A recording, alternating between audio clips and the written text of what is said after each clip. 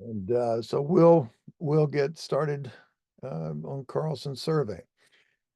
So the first bit that I'm going to do too is I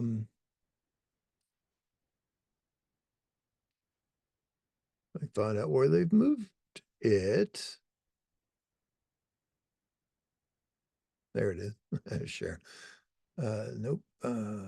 That and then so I'll go ahead and share my desktop here. And now can everybody see my desktop? Okay, anybody have a, let's see, is it a private system, private screen?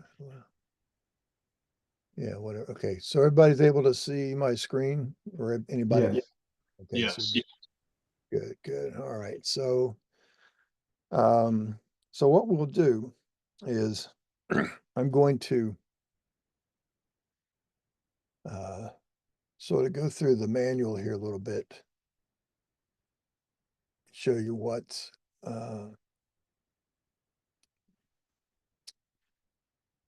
sort of how this is structured. Okay, so we have, excuse me, the survey module, and we've got a series of contents pages, and these items in your PDF, they are hyperlinked. You can see as you get to, if you wanted to go over here to the idea of this, to using point groups, there's an exercise under point groups, except I think the links might be broken on that one. All right, so surfaces and contours for terrain modeling. If I click that, it's going to jump you right to that part of the manual where you can go through some things and learn some of those concepts. Okay.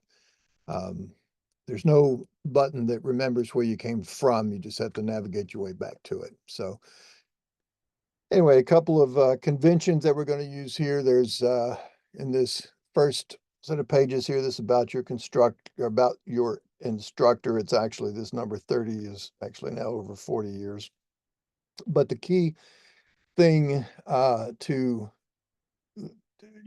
this information I want you to keep track of is my email address here, because once you're finished with the class, anytime in the future, if you've got a question about something, certainly send me an email and say, hey, I was in your class or whatever, and say, I was wondering about this. Can Carlson do this?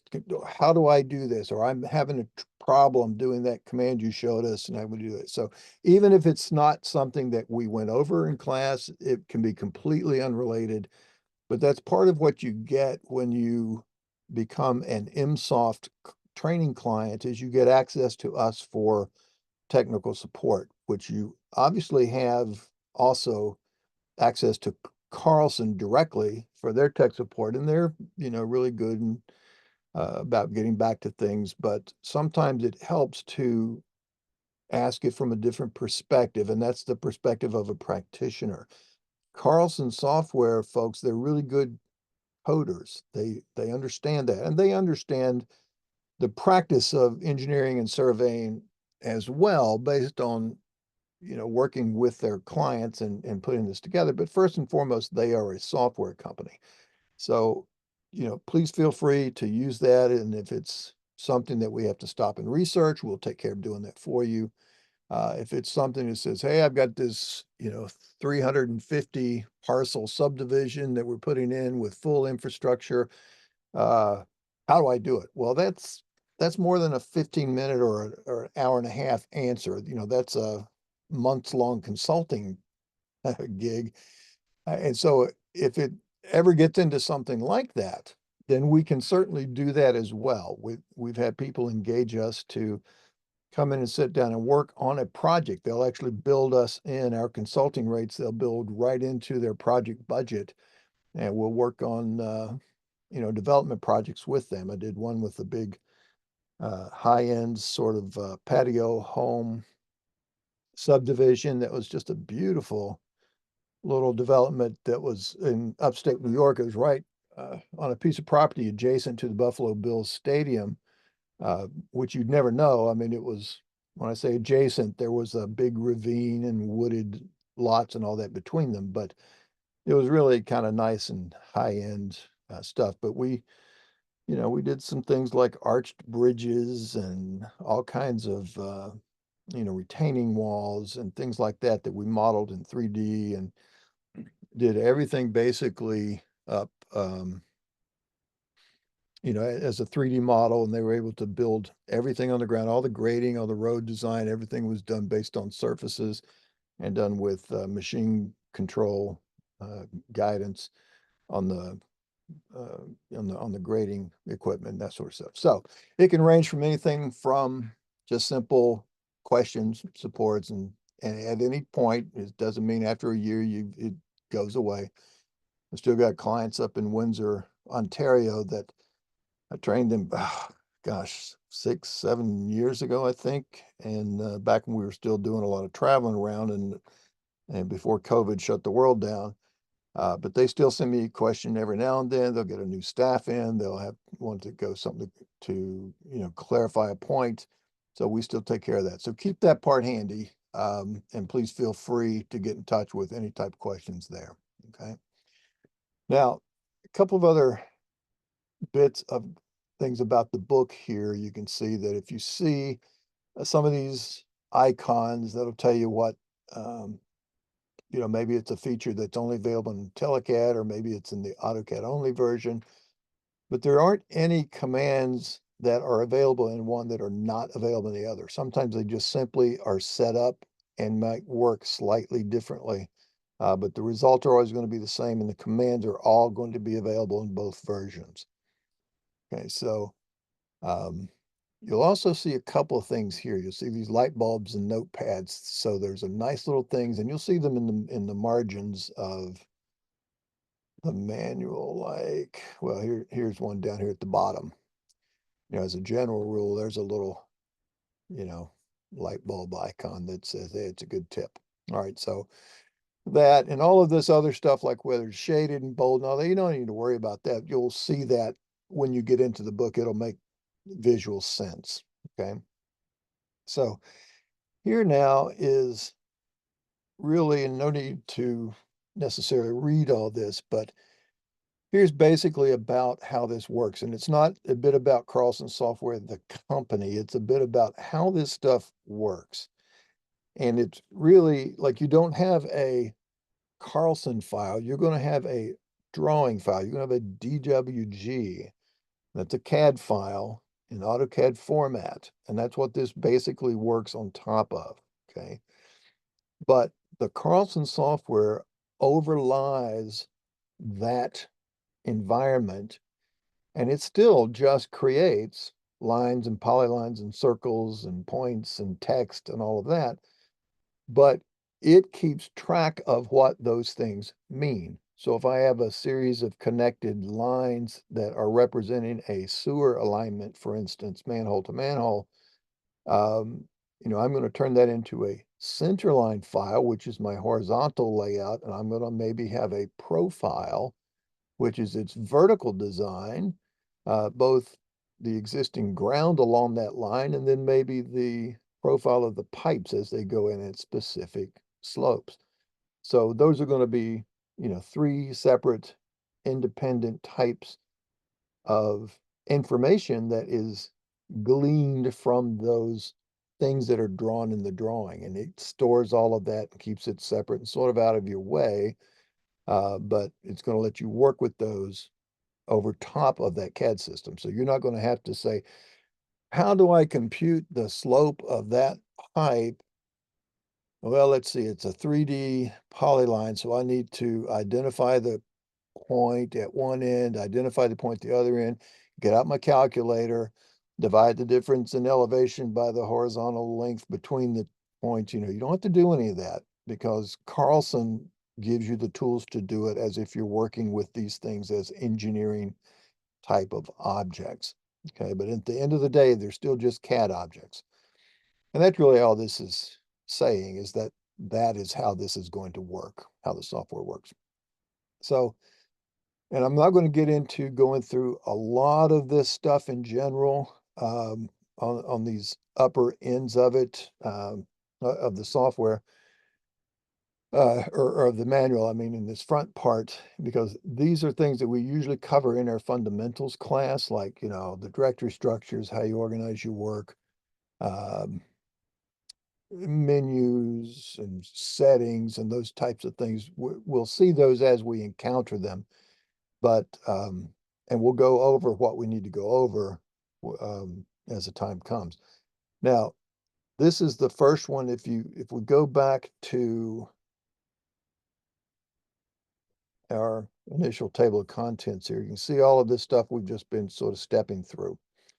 And we get down here, and after settings, we start talking about these concepts. And you see I've got this in red now. It's an exercise for points and point groups. And that's going to be directly related to surveying work mostly, although it works in any discipline. Civils can use points as well. Although you can certainly do entire projects without using the first Carlson point whatsoever. Okay, so we'll maybe go over a couple of little quick exercises there just for some reinforcement. Won't spend much time on it, but I will spend a little time on this terrain modeling to make sure we understand how that's going to work for us. And then as we go through those uh, sections and talk about them in the guise of what we do as surveyors, how do we need to approach modeling these surfaces? How do we know when and where to make something a break line? What is a break line? How do we control the way the surface behaves when we model it? So that's going to be important to our survey work. Okay, so we'll spend a little bit of time with that. But once you go back to it, we may not go through these exercises, and particularly this last exercise on the page here called putting it all together. But that's a really nice little exercise that steps you through all of these little previous things that we talked about with modeling and using points and using parts of the drawing. That is really the first 2 days of or the entire 2 days of our fundamentals class. We spend it all on learning that stuff pretty rock solid. So, but what we're going to do is after that, a little bit of reinforcement on that. And it probably will be later on in the afternoon that we'll get into the actual survey parts of the software, because this is training that's supposed to focus on the survey module. Um, so then we'll jump into these, uh, raw file processing and adjustments, ServNet processing, field to finish processing. We're going to spend a good bit of time there to learn that one. Then deed processing, coordinate geometry, and then we have a little LotNet tool that helps us lay out things like subdivision and parcel layouts and see how those work. Okay, so we'll go through those as the bulk of what we do in the training. And once we're done with those, let me jump down here to, I don't know why there's a lot of these links appear to be sort of busted on me here. Let me.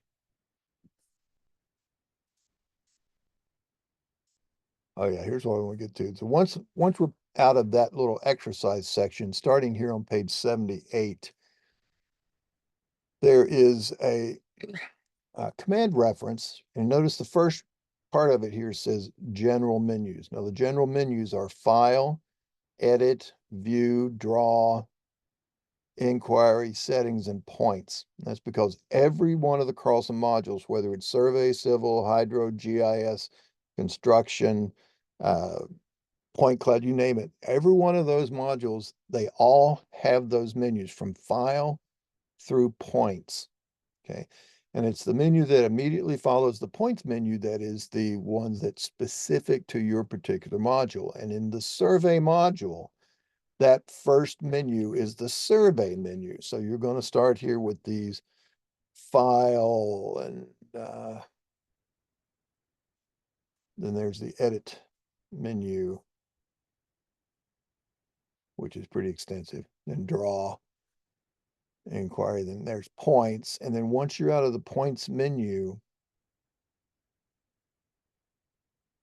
Now, these are the survey module menus, starting with the survey menu. Okay, so these are all command references in these sections of, your book.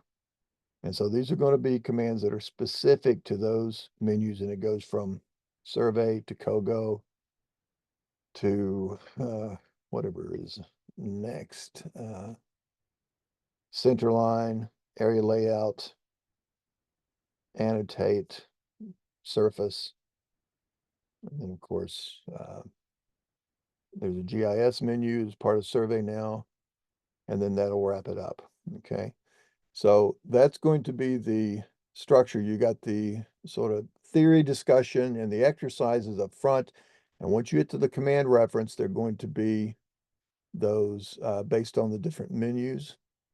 And one thing to show you about these sections in your command reference, when you see something um, that is red and boldface, all that means is that those are commands that through years of using that I have found to be in my own practice very helpful. So these are very good commands to learn and know and use, because a lot of times we don't, there's one here called erase by layer, for instance, that very first one. And you can certainly get rid of everything on particular layers a number of ways. You can isolate those layers, then you can select everything and delete it and then unisolate the layers, that works. But erase by layer is much more efficient and selective and all of that. So it's a very good command to know. There's a couple of them that I didn't really use much, copy to a layer or temporary erase, multiple offsets, things like that. Extend an arc, extend by distance. I mean, I do those types of things, but I know other ways of doing them as well. So the only thing to note with those is that, hey, at least I found them important and helpful, and they're kind of good to know. So, as you're looking through these, if you see that, maybe pay a little extra attention to them. So you'll see that. The other thing to note is this right up here, the edit menu as we talk about it. And this is true of any of these menus.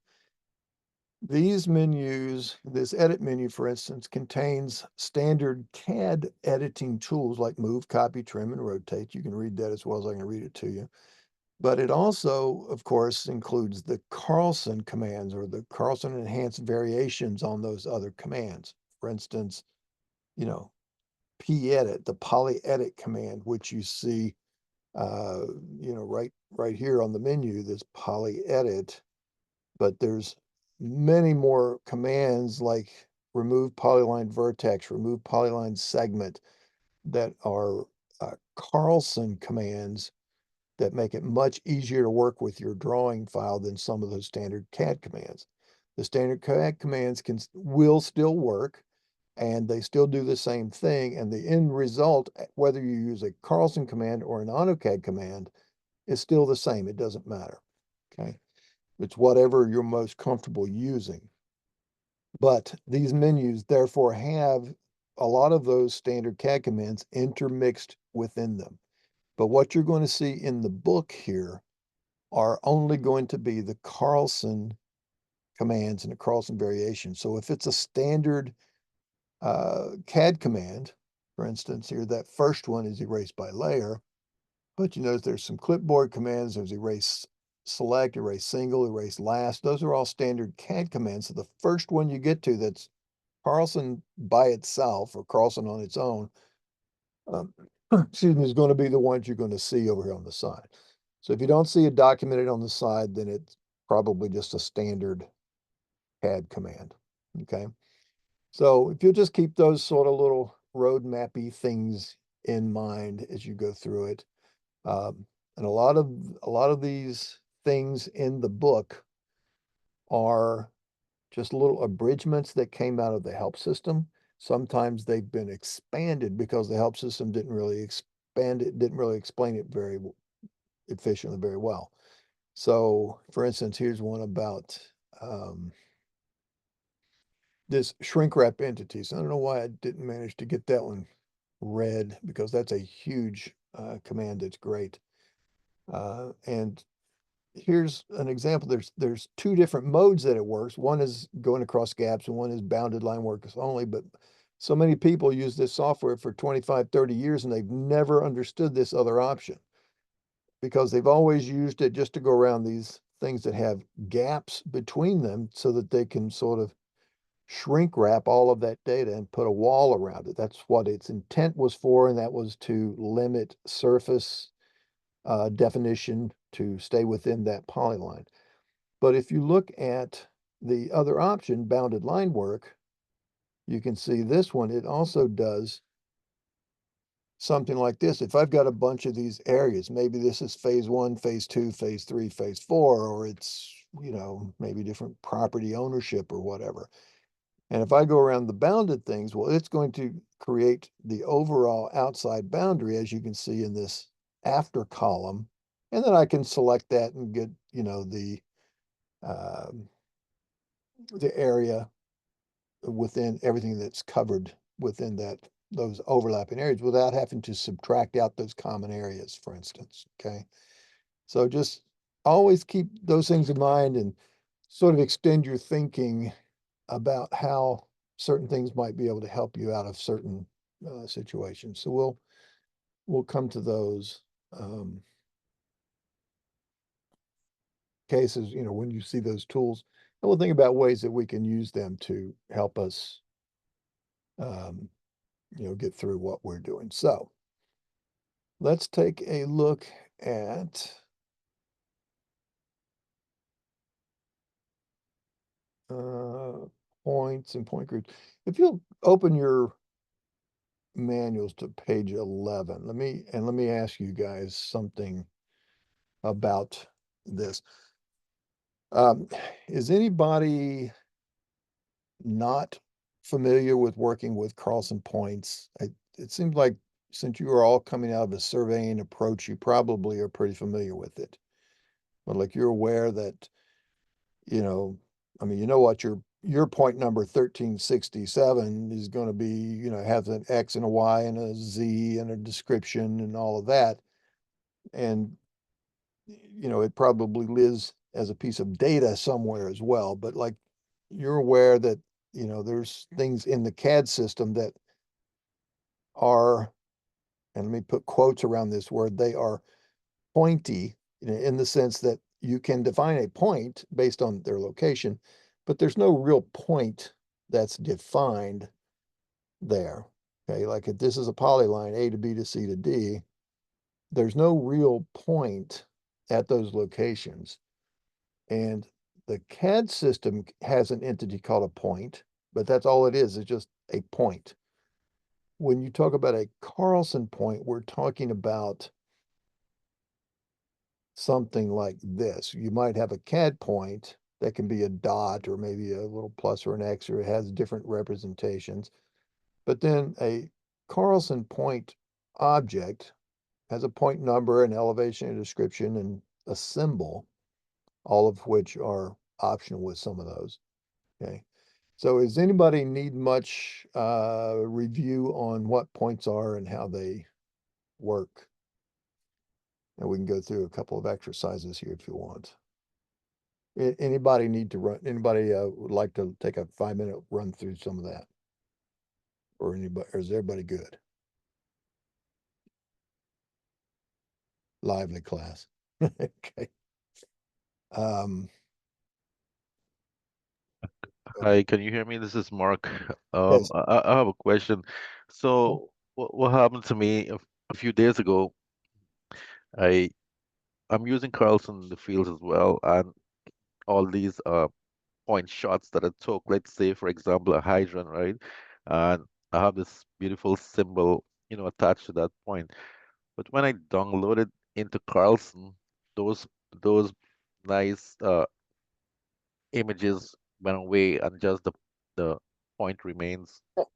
Yeah. I Okay. mean, I downloaded normally in CAD, and then I saw those images, but in Carlson it just went away.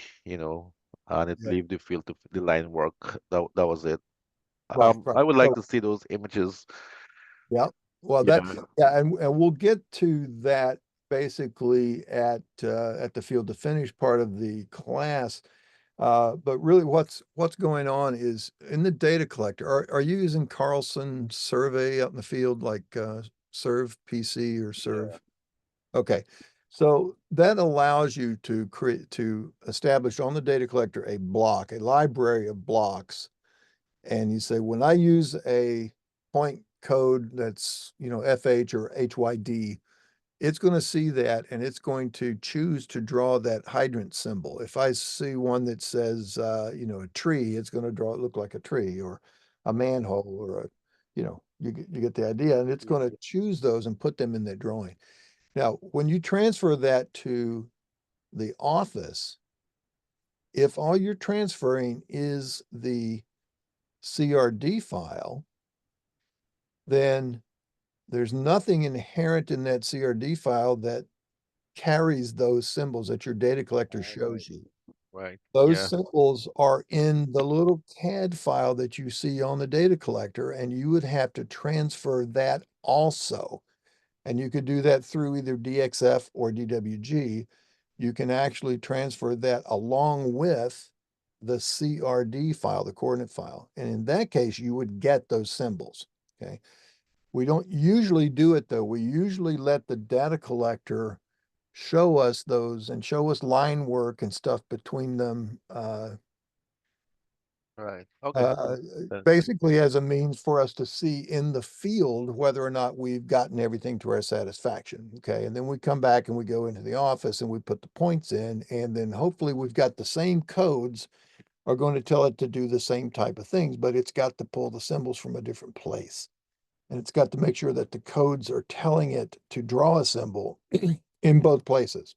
Okay. right. That's Okay. what's going on. So the actual coordinate data itself is just a number or a name that identifies the point, an X location or an easting value, a Y location or a northing value, and a Z location or an elevation value, and then a description. Now you can also have comments and extra things, attributes for GIS data, et cetera, et cetera. But those are the five main things: the point, number or name, northing, easting, elevation, description. And that's all that comes over into your computer at the office. And that's why you don't get those. Okay. But we'll see how to get those when we can set this up. In fact, if we set up the software to use those points, um, or to use those descriptions, then it can have it automatically set those up. In fact, that gives us a good jumping off point. We'll do that here as our first little exercise. It's an excellent little thing that a lot of people don't really know is available to us. Sometimes we think we have to go into the full-fledged field to finish, but we don't always have to do that.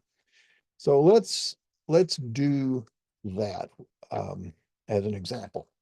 So I'm going to switch over here to my Windows side of the world. I'm actually doing this on a Macintosh, and this is the Windows emulator. So that is who all is using, what are you running your Carlson on AutoCAD or IntelliCAD? First of all, who's running this on top of real AutoCAD? Anybody? I'm running it on Autodesk Civil 3D Okay. 2022, and then I have Carlson 2022. Okay. All right. That's fine. Um, but the rest of you, I presume, were on IntelliCAD.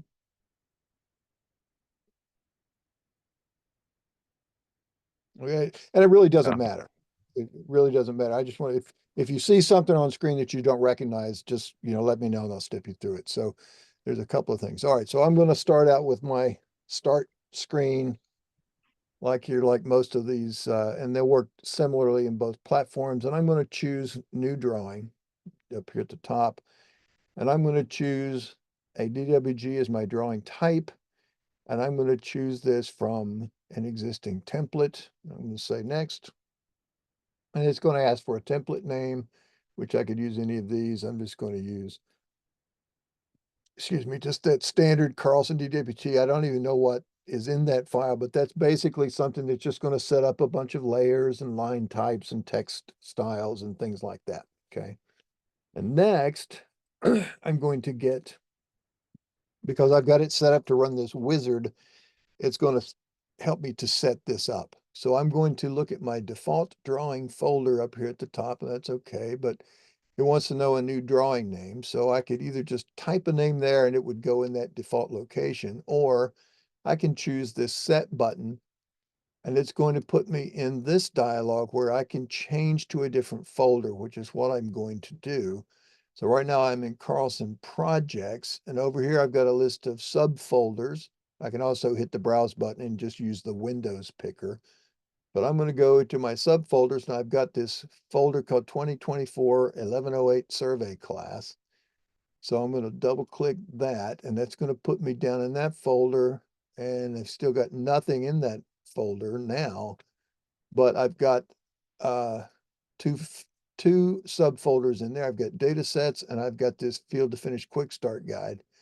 So let's look under data sets. I'm going to double click in there, and I've got a bunch of files in here. But that's really where I want this new file that I'm going to do. That's where I want it to live.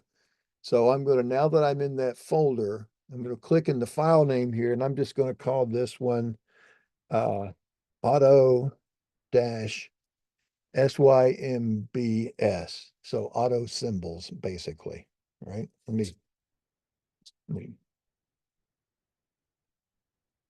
put it in all caps so you can see it a little better. All right. And I'm going to choose to work in English units. And I want that to be at, let's make it a 20 scale. And my symbol plot size, I'm going to make it to be 1/10 of an inch. So I'm going to say 0.1. The text plot, I'll keep it a little bit smaller at 8/100. And that's what these things are done. So anytime you see this word plot size, symbol plot size, text plot size, or sometimes you'll see scalar size or scalar plot size, or text scalar size. When you see those two keywords, plot size or scalar size, think to yourself, plotted inches at this scale. Okay. So you don't have to go and calculate whatever scale you're at and figure out how many drawing units to make your symbols. You just make it 1/10 of an inch, 8/100 of an inch. You can think of these as plotted inches. It's just like the setting up here, 1 inch equals, we say 20 feet. I'm going to say 0.1. So that's like my paper space, or my annotative scaling paper space size, if you want to think of that. Okay. And then I could set up a particular state plane system. Right now it's in NAD83. Let me look for Pennsylvania's Pennsylvania South, NAD83, the 86. Now let's use the 2011 South. And I'll use that as my choice. Now this interface, to be able to find those things, Brian, is going to be different than your version. This is the 2025 version. They've changed that around a bit. Basically the same thing. I can give it project name, job number, and locations and all that. Just basically puts titles on reports and stuff. Anyway, I'm going to hit the next version. And it's going to go to the next step in the process. And it's going to ask me for a coordinate file. And by default, it chooses the same location where I'm working in. I'm in that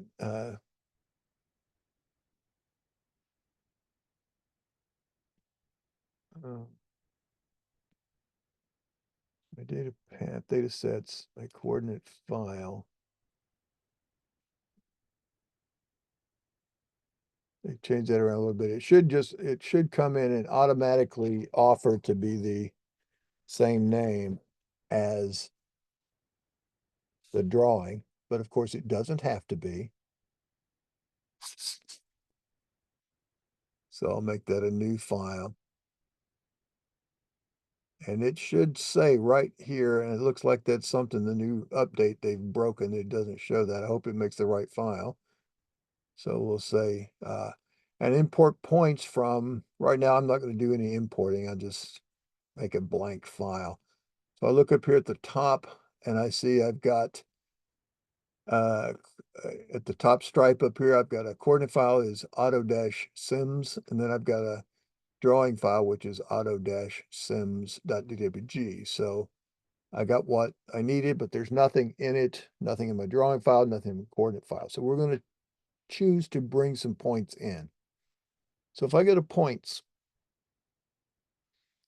I'm going to set my coordinate file. So it's on my points menu up at the top section there.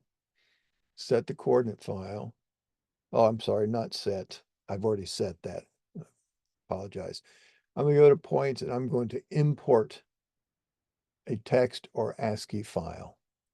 I'll do it that way. I could have done that as part of the wizard. This would be how you would normally bring them in from your data collection. I'm going to now select a file to import, and I've got 3 different point files here in my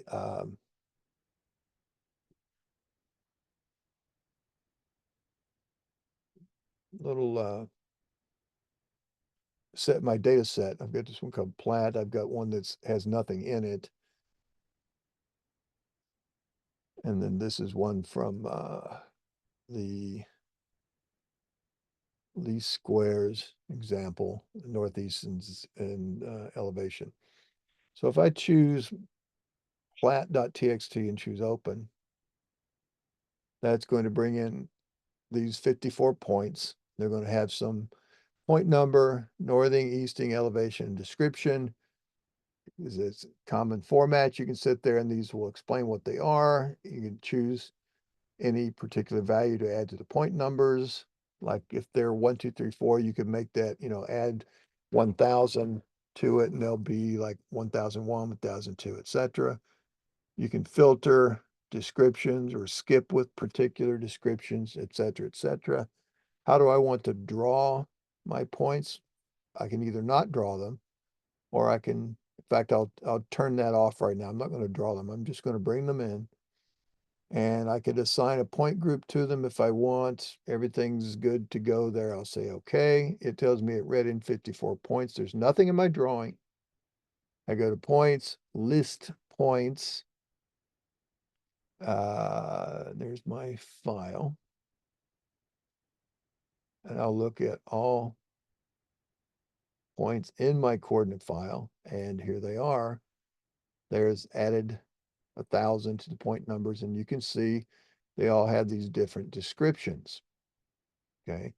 Now, this is an example file that we use for our field to finish work, but here's what happens generally, and getting back toward Mark's initial question. If we just now go to the points menu and say draw locate points, okay, and let's choose a symbol here. I'm going to choose the set button at the top, and I'm going to just use a little plus mark here, okay. And I'm going to turn all of these little switches on. I'm going to use descriptions, elevations, use negative, label zeros, locate on the real z-axis, all integers. I will use point numbers and automatically assign point numbers. Now it shows me my next available point number in case I were going to enter an assign or screen pick where I'm going to start picking things around on the screen, but I'm not.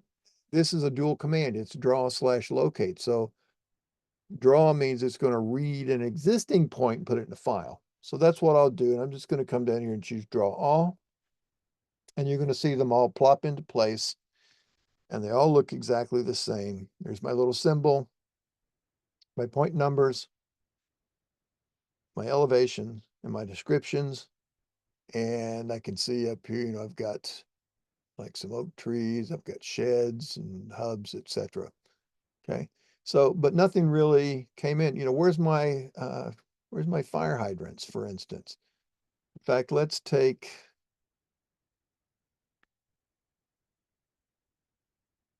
see these ones that say MH? There's a manhole out here.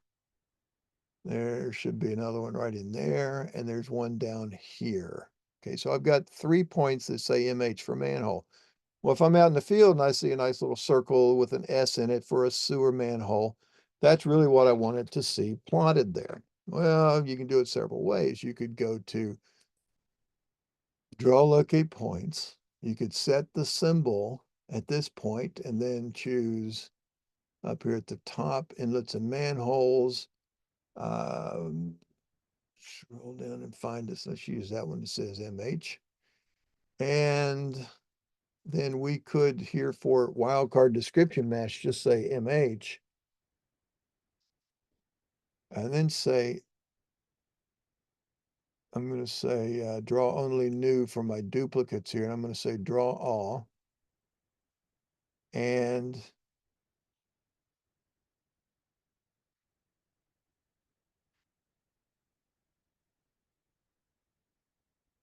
there's my symbol.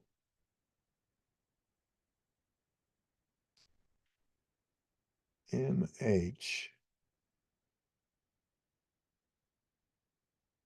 Maybe erase and redraw.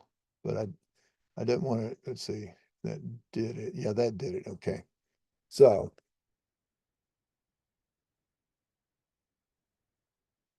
what happened there was if it had a description called MH, it chose to use that symbol that I assigned to it. Okay. Everything else still got these other symbols. What about EP? If I've got a symbol that says EP, if I were to draw, locate points, and this time I'm going to change this to EP, and I'm going to change the symbol.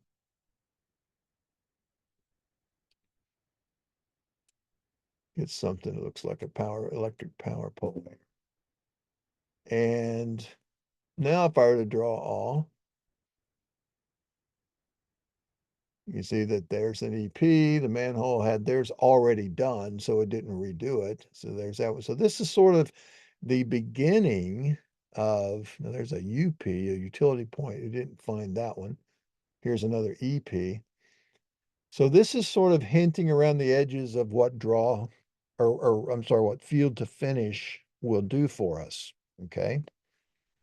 So I'm going to just select all of these and erase them out of my drawing. All I did was draw a window around it and erase them just as CAD data. The points are still there. They're in the coordinate file. They're still there. But here's a way, Mark, to get back to how you were like to see those out in the field. And when you bring these points in, you'd like to see them in your drawing. So if we go to our points menu and choose point defaults, it's the very first one. Okay. Now we could set up here. I'm going to go back to using that, just that little plus mark as my default point. And I'm going to use this,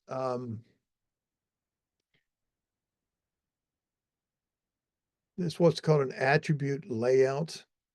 This ID, there's 1, 0 through 9. I like these where it lines them all up right justified to the next to the point. Whereas by default, it's 1, but if I choose 2 as my default, okay, so that would be what it would work. I've selected my symbol, and so this would be what, let's put these all on this layer called V-node for survey node, and I'll say, okay. Now all I've done is set the default behavior. And so if I go back to draw locate points and just say draw all,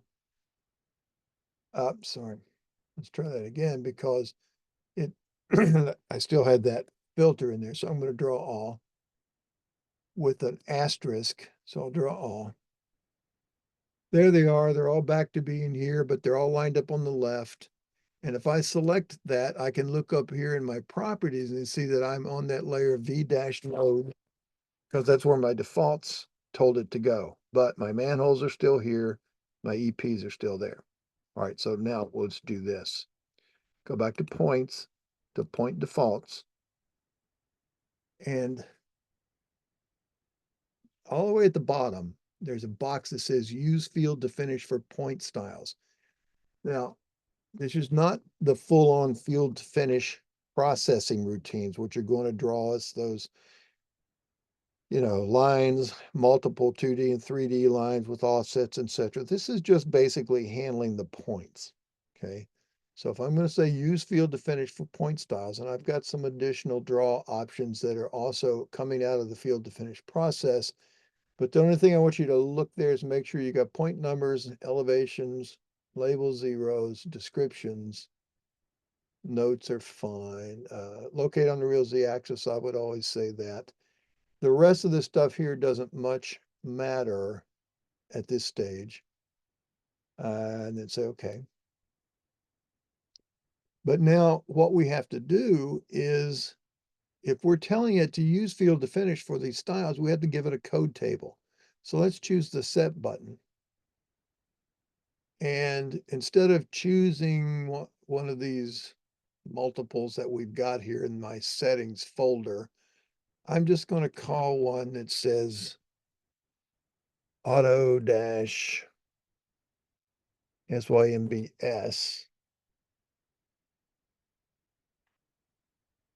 See if it lets me create it on the fly here. And let's put it in our working directory here.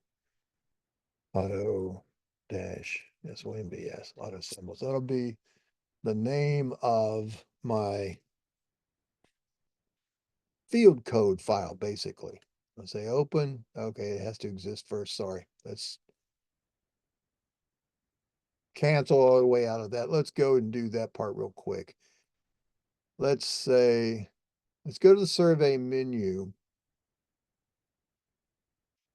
and let's edit field to finish codes first. So we have to have a file that's going to control this. So I'm going to go to edit my field to finish codes.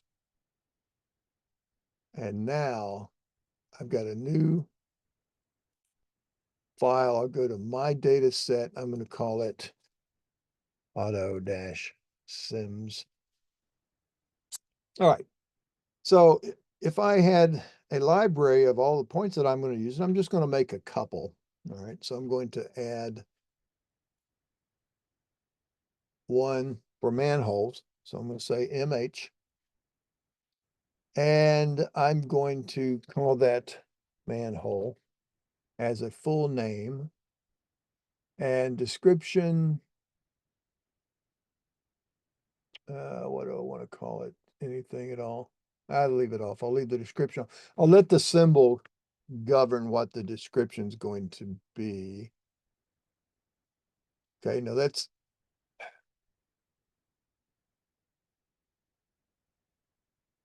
well, let me go ahead and just I'll double that up.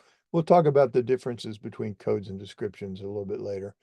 When we get into field to finish full-fledged. All right. So here's what it's going to be. I'm going to put it on a layer here. I'm just going to put it on a layer called UTIL for utility. And I'm going to set my attribute ID block to 2 like I have for my points. My attribute size scalar, I'm going to set it's attribute size to text size. So 0.08. But now down here, I'm going to draw a point only. And I'm going to come up to the top and choose symbol. Again, this is manhole. And I'm going to choose for my symbol.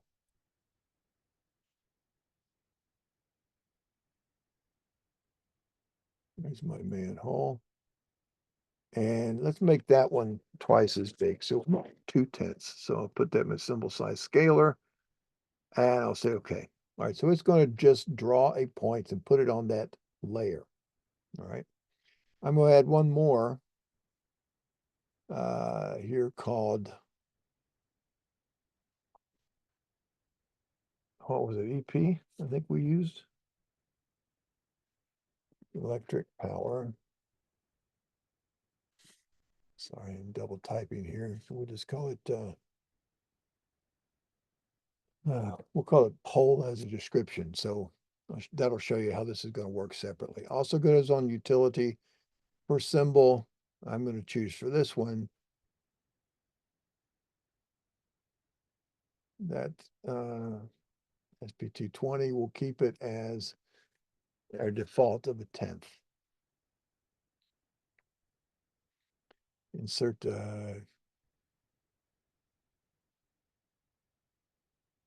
okay. All right, so now I've got basically two codes in this little mini code table called autosims.fld. That's a field code file. Okay. I'm going to save that and I'm going to choose exit. So now let's go back to points default. And if I turn on that I want to use field to finish, notice everything by default is going to go on v-node and use this plus symbol. But I'm going to use field to finish for point styles. And I'm going to come down here and set, I'll look in my folder, which I'm here. There's the field code file that I chose, or I could get it out of the recent list or out of the ones in my current folder list. It's the same file. I'll choose open and I'll say, okay. All right, so now all I have done is set the defaults for my points. So if I go now to draw locate points, I don't have to set anything up. I don't have to filter my descriptions, and everything's going to be with this little plus mark on v-node. I'm just going to say draw all. But if you look, all right, so here's one. It's on v-node. Here's one that's on util, and it uses that symbol. Here's one that's on util, and it uses that symbol at twice the height. And it's got that MH as the description here loaded up in the attribute. Now look at this one. If you just double click either the symbol or the attribute so that the point editor comes up, and we've got these different things about it, look under the general tab and you'll see that there is a drawing description that is separate from a coordinate file description. And it is that coordinate file description that is the code. That's what they're talking about when they say code. But the drawing description is what the code table said to put in the drawing if you get around to drawing this point into the drawing. That's all in the world it is. And you can make it anything you want. You could, even once it's done, you can call that, you know, electric utility pole if you want. And sure enough, it'll write it all out for you. And it's got two different things. But by using under points default, if we turn this on right here, use field to finish for point styles, and we assign that code, that's what you could do, Mark, is if you have, I don't know what code you use for a hydrant, use HYD or FH or something, you could have a code in there that says HYD uses this symbol on this layer and, you know, this color, this arrangement, this whatever you want to do, it's going to govern that so that every time it draws, it just does a simple dumping a point in the file. If it's a manhole, if it's an electric pole, if it's, you know, whatever is going to match those particular symbols, it's going to draw them, you know, by reading the code out of that table.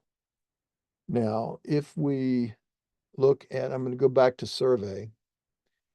I'm going to edit that field to finish codes again. And I'm going to draw a line. Now I'm an existing file. There's my file. I'm going to choose this code EP, and I'm going to tell it to not just draw points only. I'm going to draw a 2D polyline. I'm going to say OK and save and exit. And now when you go back to draw locate points, draw all,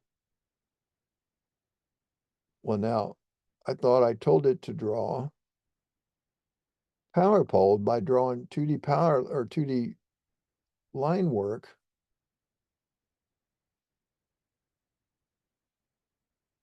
To connect all of those. And I see there's no line work in here at all. Like your data collector might have lines that you've got shown and you want to bring those lines in. And the reason for that is what governed this was simply my point defaults, and it said use field to finish for point styles. Okay. So if I wanted to get those lines to actually grow because the code table is there, if I go to the next step of choosing draw field to finish, and we'll get into this later in more depth, right? So I'm going to draw all my points, and I'm going to use this. You can see I've already set my code table to auto-symbols.fld. And now if I say OK, now all of my EPs, which put the description of pole, even though the code is EP, and it draws a 2D line between each one. And notice this one, if I double click here, it not only has a coordinate file description or code of EP, but it has a PC, meaning that's the start of a curve, the point of curve. There's a point on the curve, and over here's where the curve ends, I think, is that one. Yes, PT, it goes back to the tangent, okay? So that's what field to finish is used for, is to get all of that line work and such brought into play.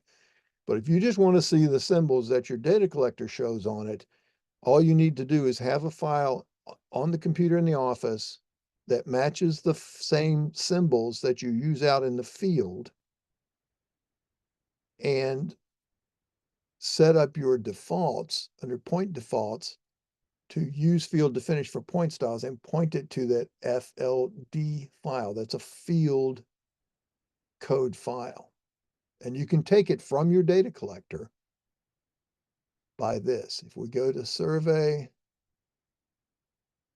draw field to finish, and if I choose edit codes, and then come down to the bottom part here and choose my code table settings, you can right here import serve PC or serve CE codes. And if you choose that, it's going to ask you to choose a field code list to import. So this is the file you transfer from your data collector onto your computer, and it is an FCL file, not an FLD, which is what we've just been working with. So if we have an FCL file that we've transferred, and let me see if I can find one here.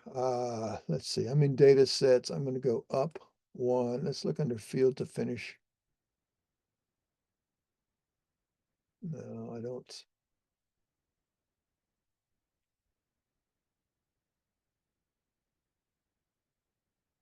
I may have, let's see here, serve.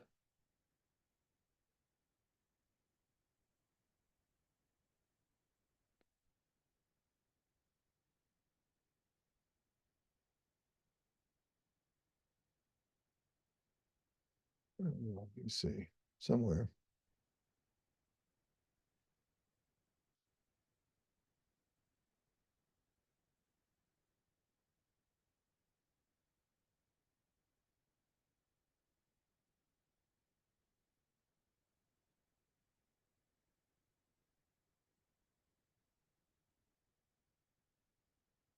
I don't think it's.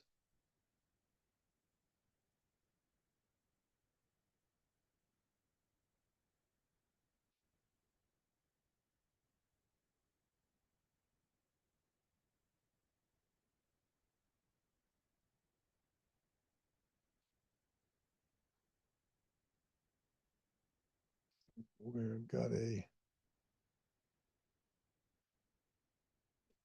Thought it had been in the program files, but maybe.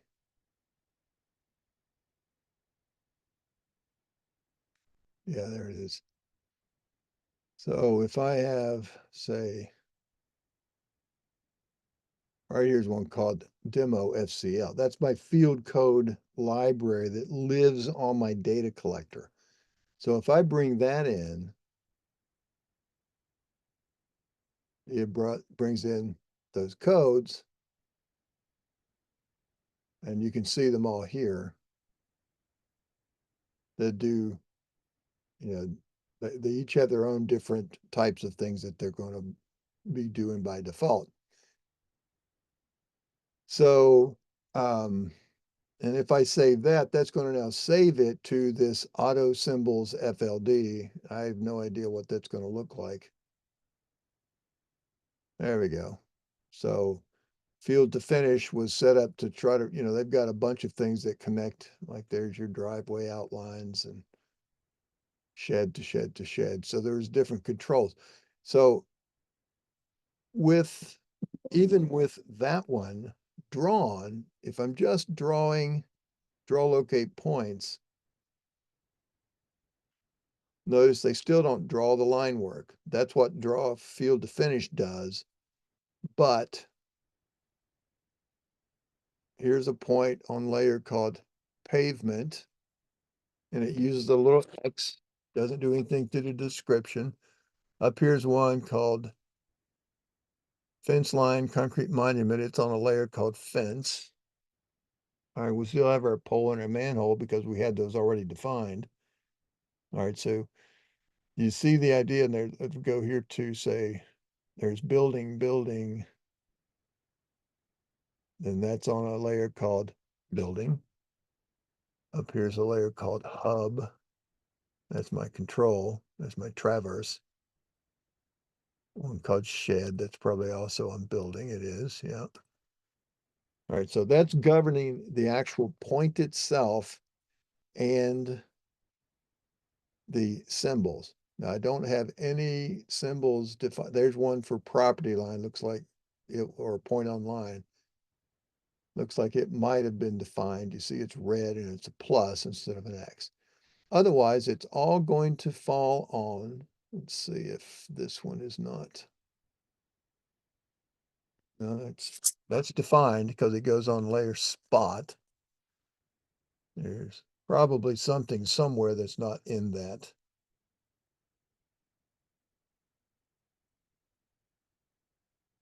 Yeah, it's on monument, fire and pin. So apparently I've covered all those particular ones. If it's not in that code table, it's tree, looks like it's all defined. EOP, it's sewer.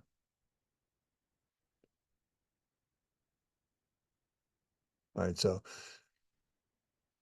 anything that's not defined that comes in through that list is going to be drawn based on these defaults that you put here and this layer. But if you also have use field to finish for point styles on and you point it to that field to finish file, and if you want it to match what you see in your data collector out in the field, then you have to transfer that FCL file, which is a feature code list file, from the data collector to your computer. And then you would go to survey, draw field to finish, open up a file with the set button over here, choose edit codes, code table settings, and you would import a serve PC or serve CE code file. Find that file, bring it in, and it will create the file. And then when you save down here and exit, you're saving up here at the top. You can see this file name called whatever that you've set up. It's an FLD file, and that stands for a field. It's a field to finish. It's your field codes file. Okay, slightly different name, and it controls a lot more than just the symbols, but the point default will use the point drawing information contained within this file and bring them in. So in that case, when you just did a point dump, just like I did there, all of your fire hydrants are going to come in and be on the right, well, it'll show you the right symbol and we'll go on the right layer. But you won't get things like if you draw a bunch of water valves and if you automatically just draw lines between water valves, bad example,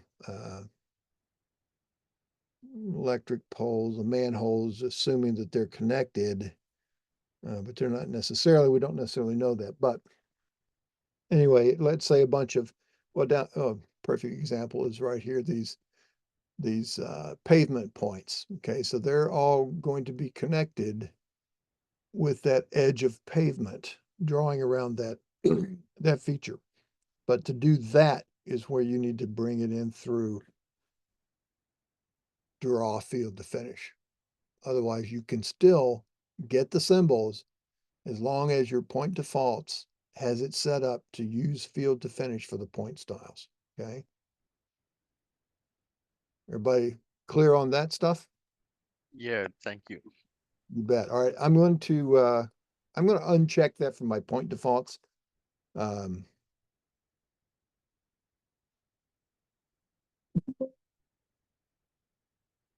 me make sure that's going to go back. Point, draw, locate points.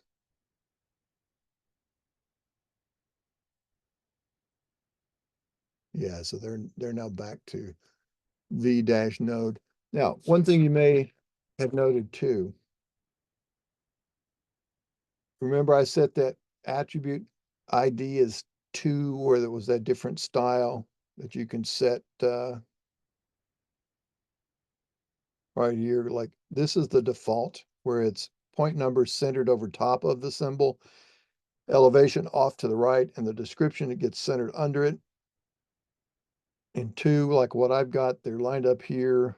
And you've got all these different, like the elevation kicked up at an angle, like on a spot map or, a spot elevation. So you can see the different layouts. And that's what they are doing. But you may notice one thing else. Notice the text style of this particular point. And that is because in this drawing template that I used to start this with, I had predefined a style. And I'll bring up, this is what I like about IntelliCAD, by the way, is this is what most people use in IntelliCAD to set their layer stuff, which that's fine. It does that too, but it also does all of these other things, including text styles. But I predefined a layer style called PTXT to use a particular font. Let's use Calibri Light. And since that was defined as such, that is what it gets drawn in that particular font. If you don't have that predefined, then when when a point is first drawn, it has to create this text style called PTXT. And it usually comes in with what I call this ugly text. The old text, that fast drawing text that was done back in the days of pen plotters when they couldn't, draw circles very fast. And so they draw it with a bunch of, squared off straight edges. And I just, that to me is not very attractive.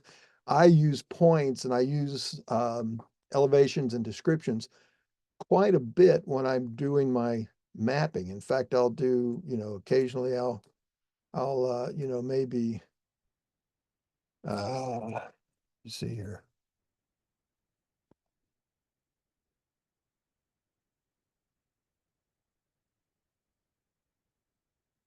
That's not what I'm going to do. My Carlson configure. You've changed some things here on me.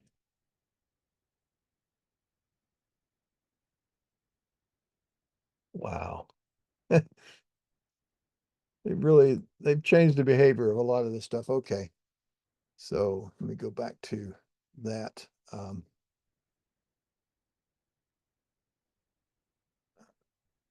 Sales group that.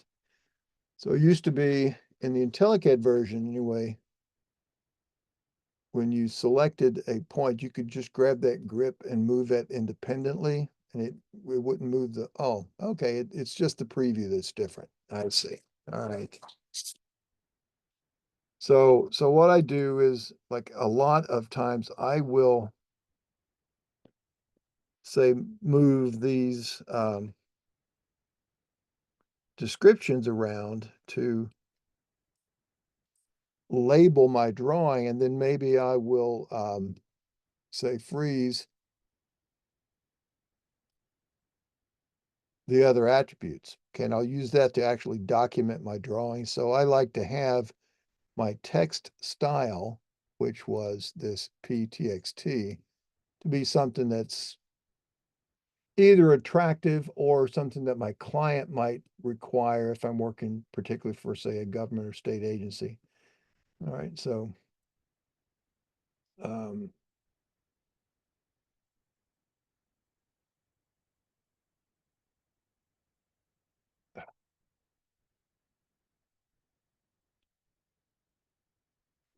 so I can move that around. And so that's just a couple of things to keep in mind, is that text style called PTXT, and you can get it either from the way I did it in IntelliCAD, or you can use, and this is what AutoCAD you'd have to do. You choose it here. You create one, save that in your drawing template if you use it a lot, or, once you put them in there, go through and redefine it each time if you'd like. And uh, and again, so that's the way I usually work with points. Now, a lot of surveyors, some even to the point of having a company policy against it, will never, ever, ever let a point go out with a drawing. Okay. So they would draw the map, and then they would put, just put a symbol down where the point is, and they just put a piece of text down where as to whatever that is. But they would never release that. So, I can still double click on this thing and it's still a point. And even if I don't give you my coordinate file, if I'm smart about all of this, and if I wanted those points, I could simply go to my points coordinate file utilities, and I could say update my coordinate file from the drawing, or I could convert these points and bring them in from these drawings. There's nothing, I don't have an external coordinate file, but I've got points that are in the drawing, so I can recognize those, bring them out and put them over into a coordinate file and have all the points there. Like I said, a lot of surveyors sometimes don't want that stuff going out as part of their deliverables. Okay, but that's all just nuance. Okay, so all right, let's see, we're about 25 minutes past our little morning break spot. And So, not yes, to go ahead. not to cut you, but to in terms of security, can we lock those points like you're in the office and you want to secure those points from somebody moving them? Only in the sense of if you put them on a particular layer, you can lock the layer, and that keeps them from uh, being moved. But I mean, if somebody is a smart enough CAD user, they could figure that out and go and unlock the layer and do it. Okay, so there's no real way of, well, let me see. They might have it. Let's see. If we lock points in the coordinate file so that their names, coordinates, and descriptions can't be modified. So that locks them in the coordinate file. But if you lock those points,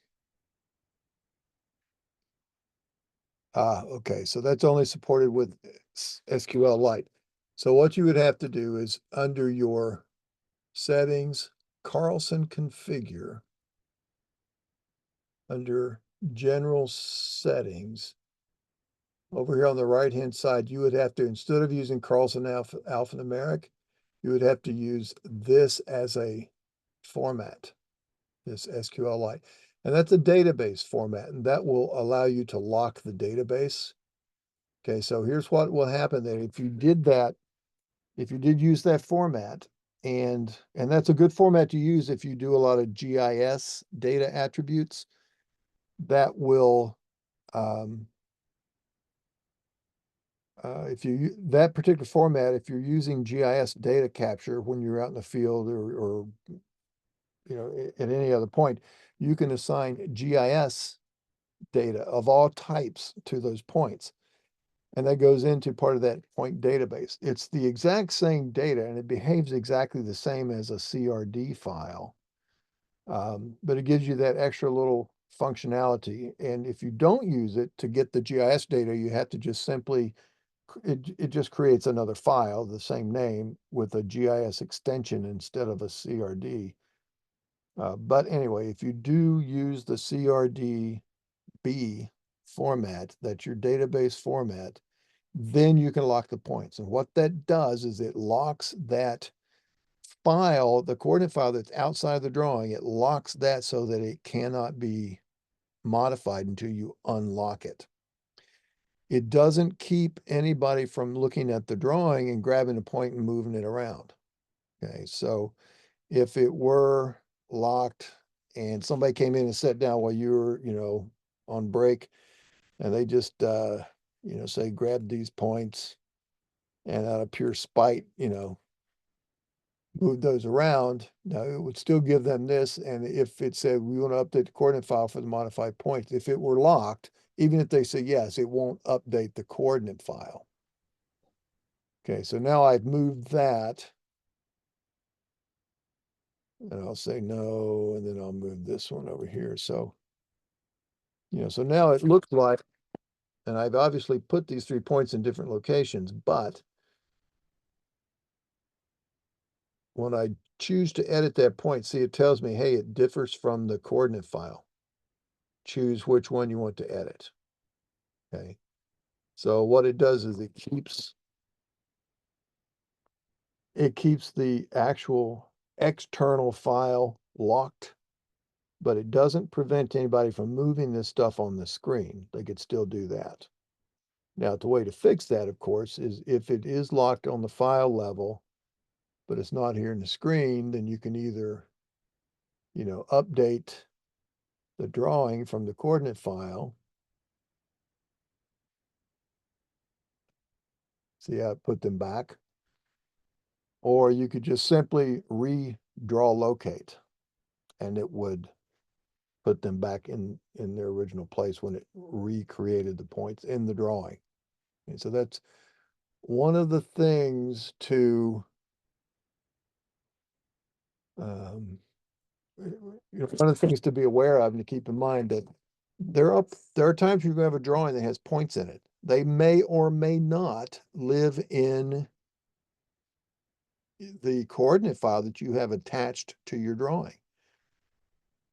Or maybe they don't live in a coordinate file that's anywhere on the computer. Okay, it's just a matter because you set a coordinate file that loads up a particular set of points from an external file that are there and they're available for your use.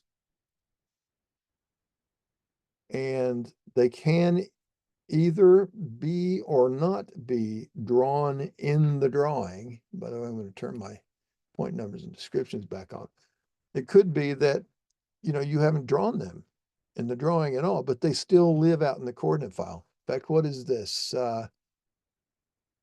1005, 1006, 1007. So I'm going to just erase them out of my drawing. So notice when I take them out, you see, and I just did that as a CAD thing. I could have said erase points, chosen those points, and it'll prompt you for all kinds of confirmation. So now, if I want to say, go to, let's draw a 2D polyline, and I'm going to draw this on a layer down here. I'm going to call, I know that by field to finish, it went on a layer called BLDG. I'm going to put this on a layer called shed, and I'm going to make it yellow, and I'll say, okay. Now, notice there is no points 1005, 1006, 1007 in my drawing, but see what my options are down here. It says pick a point. So I could just pick a point or a point number. So if I say 1005, now because I have my coordinate file associated with this drawing and it holds that point, it's going to start drawing at point 1005. I do a dash 1007. So it's going to 1005 dash 1007. So I'll hit that and there it is. So it started at 1005, which was up here, 6, 7, okay. And I could either type, I can come down here and say close or do any number of things with it, or I could do the old survey trick and go down to the bottom of my survey menu and choose four-sided building, choose that, and it'll finish drawing it out for me. So the short answer to your question is sort of. Can you lock the points? And the answer is simply sort of. You can also lock the layer, and that was layer V nodes. So if I go into my layer manager and I find that V node layer here, and I'm going to lock that layer, okay? So even if I then select these and I type, M to move, I'm going to try to move those. See, it says they're on a locked layer down here. It won't let me. Okay, so I could select all of this stuff. I've got the polyline, that's my shed. I've got 3 points in there. Those are the 1023, 1017, and 1002. And I've got 6 blocks. Those are the 3 point symbols and the 3 attributes that are part of the points. Okay, so that's all 10 things. And now I'm going to choose move. I'm going to just go from here up to here. Notice the only thing that did move was the building because these are on a locked layer. So it won't let me do anything with the layer. Likewise, I can't even delete them. So if I select those, it won't let me delete it. If I say erase all, it still won't let me erase them because they're on that layer that's locked. Okay, so in that sense, you could, but again, anybody that knows anything about CAD is going to be able to unlock those layers. Okay. You could also, lock that coordinate file, but the best behavior is to not mess with somebody's drawing. That's the first line of defense. The second line of defense is no, you can always go back to the coordinate file and reestablish it as long as you haven't updated the coordinate file when it got moved. And that's the real danger. Okay, because if somebody moves it here and updates the coordinate file automatically, then you've got changes that you can't get back unless you undo your point history. Okay, and that's set in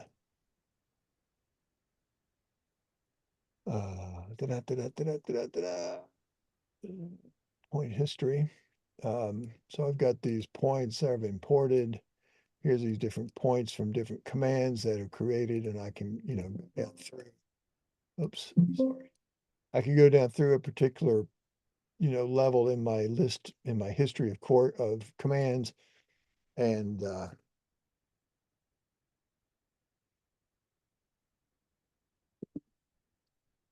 see the history of that one was import text or ASCII file. So you can, control some of that somewhat, but you have to be aware and be careful of it. There's also a setting. I'll show you this, then we're going to take our break. We'll go to settings, Carlson settings, which is,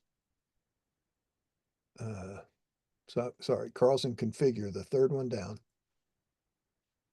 And under general settings, and it's over here in this right-hand part of the dialog under object linking, and it says link points with coordinate file. Okay, now that used to be and it's still there for compatibility purposes, but it used to be that if that were unchecked, then you could move points freely around in the drawing and they would not touch the coordinate file whatsoever. And it wouldn't tell you anything. If you had it checked and you move points around in the drawing, it would automatically go and change the value of that point location in the coordinate file and wouldn't tell you anything. Now, at least it prompts you because it knows you're getting ready to get them out of sync.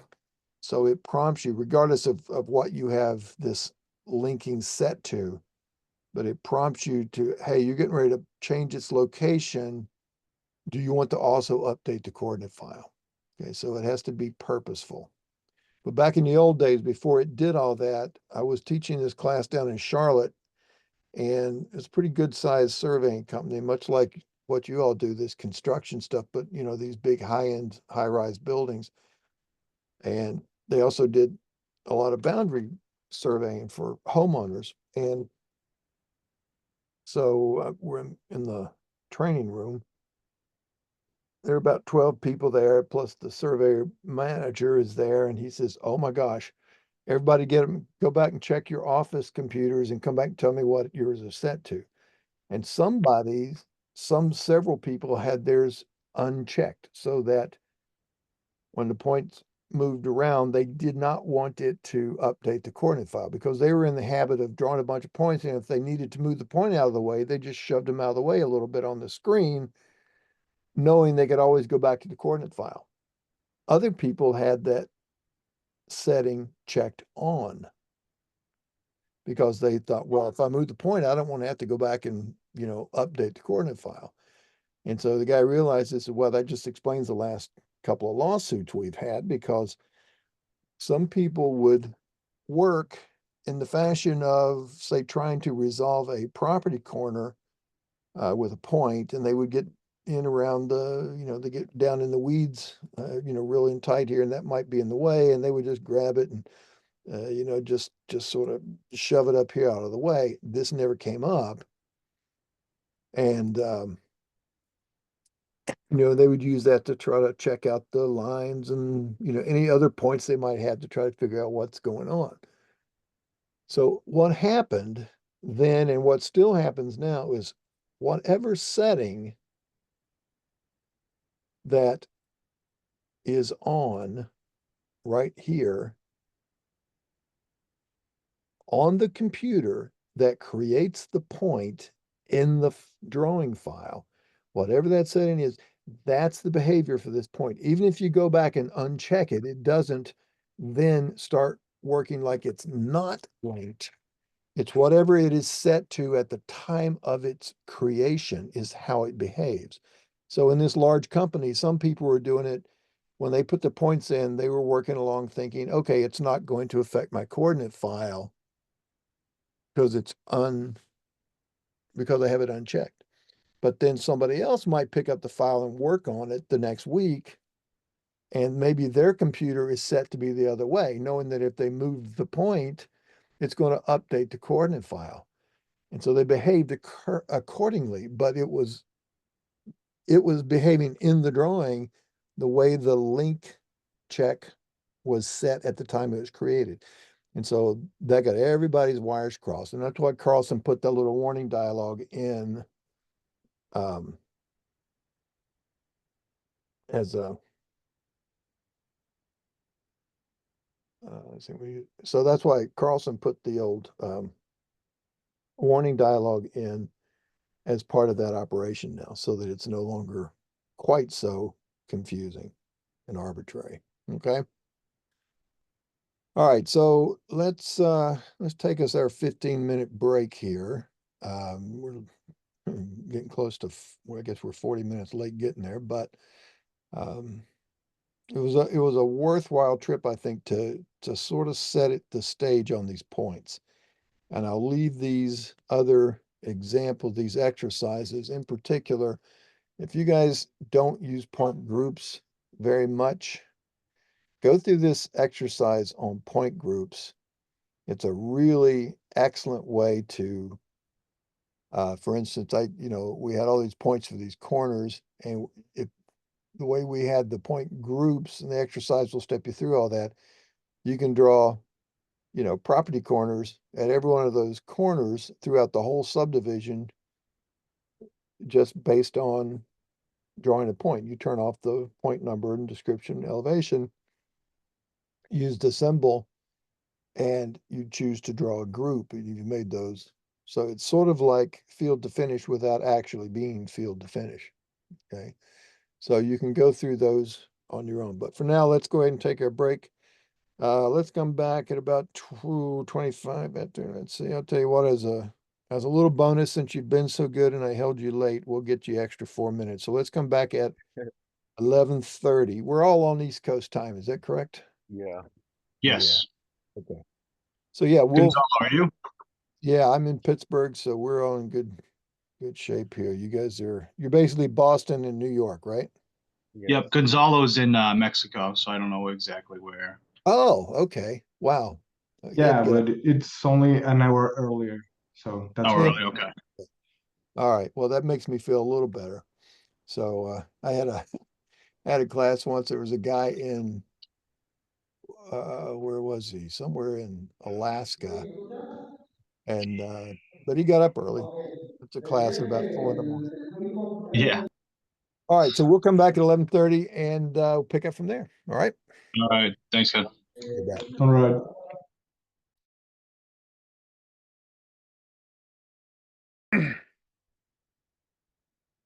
All right, I'm back. If everybody else is, we can wait a few minutes.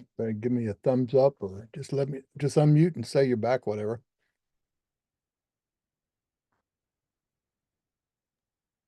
I'm here. All right, Brian's there. Yeah, I'm also here. Hello.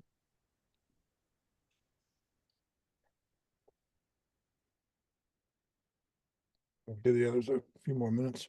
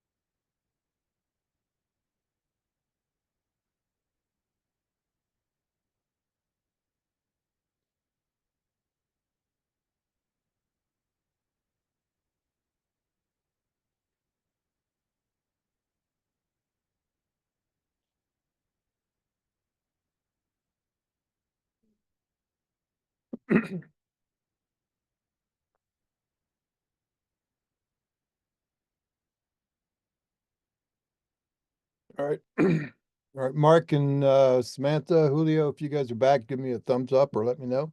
Yeah, we're back. I'm back. Oh, okay.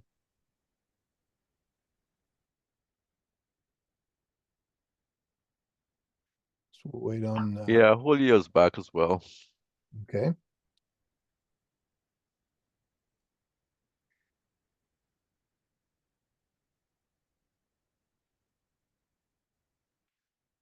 Wait for Samantha here a few more minutes or a minute or two.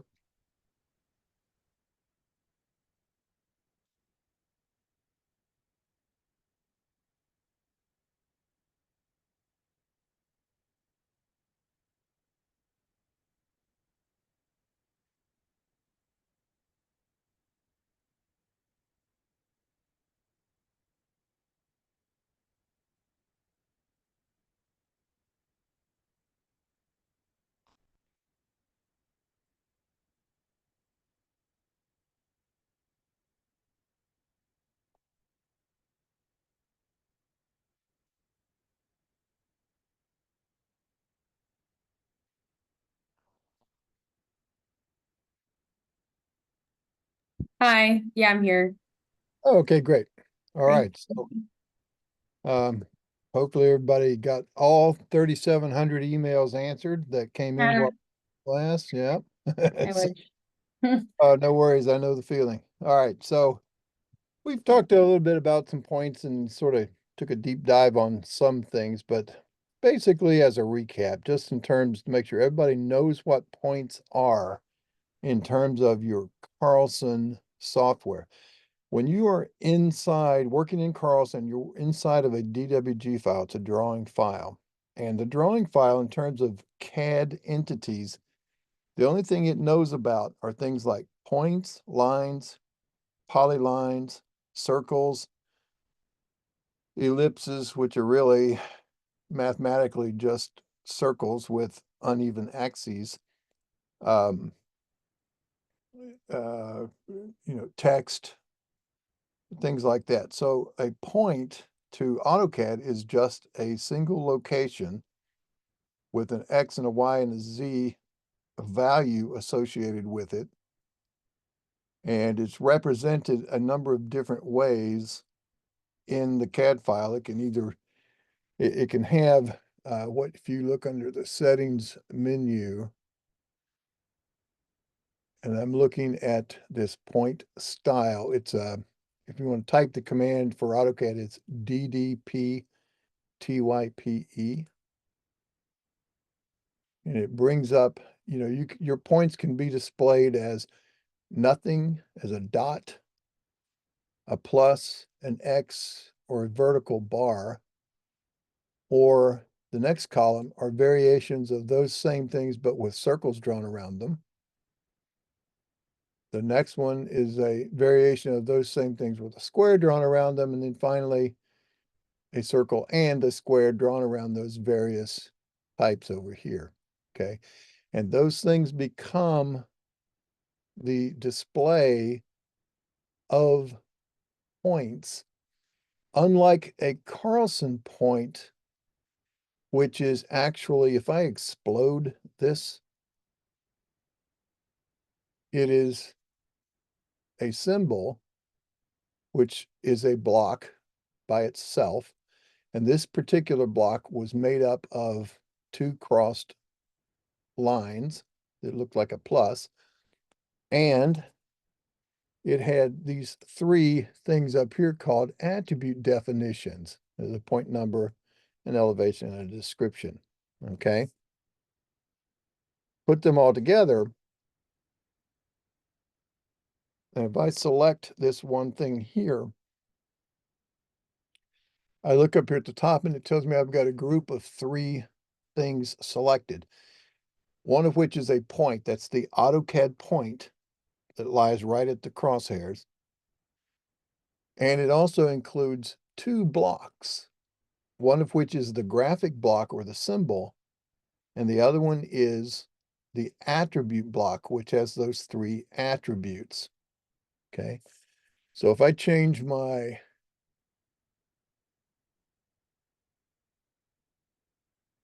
point style to be a square with an X shape, then that's what that point looks like. But this, the one that's the cross, the plus looking thing, that was the original symbol. That's its own block. But the point is this X and this square. Now, I show you that when to talk about something here specifically that can get to be a problem for people. And that's when we're talking about snapping. So I've got my snapping on, and I'm snapping to endpoints, centers, midpoints, and extension. That can be whatever you want it to be. So if I'm going to draw a polyline, if I intend to snap to the to where that point is, if I'm like up in here somewhere and I go to I want to snap to that point, if I am on the symbol, remember that's the plus symbol looking thing here. So if I actually grab it out here, I'm not where that point is. I've snapped to the end point of that graphic block that's part of the Carlson point thing. Okay, if I repeat that again, and if I hover over here, you see it's not snapping to the endpoint of that, because that is just the picture that the CAD system is using to display the block. Okay, so it can be two different things. And if you've got your point style set up to be something other than just a dot or nothing, then it could be confusing for you. So there's a couple of ways around all of that. You can set your point snap, or you set your snap attributes up. If you snap to node, and then you'd uncheck this center, midpoint, endpoint, whatever, and then it would jump to a node is a point. It's an AutoCAD point. So it would snap to that. But there's another one even more fundamental. And it's on the settings menu in standard called point object snap on and off. And if you set that, and it's just a toggle, when you run that, see it turns it all it does is turn it on. If you run it again, it turns it off. Now I have mine set up under settings, Carlson configure, survey settings, and I say I want automatic point object snap on. I'll show you how that works in just a second. There's another setting up here for your CG survey menu that has different settings. I think by default it used to come up as compact. That's the old CNG survey system that ran, it's included entirely within Carlson now as the entire program. Some of the people that came out of that world of using CNG software, that was a way to help ease them into this transition. There's no need to have it take up any space, so I usually set that to none. Okay, but with this point object snapping on, here's the benefits of that. Let's say I want to draw a 2D polyline again. And if I want to go from point 1025 to 1016, I can type those numbers. Or if I point to, if I try to point to the point itself, I run the risk of getting geometry on the symbol. But if I just point to any of the attributes here, notice the little light up that highlights there in the center, that's pointing to that point. So if I point over here and I'm going to draw it to, say, 1042, when I click the mouse right there, it goes straight to that point. Okay. So that can be handy for you when if you're just using screen picks to try to pick things around. There is a particular caution to be. How was that set? Sorry, with the node Right. option? With the node option. Yeah, in the Down the here snap. Yeah, I'm down in my lower right. I'm setting my point, Yeah. my running snaps. I choose settings and I choose node. But even if I have node turned on, if I still have endpoint and midpoint and all these different things, if they're still on, and if I'm closer to an endpoint of the symbol that gets drawn, it will find that. It won't always find node first. It'll find node if it's closest to the node, and that's all. So I don't ever really generally use that at all. But to use what I Okay. was just showing you about, where you can point to just the letters in the name and it jumps, that's over under the settings menu, point object snap on and off. Now I run it again and it turned it off. I'm going to run it again and turn it back on. So it's on, and there's really no way to know unless you just run that and see what it's set to. Okay. Okay, now that's handy, but there's a place to be wary of it. And it is, I'm going to show you over here in the manual where a place where it is. It takes too long to set it up. If I do, let's go over here to 71. For instance, in this deed processing exercise that we go through, and if we're constructing this deed, and when I type in these values, like the bearings and distances and all that, as it goes around. And if I'm coming back in and it's going to close back up onto itself, and if I've chosen to draw points as I go, it can draw those symbols, right?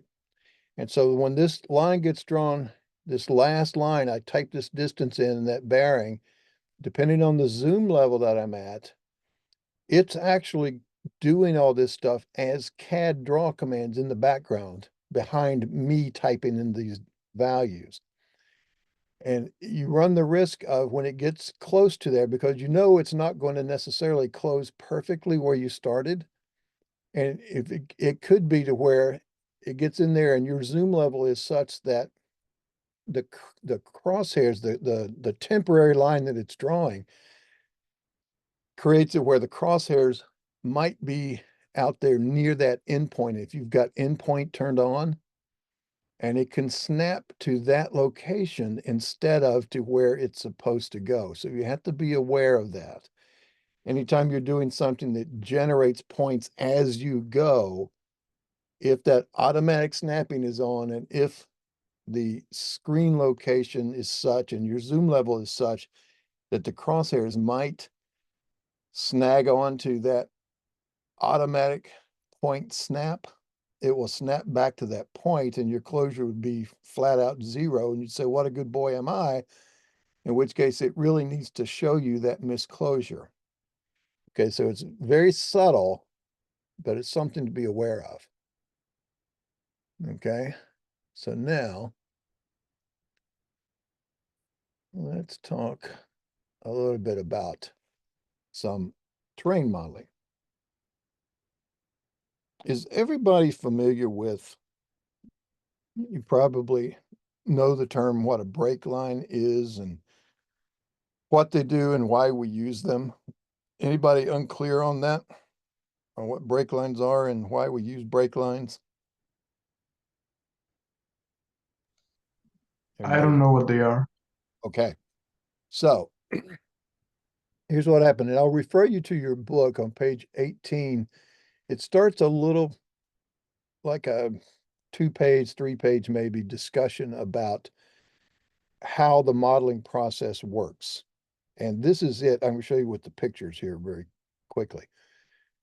When we are telling the computer to, hey, make me a surface, make me a terrain model, and I give it a bunch of points, okay?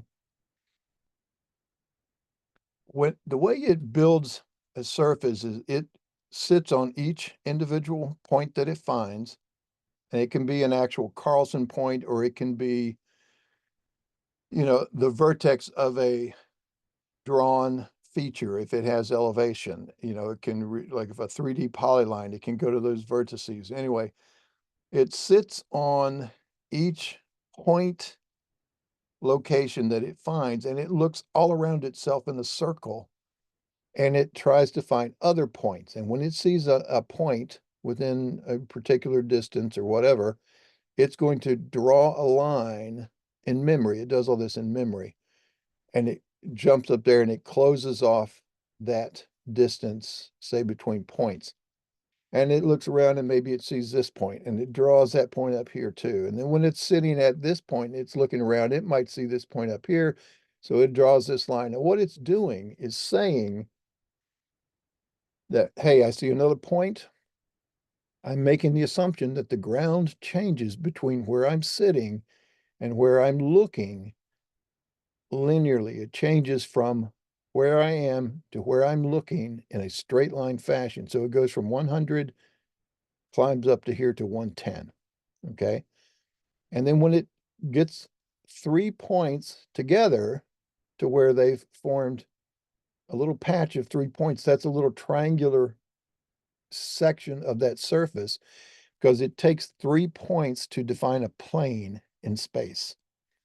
So all of those little planes all get stitched together along their edges and forms that overall blanket, that surface that's continuous across all of those joined triangles. Okay, follow that part, okay? Now, Okay, yeah. okay, so now when it's doing that, And it's doing that through a process called Delaunay's criterion. It all gets into some hairy math. But what happens is that any time that it sits, let's say here at this 100, and it looks over to the right to this 110, and once it forms that edge, and the same thing over to here, and then say if I'm at 110 and I look across and I see this other 110 and I form that edge, once that's formed, that keeps me from going over here now to point 100. I'm sitting here and I'm looking around and I'm finding other points. Well, I see the 110, I see this other 110, but even though 100's over here, I'm not allowed to go across there because this has already been formed.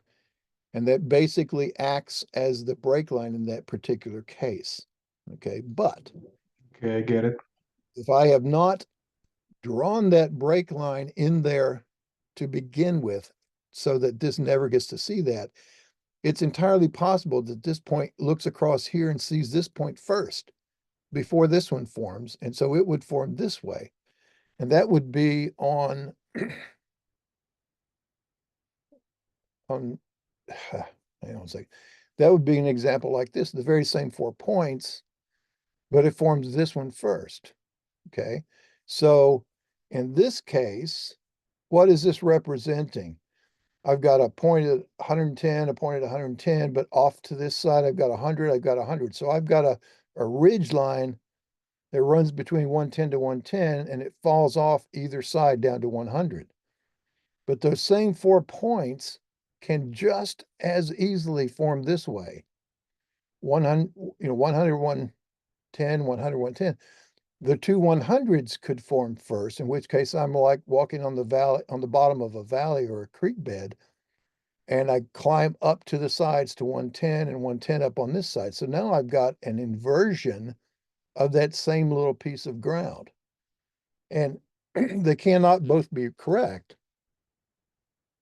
Only one of those is correct. And if we don't define the way that really is supposed to be, then we run the risk of modeling something incorrectly in that case. Now, what usually happens is that we cluster a bunch of points together and they get formed first before something a long way away forms.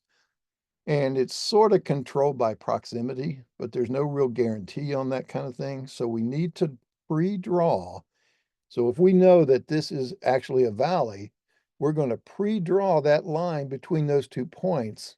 And then we say, all right, go out there and find me and build me the surface. And it looks at all these points, but it also looks at the line work that we've drawn. And then it says, if it sees that line, it knows it can't go from 110 up here to 110. Okay.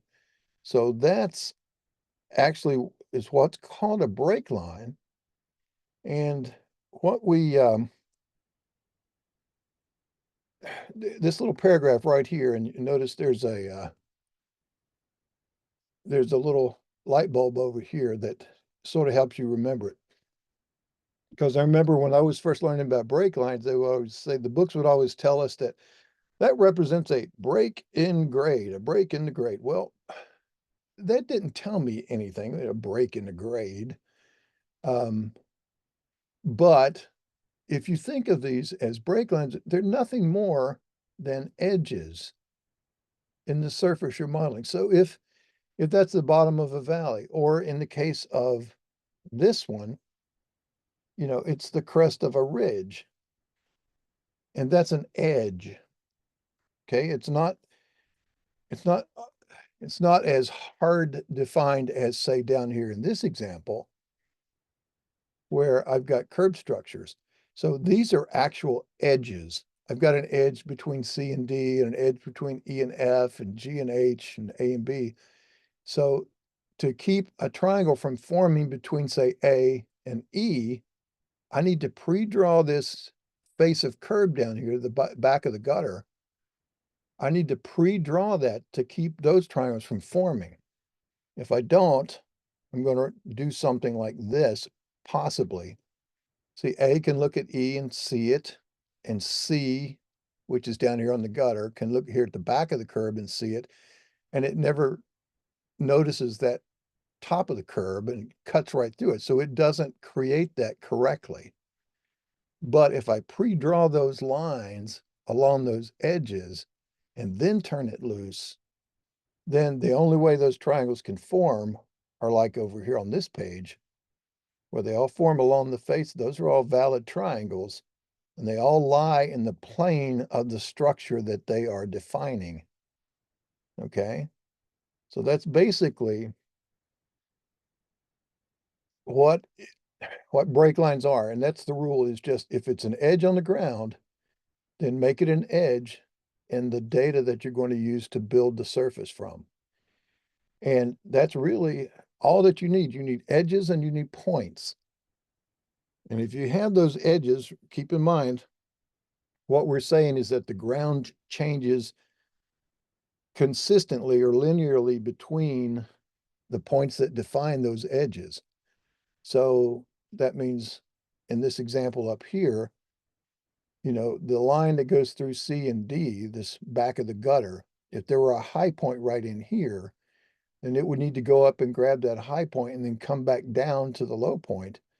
But we're saying, okay, between C and D, we're making the assumption that it changes linearly along that line. And that's a fair assumption with this type of structure. Okay, so that's our job out in the field, is to be able to try to document where those lines are. And we do that by, say, getting all the edge of pavement points and all the face of curb and top of curb and back of curb. And we get all those points together, and then we give it codes that say, draw 3D lines between each of those points that have those same descriptions, BC, TC, FC, EOP, or EP, you know, for edge of pavement.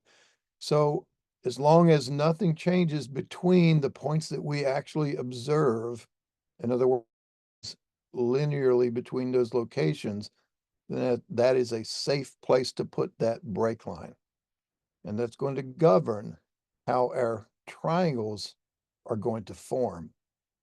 That's why we need to use those as we're building our surface, okay? And there's all kinds of things. I'm not going to go through all of this in here, but there's some good techniques in here that teaches you how to evaluate things. And the biggest thing is to, you know, use your eyes. Make sure things are where you think they are when you're looking at it in plan view. Let's roll that thing up into 3D and figure out, you know, make sure everything is looking the way it's supposed to look. Okay, we're going to go through some examples here in a second on how to do that, and show you some real world data that's going on here. So back in Carlson, I'm going to close that drawing. I'm not going to save it. And I'm going to open a drawing, and I'm going to make sure I'm in my data sets folder, which I'm in, and I'm going to find this file called sample from T3 Global. Everybody find that okay? And what you do, just choose open.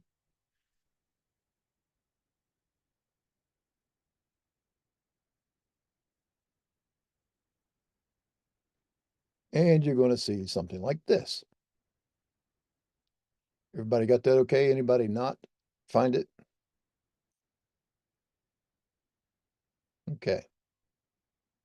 So once this is in, this looks like a bit like a jumbled mess, but we've got a few things going on here.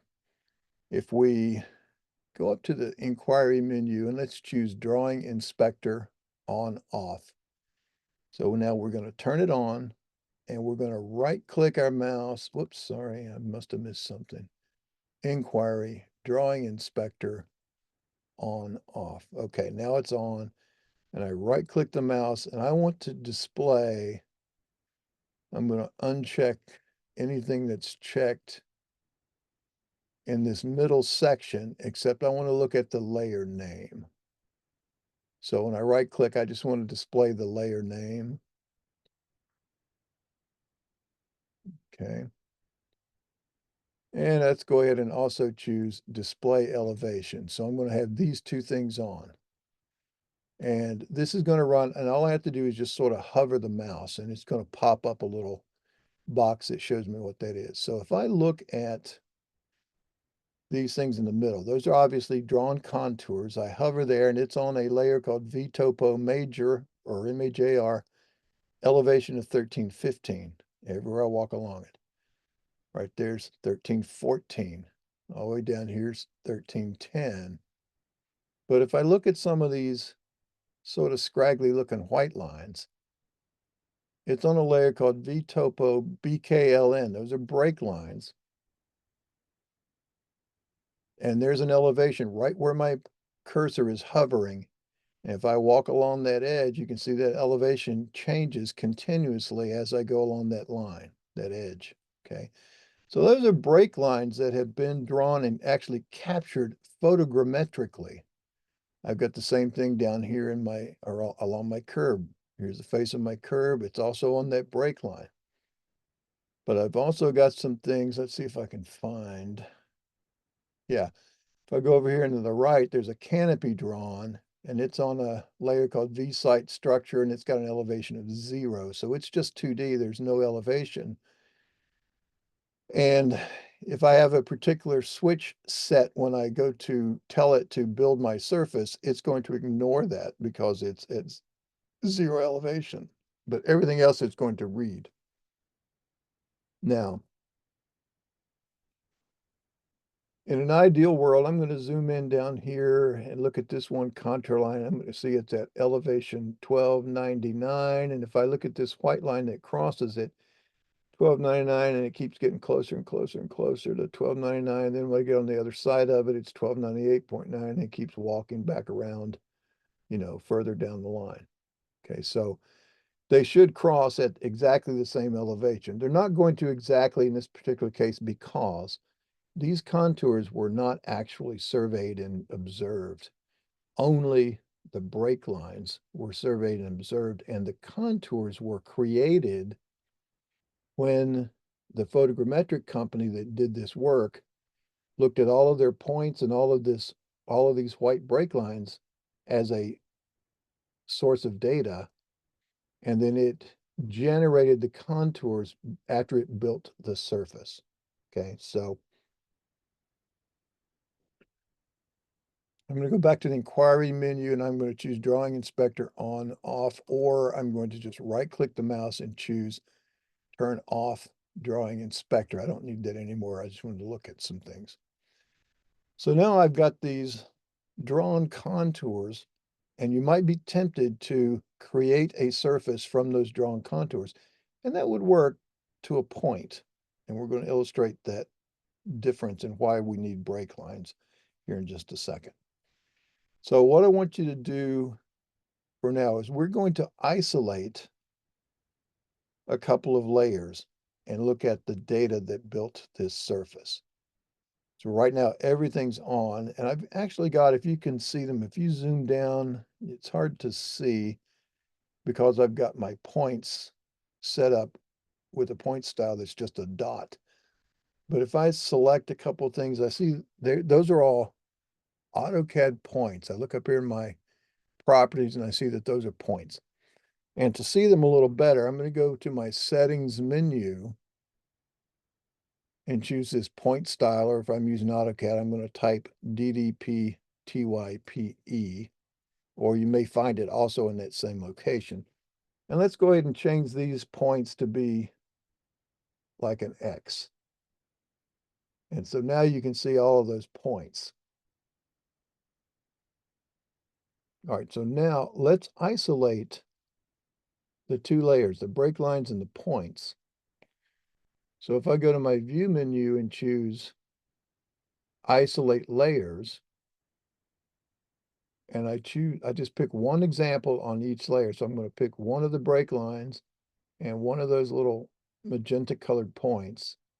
And now everything else goes away, and there's the data that would get used to create the triangles that made those contours. So for instance, when it sits on this point right here, it's going to look around itself and maybe draw a triangle edge up here, and then maybe one over here, maybe one here, maybe one here. But it also sees all of the point data in this line, which is just the endpoint, the midpoint, and the other endpoint.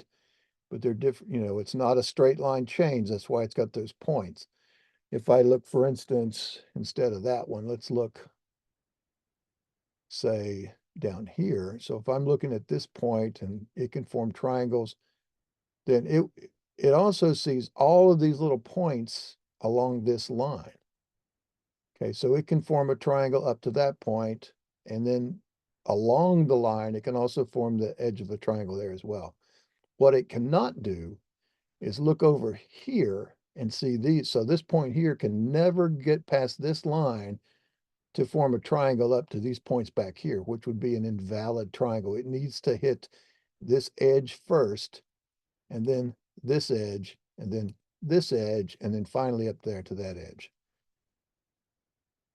Okay, so that is how they created those contours, is they put all of this data in and said, okay, model this, make me a terrain model. And it went through and built all the triangles that it used. And then it said, okay, now draw the contours by reading the triangles and figuring out where the contour lines cross the edges of the triangles. And that's basically the process. Okay, so we would need to use this. This is the better data than trying to read the contours, and I'll show you that in just a second. For now, though, I want you to zoom out to where you can see everything. Go to the View menu. Come down, choose 3D View, and let's choose Drawing Viewer. That means choose things in the drawing to look at in our viewer. Notice there's another one for a surface file viewer, and that means if you've already created a surface file, use that. But we're going to use the drawing viewer. It prompts you to select entities. I'm going to just grab a window around everything, hit enter, and it's going to pop up into this little resizable, floatable drawing viewer and show us, again, it looks just like what we were seeing before, but we now have the means to look at this in 3D to evaluate in case there's a bad point or something. So we're going to go over on the right-hand side under View Control, and we're going to make sure that we choose this icon that shows this little 3-sided cube and the little rotation underneath it. And then as we hover the mouse, notice as we come in from the sides, it's a Z with a rotation on it. And then as we get over the data, and it's not exact, as you can see, but when you get over the middle part of the data, it changes to an XY cursor instead of the Z cursor. And this is what we use to control our position of viewing in this viewer. And here's the trick to make this work. Over here on the right, make sure you have this middle axis control locked. So it's only going to be able to roll on the X-axis and the Z-axis, okay? Then, and again, the wheel on the mouse zooms in and out and pans back and forth if you press and hold it. But then picture yourself as if you're standing out in your driveway and you're looking at, say, your garage door in your house, okay? And what you want to do is you want to raise that garage door up to where it's almost all the way up. It's just laid back sort of flat. This is a solid door. It doesn't have the little joints in it, okay? So position the cursor down toward the bottom. Make sure it still says X and Y. Now press and hold the left mouse button and keep it held down and then push it up. Now notice if you go left and right, it won't roll because we've locked that axis. But we're going to push it up. And if we go back and get another chunk, let the mouse button up and go back down to the bottom. And you want to roll it up to where it's sort of oblique like that. It's laid back nearly flat.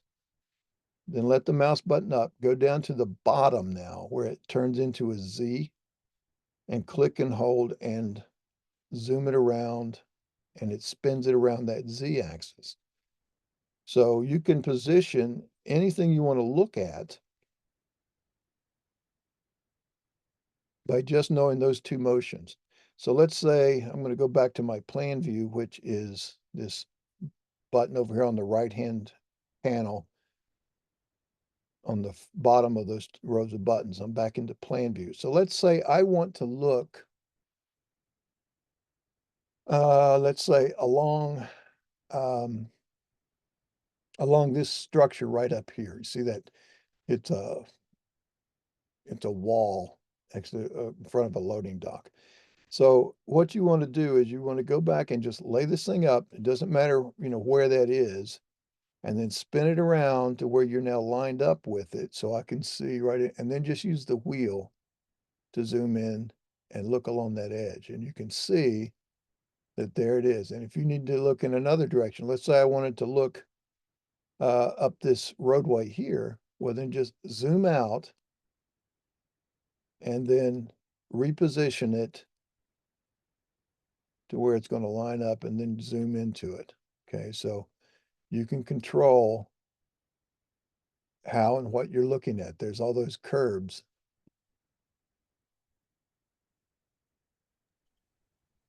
Is there a button that you can press to get back to the top view in 2D?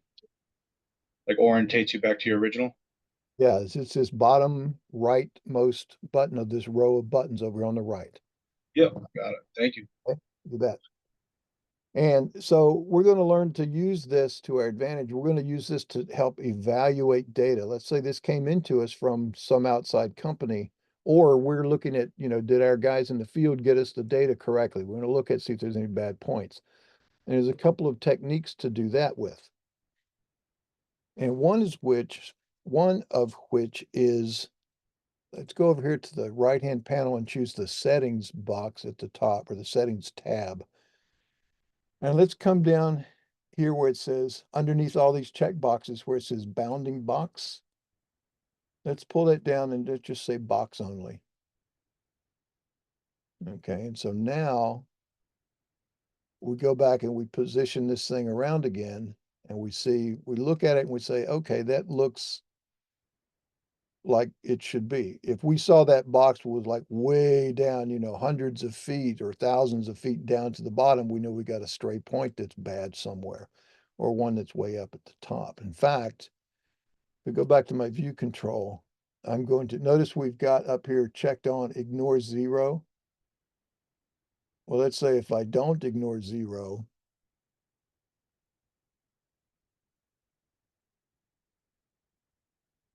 oh, well, I don't have any of the, let me go back to this one. I'm going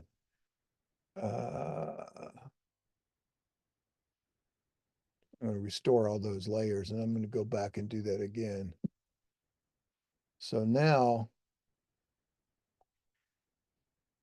I've got my ignore zero is unchecked, and I picked up all of this stuff that's in my drawing, but it has zero elevation.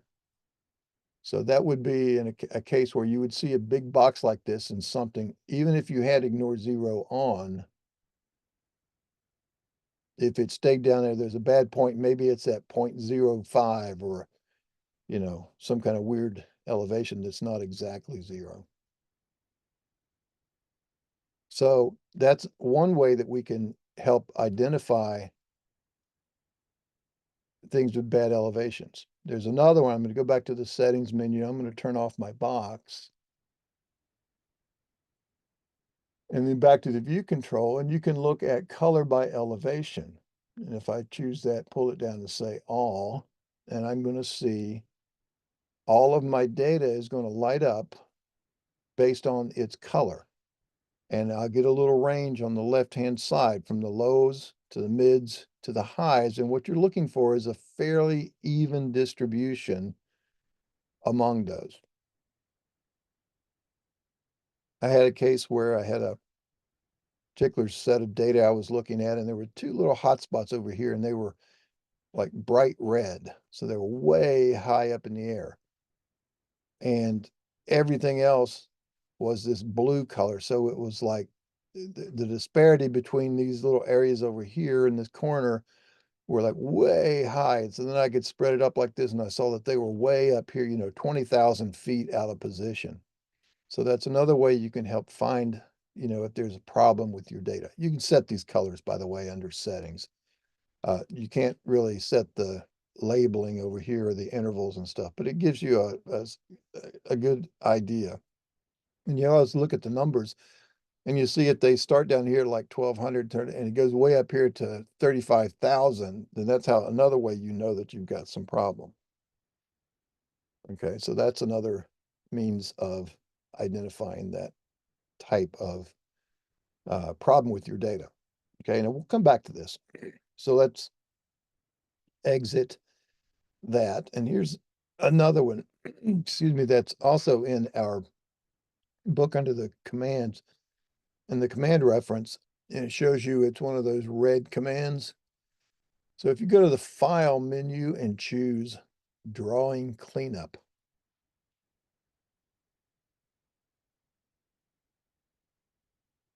and this is a bunch of things all in one spot that are typical that you might have to do. And if I hit the defaults button, these are some of the things that you might have to do if you get files in from, say, architects and you got to scale it by 12, or if you got some things you want to remove any duplicate points or duplicate text, a lot of cleanup that goes on here. Okay, but what I'm going to do is hit clear, turn all these off. And right now I'm only looking for elevation problems. And so if you hit clear, get them all off, and come down here at the bottommost checkbox and say set elevations outside range to 0. So if you turn that on, and then you hit the scan DWG button to the right of that, it's going to go through and read everything in that drawing and report back to you the minimum and maximum elevations. Well, I can look at those numbers and see that they look reasonable for my site. If, excuse me, if however, it comes back and it says, you know, -10 up to 1347, then I know I've got some bad points somewhere down around 0. They're a little off. And so what it would do is it reads me these numbers. And let's suppose this number was, it did come back and said -1.067 or something like that. Then I would say, oh, I've got something down there that probably should be at 0. It's not, but I know that my site is around 1300. So I might come up here and just type 1000. And so anything that's outside of 1000 and whatever my high number here, and you can edit those and change the numbers, but anything outside that range, instead of using them to model your surface with so that it has a problem, or instead of deleting those, it's going to simply set the elevations outside of that range to 0. And then once you hit OK, it would find those things that are outside that range and make their elevation 0. And then you could go and, you know, look for them later and try to fix them if they needed to have some specific elevation. Okay. So that's another way of evaluating your data to make sure it's okay. Okay, now I'm going to go back to my settings menu, IntelliCAD settings, point style.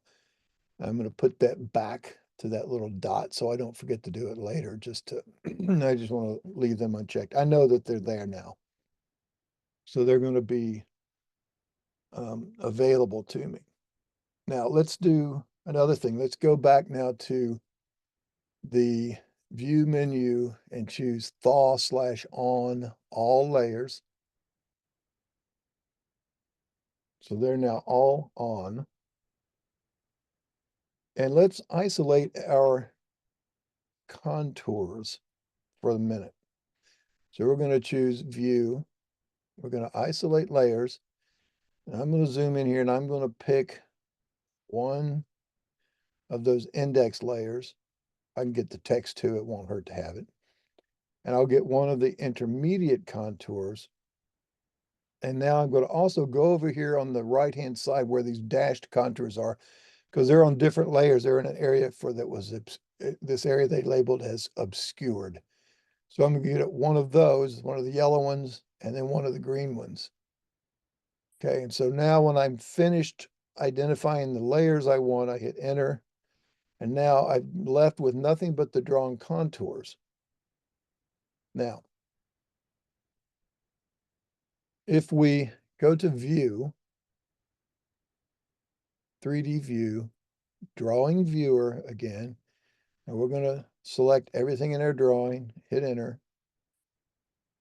And we get this up here and we zoom it up and we look around that and said, hey, that looks pretty, pretty snazzy. That's, you know, looks like it would make us a good surface. We're going to use that to make our surface model with. And I'll exit that, come back out. Well, here lies the danger of doing that. If we're not using break lines. Now remember, break lines are edges, like the edges of a curb or the edges of pavement or something before, you know, or along a ditch center line or something like that. If you look, say, at this given contour line, and let's look at this contour line. When we tell it to make the surface, it's going to go through each of these points. It's going to sit at this point on this contour line here, and it's going to look, might turn this one on as well. It's going to look all around itself and find nearby points that it can connect to. So it sees this one. Now it can connect to that one because it's along its own feature. So it can do that. It's not, it's when a break line means that it can't cross that line to get to something on the other side. So a point over here can't look across over here and get these on this side. Okay. So when it's going to build triangles as part of the surface, when it sits and walks these lines, it might sit at this point and it might look across here and see this point here. Well, that's perfectly valid. It goes from whatever this elevation is to that elevation in a straight line. It goes to this point and it also sees that and it does that. So that's all well and good. It might sit here and see that point. That would be fine. But look what happens if it goes from here to here.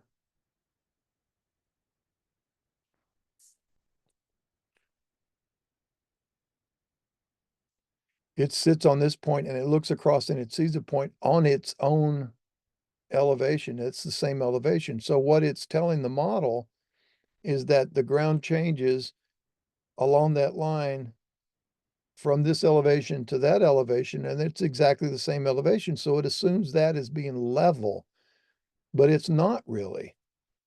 What should be happening is that this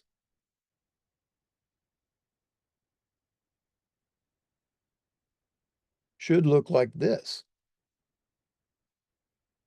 because that's how it changes from that elevation down to that elevation. So right in here where the original line was, and I'll draw that back. So right here, it says it's all the same elevation, but really when it gets to that point, it should be, you know, a little, not exactly halfway between, but it should be whatever this elevation is, climbs up a little bit, and then it doesn't get to this elevation till it gets all the way up here. But in this scenario, we're saying it gets to that elevation here. So that's actually incorrect. And in fact, let me take those off. And let's draw that as a 3D polyline instead. And I'm going to go from here to here. And I'll do the same thing from here to here. And just for yucks, let me change those to be red.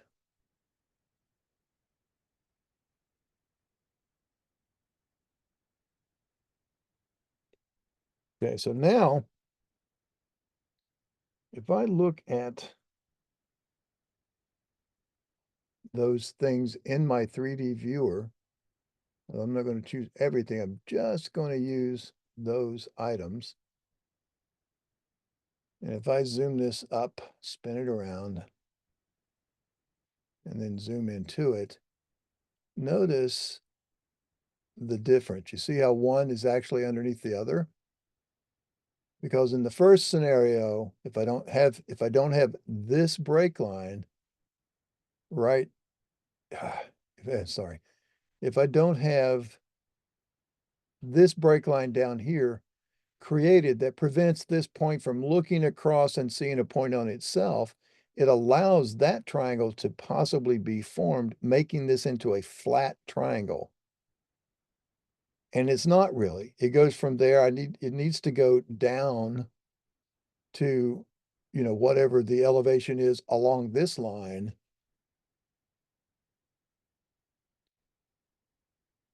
So instead of going straight across, it needs to have a point down here where it hits this elevation to be correct. Okay. So if I were to build a terrain model using just these contours, if I don't pre-draw those ridge lines and valley lines in there, or in other words, the break lines, it's going to give us incorrect modeling in those areas. It's going to make them into flat triangular edges. And now there are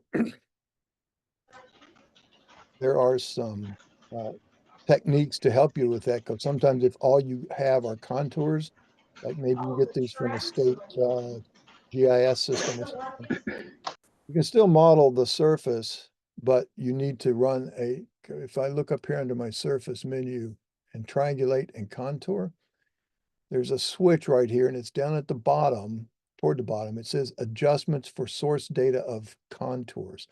So if your source data is going to be those contours, you can turn on minimize flat triangles, and that will see that flat triangle that would have formed, and as best it can, try not to make that into, try not to use that as one of the triangles.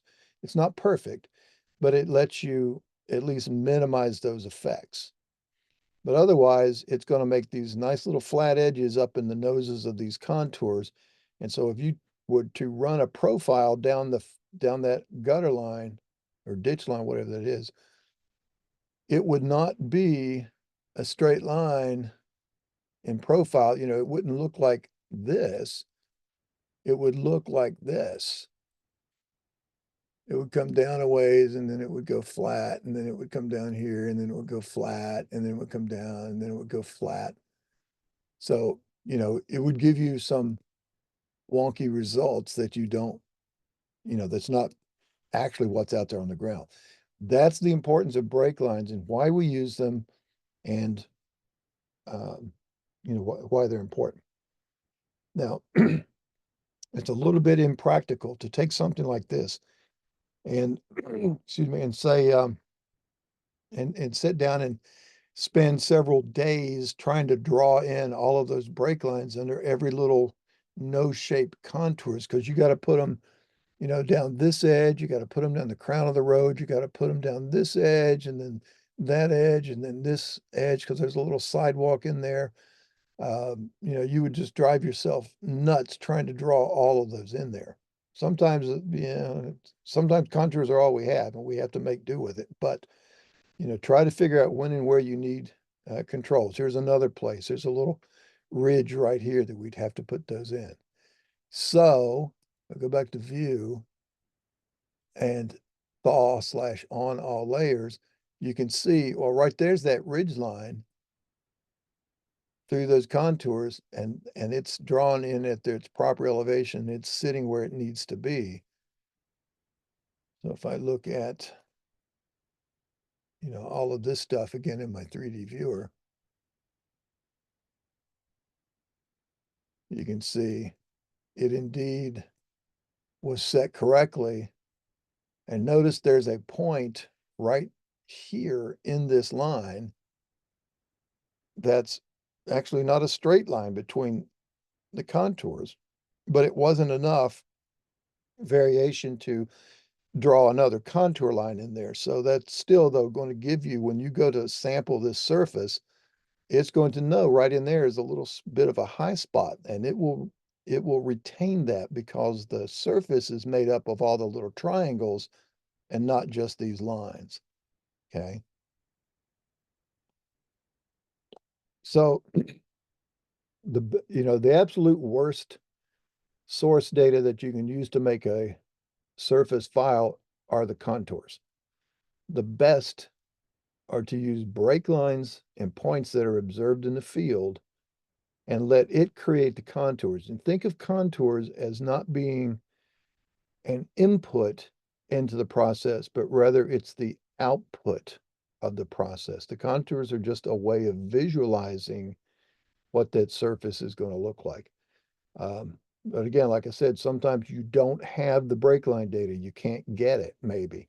Maybe you're getting just contours from some GIS system, or, it used to be back years ago when this stuff was first coming out and I was doing this stuff in DCA, the precursor to land development.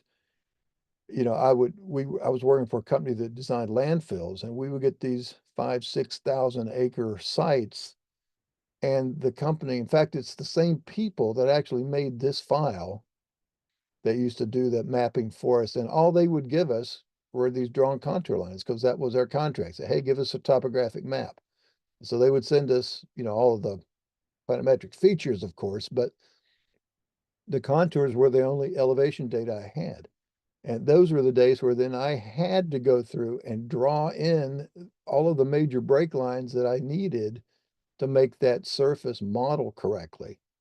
And it took days to do that. So life has gotten better. All right. I got a question. Yes, sir. So if you have a bad shot, maybe the height is extremely high, Mhm. you know, let's just simply say maybe it's 75 feet higher than everything else that you see in there. It's a bad shot. And we already create the surface, and of course the contour is gonna you said it was a bad shot because the contour lines went up and come down. Uh-huh. If you're gonna take that bad shot out, do you have to do back the entire surface Mm. by just taking out that shot, or it No, automatically fix itself? yeah, You there's a know, couple of ways you can do it. One is, and that's a case of, let's say you've got a fire hydrant, you shot it up on the top of the plug and you included that point in your surface. right, Oh, it's going to have a couple contours circling around and going up to that point. Well, you don't right. need surface file. All right. So there's a couple of things you can do. One is you can take that point out of consideration for being used in the surface. Okay. And you can do that a number of ways. Um,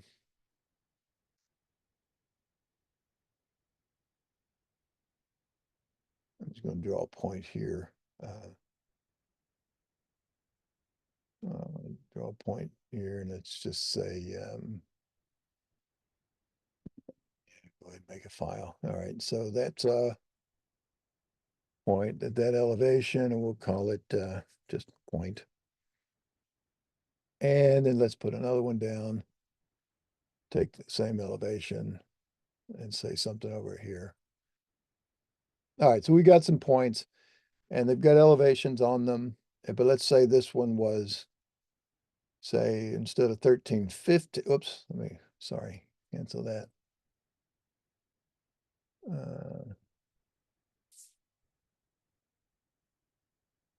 So instead of 1315, let's say it came in at 1320.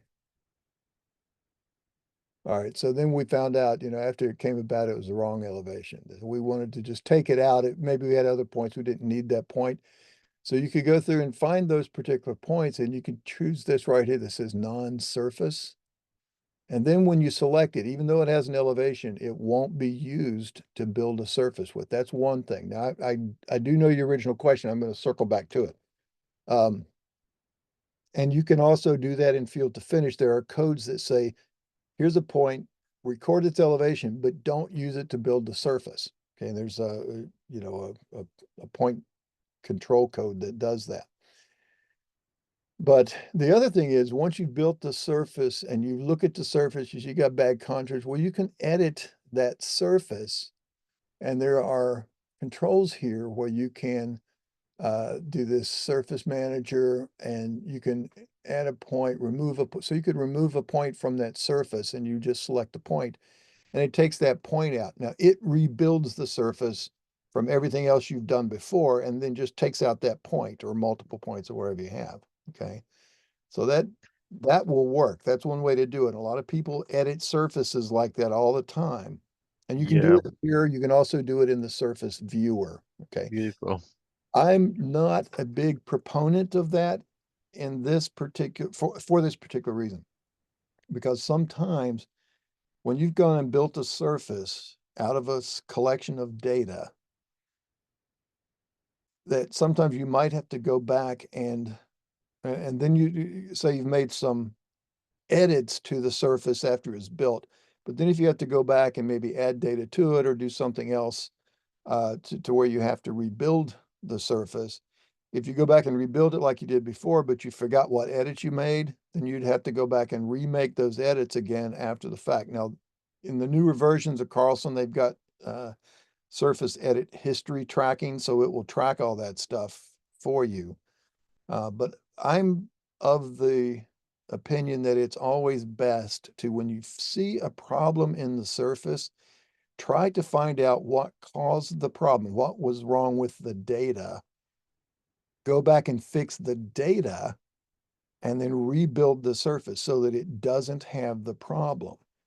And you would be able to do that in an instance like this. I'm going to show you real quick.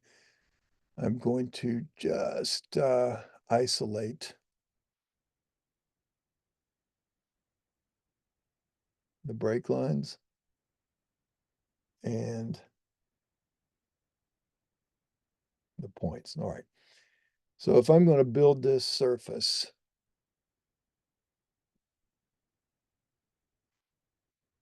I'm going to write a file here and I'm just going to call it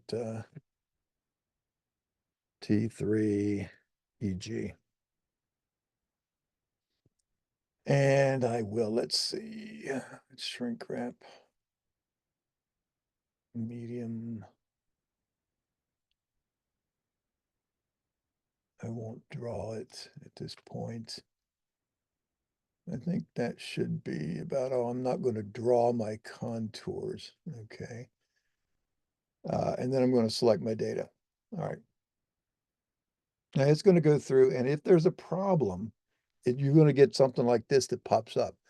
And I've got here a crossing break line that's 3/10 out of agreement. So one line crosses over another and it's 0.3332 high.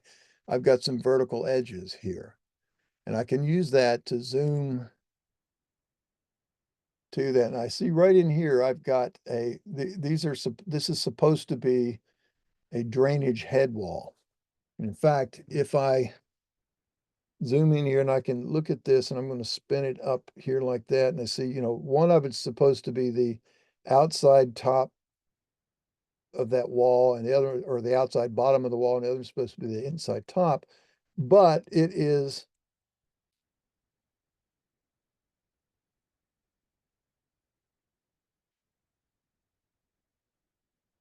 get back to it. See that they were in a hurry and they crossed it. So let me change the color of one of these. So if I look at the red one compared to the white one, I can see right in here that elevation. If I look down at my status bar, it's 1313.93. That's 1313.63. So this is higher than this.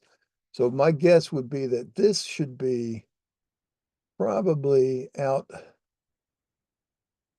to the outside a little bit. And this one should also be, on the outside. So then once it's, so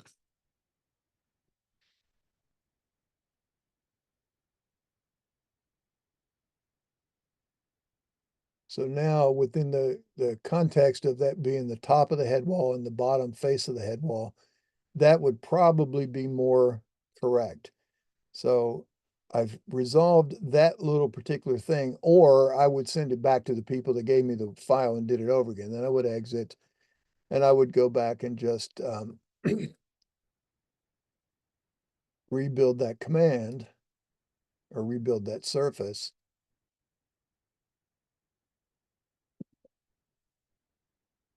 And now you'll see that particular set of errors went away. I still got some of the others. But now I've only got this one where it crosses, and that's in a different location. And that's because they just didn't snip it off enough. If I zoom in way down here, I can see that it actually goes across the edge. See right there? So probably the easiest thing to do there is to just break this off a little bit from, say, here to here. Whoops.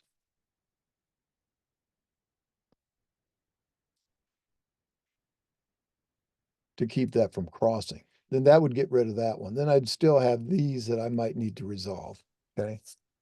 So regardless, what happens is if you choose to leave any of these in here and don't fix it, you can still say exit and it still goes ahead and builds the surface.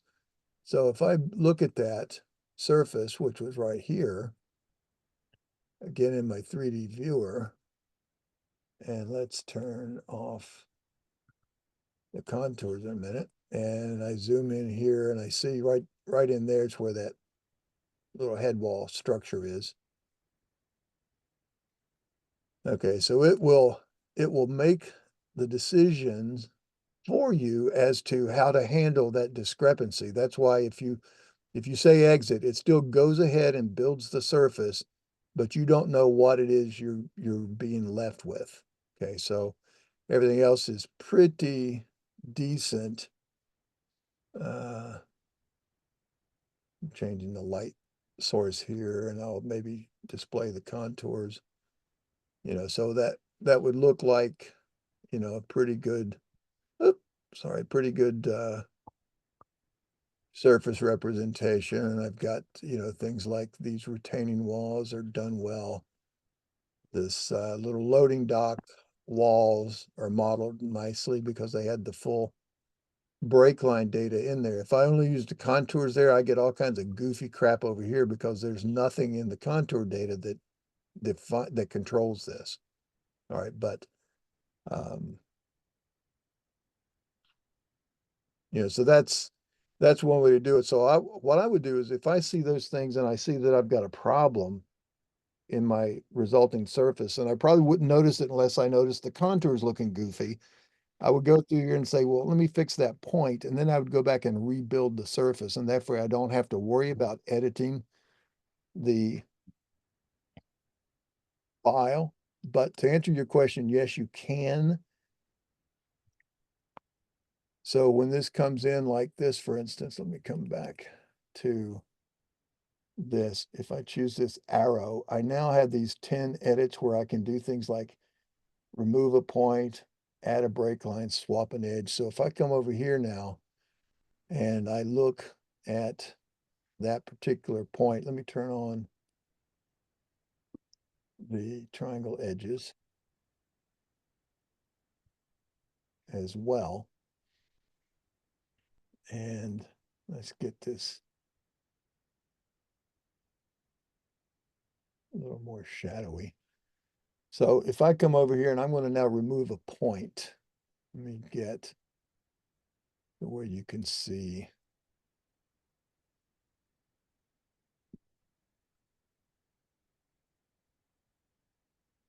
Well, here's a prime example. Let's just look at this curb structure, for instance. So if I tell it I'm going to remove a point, if I remove this point, let me see if can I see my contours? Yeah, the purples are the contours. So if I remove that point and then maybe that point, see how the contours automatically redraw themselves? So you can do all that stuff in here. So let's say this point I noticed was a bad elevation. If I just double click that location, as soon as it gets through thinking. All right, and then get rid of that point. And maybe that point as well. So I've taken that point out. Let's take this point out and this point out. So, you know, I've done a number of edits. So see, that contour is way different, right? So, so yeah, you can take out the point, and then when you come over here and exit your viewer, it's going to ask you, do you want to save those changes? In which case you would say yes, and you could give it a new file name, or you could just save it to the old file name as well. So that would keep it as a means of when you find that bad point, you can say, after you've built the surface and you don't want to go back and rebuild the surface, you can edit the surface, take out the point, or fix some kind of break line issue, and then save the file again, and it would fix that. But then if you had triangle, here we go. So then if we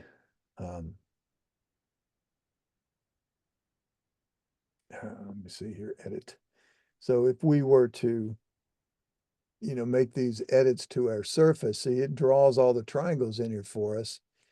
And we could say, well, what do you want to do? I can choose to, you know, add different things to it, or I can, let's say, remove a point. And if I do that, I'm going to remove that point, and I'm going to remove that point. And let's take that point out too. All right, so we've taken out those. Let's take out this entire little ridge line here. So I'm going to, you know, remove all of these little points there. So that's now nice and flat across here. Let's take that one out for good measure as well. Maybe that one. All right, so that's, you know, flat across there. So you can see right in here, this break line now has no effect on that. It's just sort of edge to edge through here. And if I would say apply, and it would put it on that file, and I'd say okay. And then I would say done. All right, so it's now made that into the surface itself. But if I then need to go back and do something else, I need to have that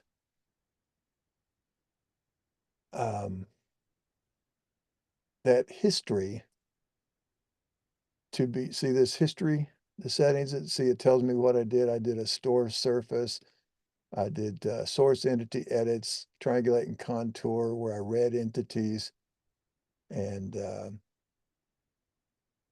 you know, these are all the different things it read as part of that. So that's it now in this modern version, at least the newer versions, it maintains all that history so I can keep track of that if I need to. Older versions of the software, probably, Brian, I think you said you're using 2022. I don't know if it was available then. It might have been. I just don't recall. But so there are means of doing all of that stuff that you have available. You can do it. But again, to my way of thinking, the easiest way to do it is if you find a problem in the data that caused a problem in the surface, fix the data and then rebuild the surface. That just makes more sense to me when I'm working through this. Okay. So, I prefer to build it back as well, you know. yeah. Well, I mean, it's good. I think as you start to work with this stuff and start to understand, you know, what break lines are, how they work, and how your data is going to build the surface, you're going to become a lot more familiar with what has caused those various things, and you'll be able to go back and fix it instead of trying to keep track of all these edits and changes you've made to a file once you've built the file. You know, it doesn't take long to rebuild a surface.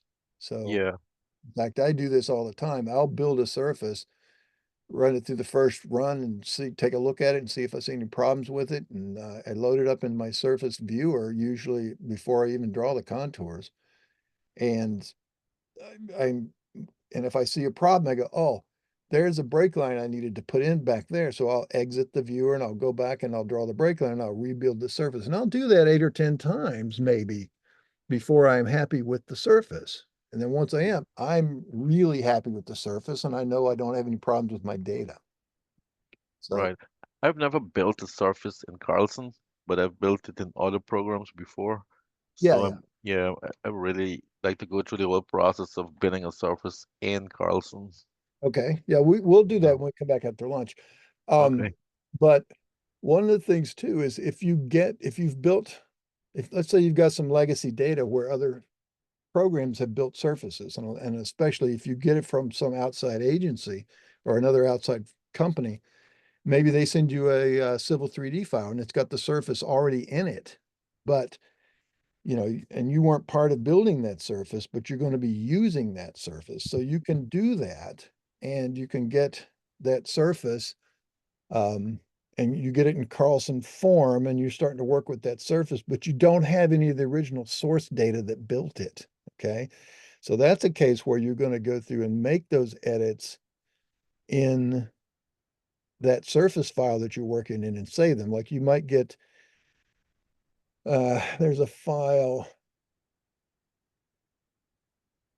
Let me see if I can, you won't have this.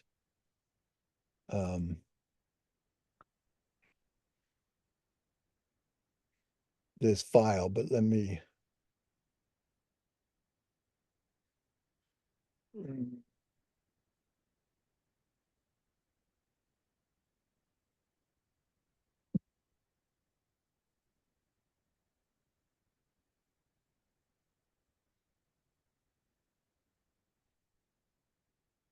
All right, so here's a file, and this came from Autodesk actually, and it came right out of a Civil 3D file, and they made a surface out of these contours.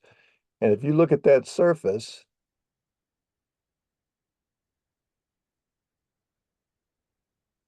which was, let's see, I'm in here, let me see, what did we call it?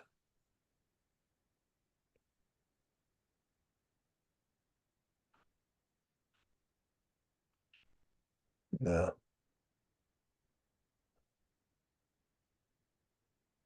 Let's see here, strike finish ground. Here it is.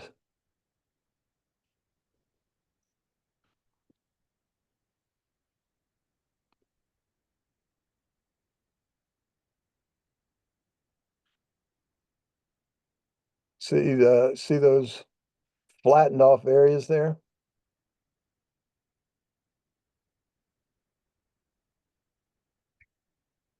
Like right in here, these little sawed off, you know,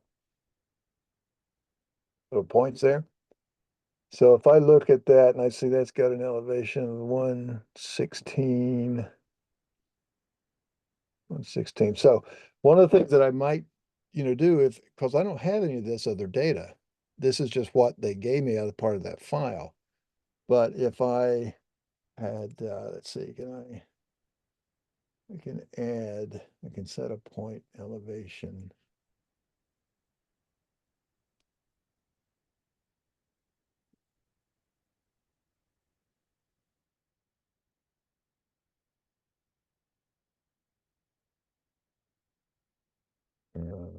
Let's see, let me.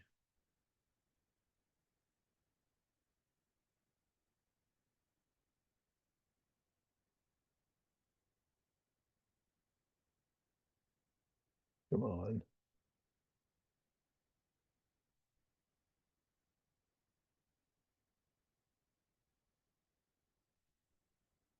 All right, so if I set this point elevation here to, let's say 185, see if that, yeah, so you see I've raised up and I've added something that I could, figure out how to do it, or if I did it back in my other program, not inside the viewer, but if I added some entities.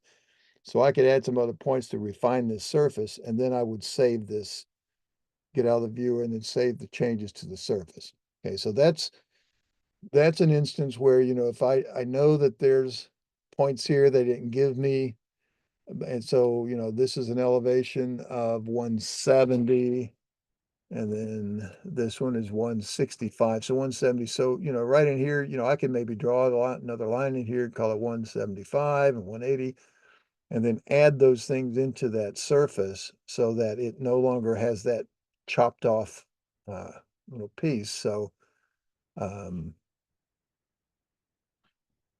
just maybe add, say, that, and this would be at 170. So we'll make this at 175.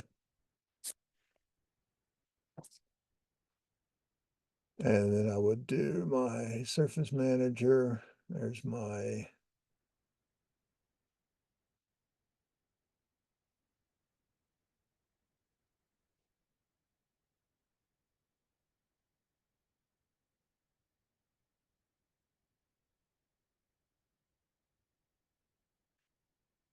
And let's edit, and we're going to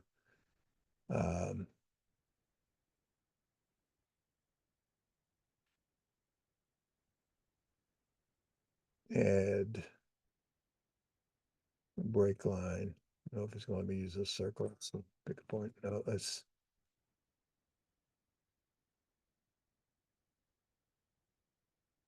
add entities.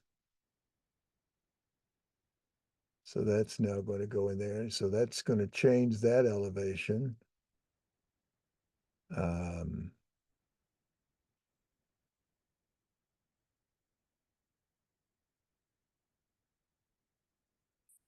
And then now we should be able to see that change. I go back to my viewer.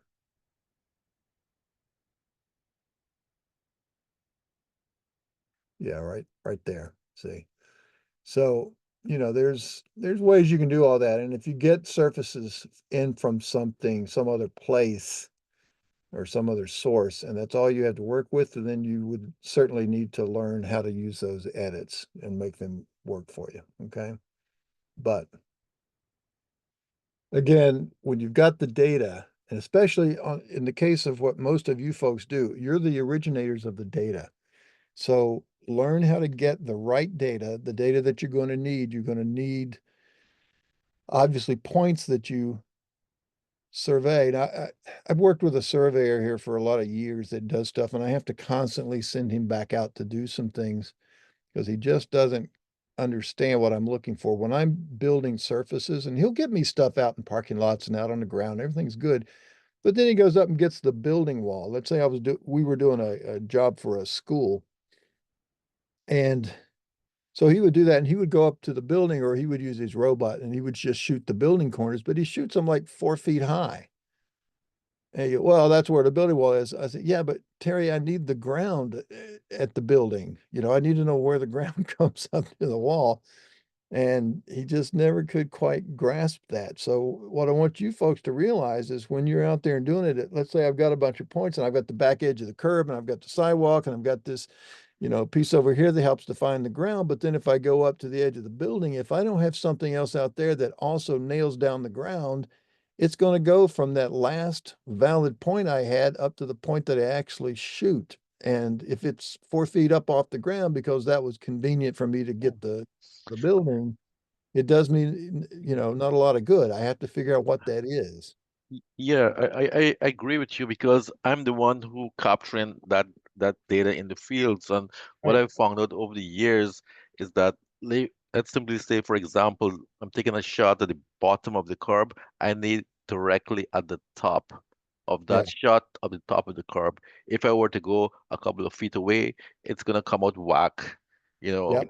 Mhm. you got to be constant, bottom, top, Yep. directly above. Yep. So you get That's a right. like for example a road, you get the center, the two carriage ways Mhm. ends, the bottom curb, top curb, directly at the top bottom shot. Otherwise you're gonna come out crazy. Yeah. And so really the way, and you'll see when we go through our field to finish exercises, the way to approach all this is when you're out there in the field, think of yourself as actually drawing the map as you survey the data. So if you're if you're going to create a curb structure and you're going to get the back of a curb, well, you're going to shoot that point. Well, then you're going to walk down along the curb and get another point, and then walk down along the curb and get another point. And you can really find the only points you really need to get are where it changes direction or changes grade. And you get those points, and then you tell the computer to, hey, as I'm doing all this, draw the lines between each of these points that had these same descriptions, all my backs of curbs and tops of curbs and faces of curbs and edge of pavements and all that. And it builds it as you go. So you know if you've missed a point, you know if you need to go back and add something to it. And you'll see it before you ever leave the field. And then when you come back into the office, when your field to finish is set up to where your codes match to what you've been using in the field, and you run it through field to finish, you should be able to generate that 3D map in very little time, as long as you're consistent with what you're doing out there in the field, and you're basically telling it when to put the pen down and start drawing, and when to pick the pen up. You know, there's so many people that go out and shoot thousands of points and then they come back and spend a couple of days playing connect the dots. And there's no need to do that, right? I hear a chuckle. That's somebody that's either done that or knows how much better finish is. Yeah, because it been happening to guys who's not behind, the drawings in the office. So you gotta Right. be in the field and see what's happening on the Yeah. drawing board. Otherwise, you'll be making a mistake forever. That's right. So that's the whole promise behind all that, and we'll get into that when we come back. So we are now, and boy, I really apologize, folks. We're running sort of behind our schedule today. This might help Gonzalo a little better. He's not going to have to eat lunch at 9:30 in the morning, but no, you say you're only an hour away. So you're at lunchtime. We're an hour away, but we're still going to get our hour for lunch. So let's put a break in here, and we'll come back at 2 o'clock. Now I'm going to go ahead and shut things down a little bit here. I'm gonna stop my share. And so when we come back after lunch, when you see my screen come back up, you'll know that we're ready to resume. Okay, so with that, and you can stay connected or you can exit and then come back in when you come back down. Either way is fine, but I'll leave the meeting running until we end it. So that way, Yeah. go back up and you can come back. You can log out and log back in, all of that. If you need to get off of it, then that's fine. Okay. All Okay. right. Sounds good. All right, folks, if there are any questions actually before we go. All right. No, I'm good. Thank you. Go. All right. We'll see everybody in an hour. Okay. Okay. Bye. Okay. So let's wrap up our little discussion on some terrain modeling and use of break lines and edges and things like that that we're going to need to be aware of as we're doing our work. And we're going to go through a quick example of building a surface with some real data. We'll continue to use that sample from T3 data set and see how various ways we can look at those surfaces and help to evaluate, the best approach and what gives us the best data. So a little bit of additional discussion here. We talked about break lines and how break lines are going to limit the ability of points on one side of the break line to look across to,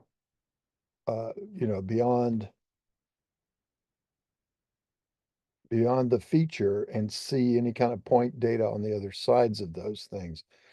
They can only go up up to it and find points along the break line data. Now that brings us to another little example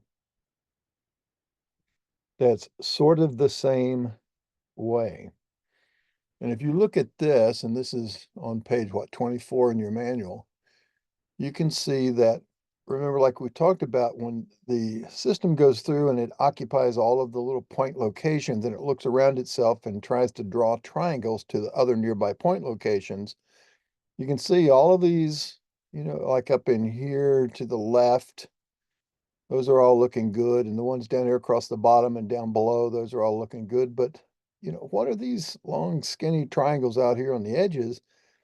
And that is because if this is modeled without another particular type of control, the point data out here on these edges is free to look across all of this open space and find the point data up here. Like, see these black lines?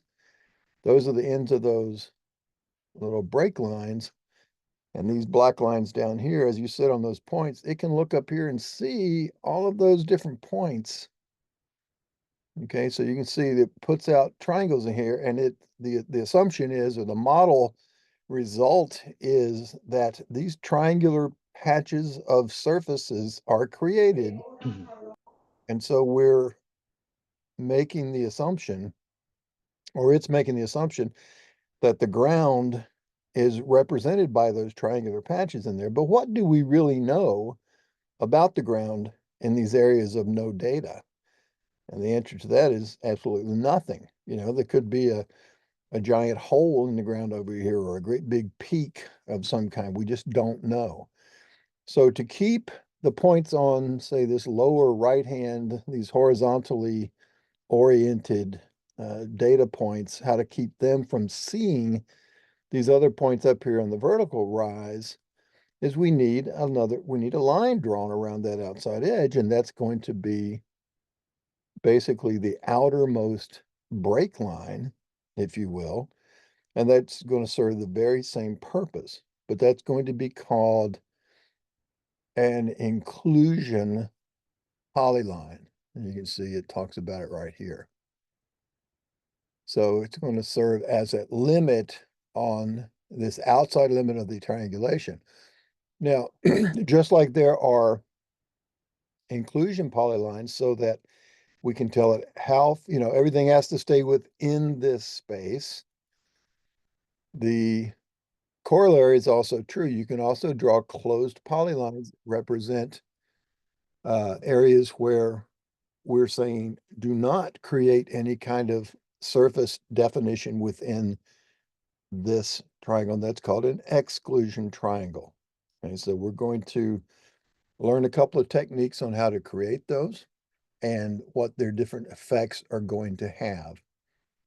Okay, and so one of which is you can simply create the polyline. So let's go back to our data set. And I'm going to reset everything the way it comes out of the box. It's like this with everything thawed and ready to go. Now, here's what I want you to do. If you need to, you can reopen that file called sample from T3 Global. And then see what we have here for a minute.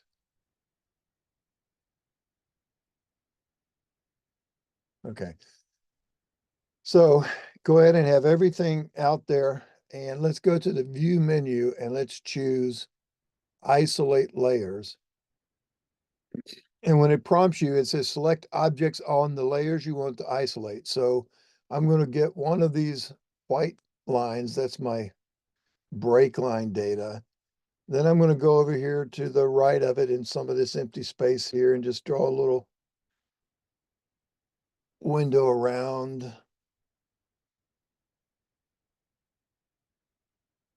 Some of those points.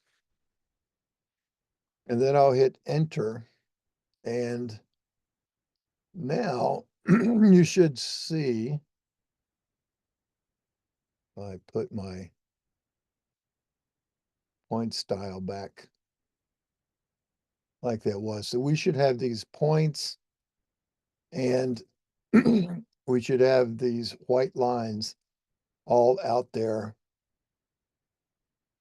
And that should be the only thing that we see. Okay. Now I'll go ahead and turn my points style back to just the dots. All right, so here's how this works. I'm going to go to my layer controls, and I'm just going to go to view layer control, or I'm going to click it off the toolbar, and where it says layers, I'm going to make a new layer with my little icon there, new layer, and I'm going to call it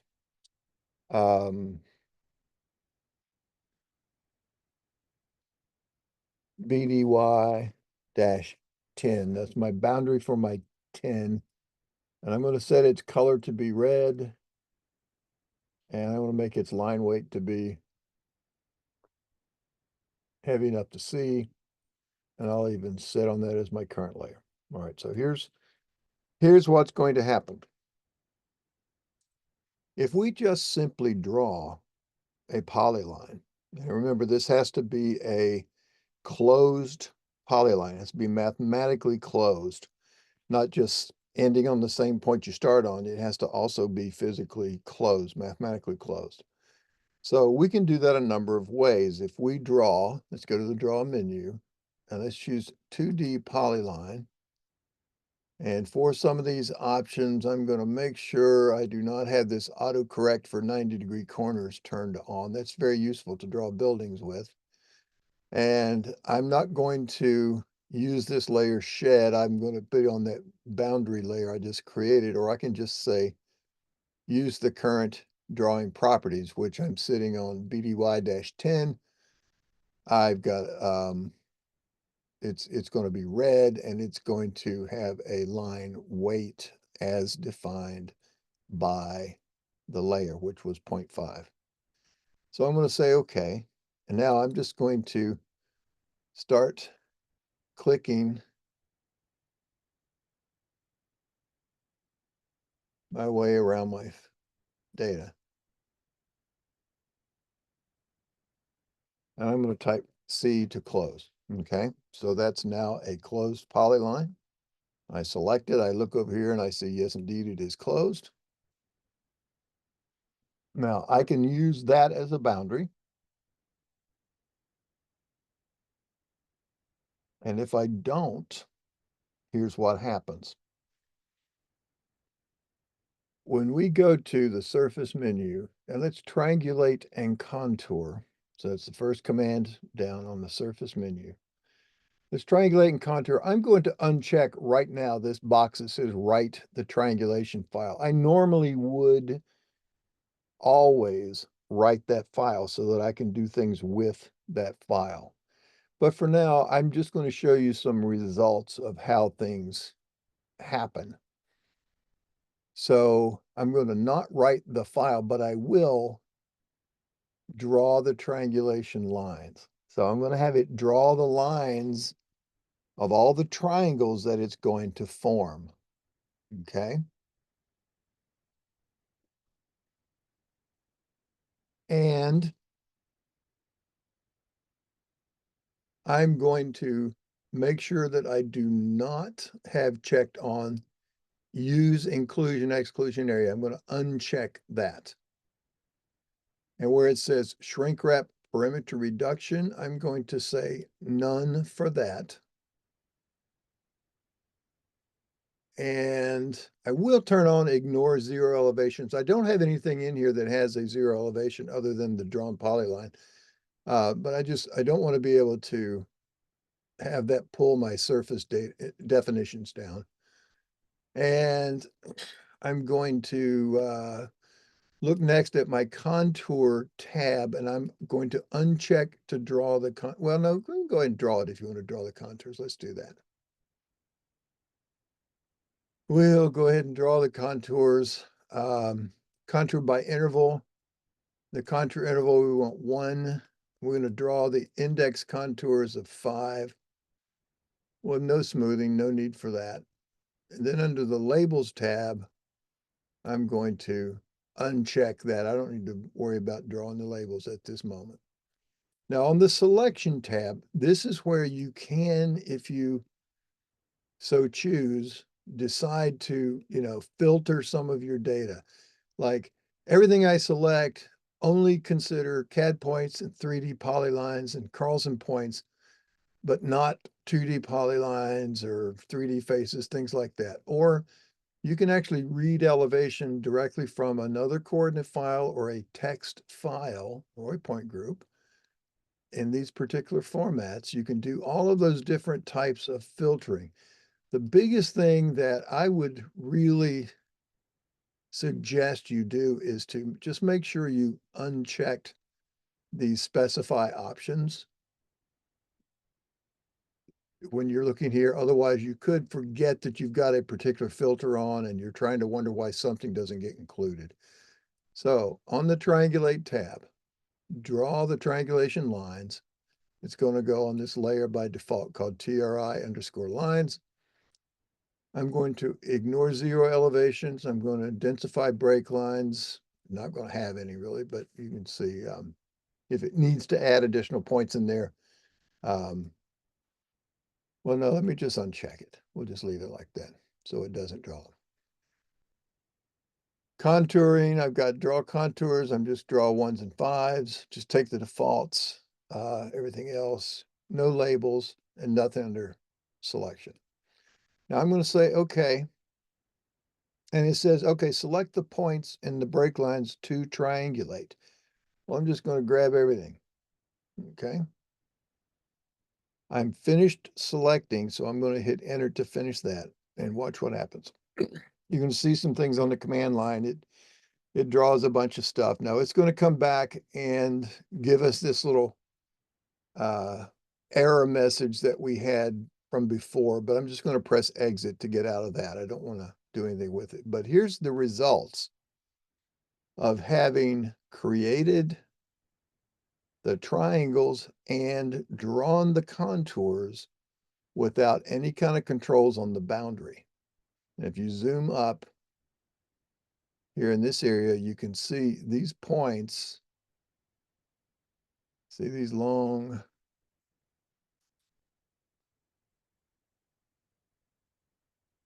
edges right here.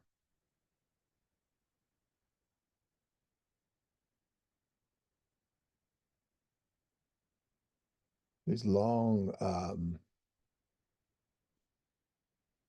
me make these so you can see them. All right, so those triangles got formed because out here on the ends of these little spots, these areas, there was nothing to keep that point down here or this point up here from looking all the way up here and seeing these points. And that's where it made those long, skinny triangles.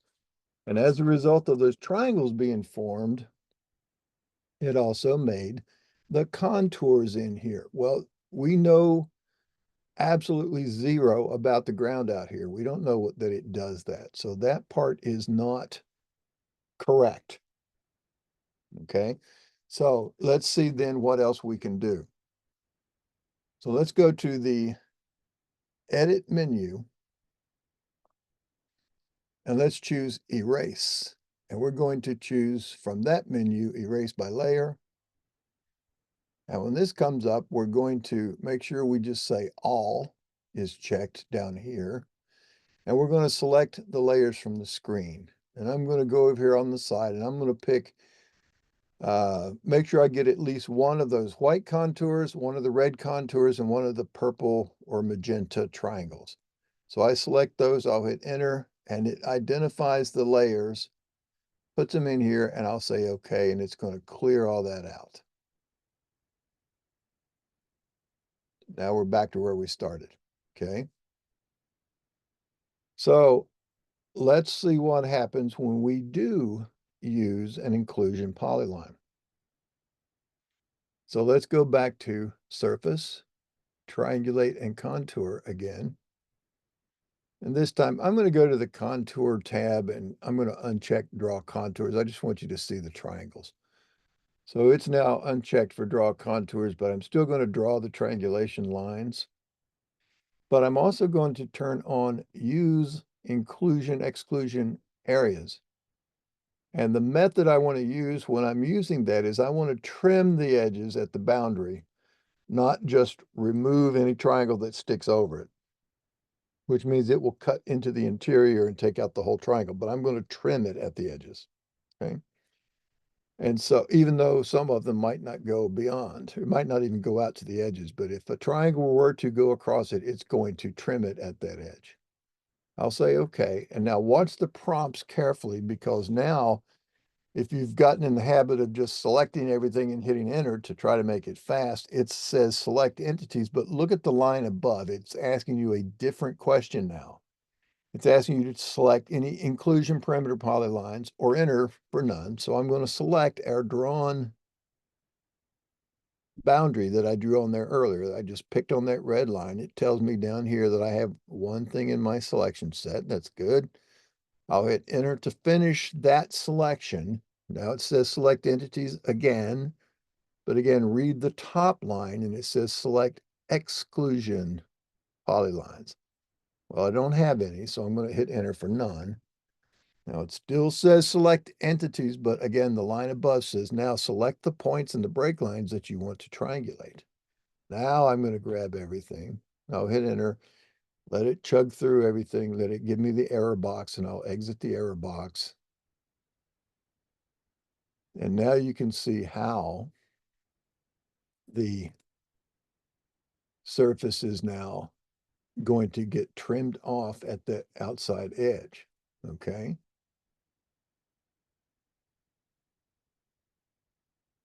And so all the triangles formed inside here, and you can see them, you know, when we look at this in our 3D viewer.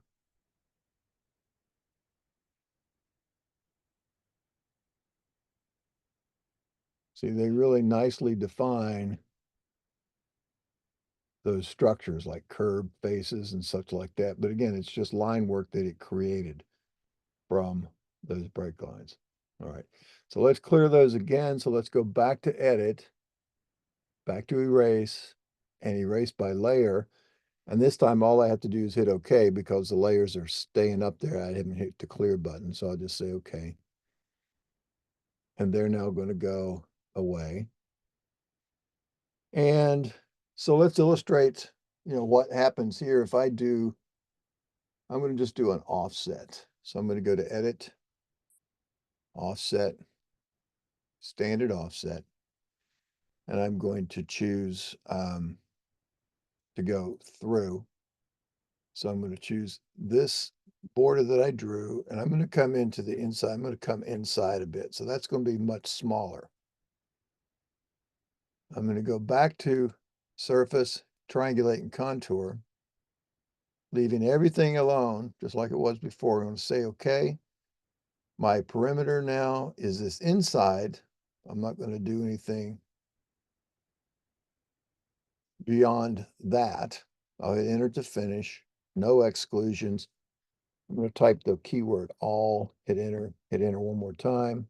And again, I'll hit the exit button on the problem. And now you can see the surface only goes out to the extent to which we've had that border.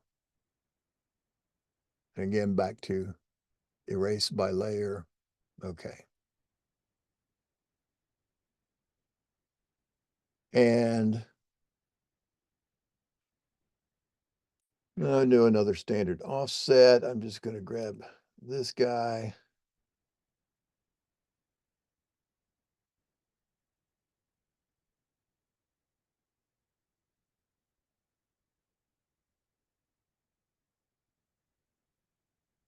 And bring it in a little bit.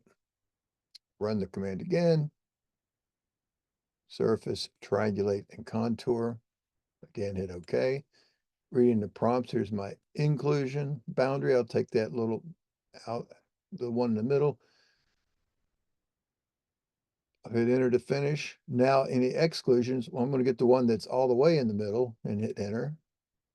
And now select what I want to triangulate. I'll get it all. And again, exit my problem. And so now if I were to save that as a surface file, that's what that surface would look like. It would be defined all along where those triangles are formed, but there would be nothing formed in the middle and nothing formed out here on these outside edges. Okay, so that's what these inclusion and exclusion boundary polylines do for us. Okay, they trim off those excess long, skinny triangles in these areas that we don't know anything about. And they also can cut out things that we might not know anything about on the inside. Now, to help you think about that a little bit, what are some examples of some things that you might want to include as exclusion polylines? Buildings, sheds. Exactly. Buildings, ponds. If you don't know the bottom of the pond, you know that it's going to be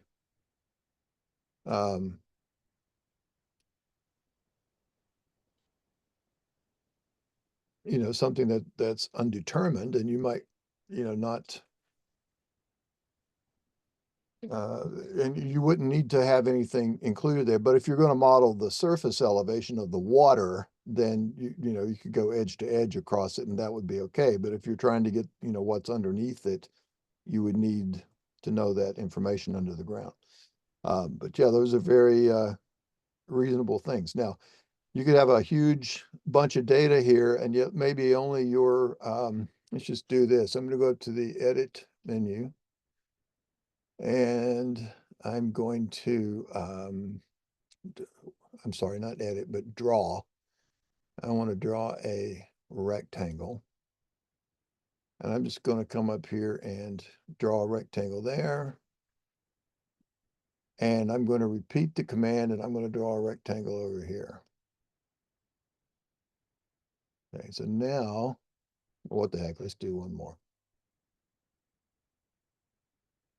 So now I'm going to go back to surface, triangulate and contour. Now this time I'm going to uncheck to draw the lines. And I'm going to check on to write the file. And I'm going to choose select, and I'm going to call that the same one I had before, T3EG. And let's go to contour tab and we'll draw the contours again just to give us something fun to play with. We'll say okay. And now it says select the inclusion perimeter poly lines. Notice it's plural. So I'm going to select 1, 2, 3. Finish my selection. Any exclusions, I don't have any, so I'll just hit enter. And then I'll finally select everything to model. I'll get it all. And my little arrow is going to come up and I'm going to say exit. And now, if you see within these, if I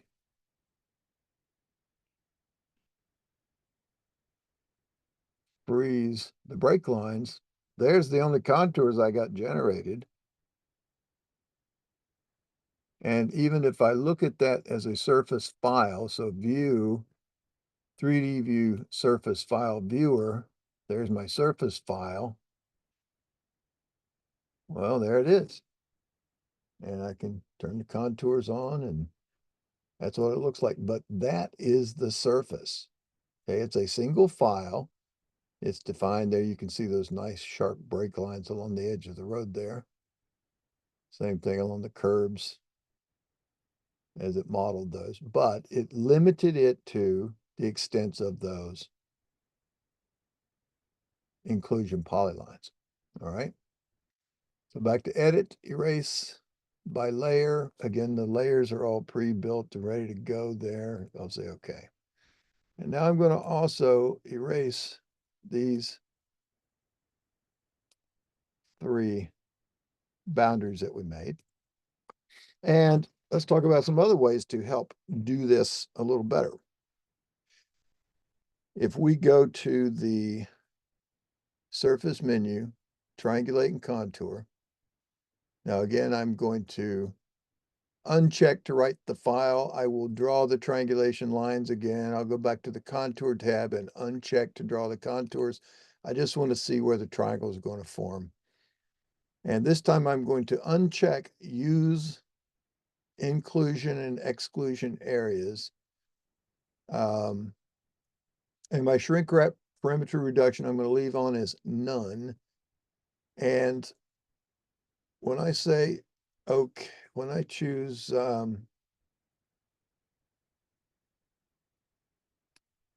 okay. And now the prompt says select entities, but it's only asking me to select the points and break lines to triangulate. So I'll type all again. And you're going to see those triangles. After I exit the errors, you're going to see those same triangles out there on the outside edges. Okay. Now they happen to be of a particular distance, which would be, let's see, something like these long skinny ones are, 450 feet or so in there. So we know about what size this ground is. So if we erase by layer again,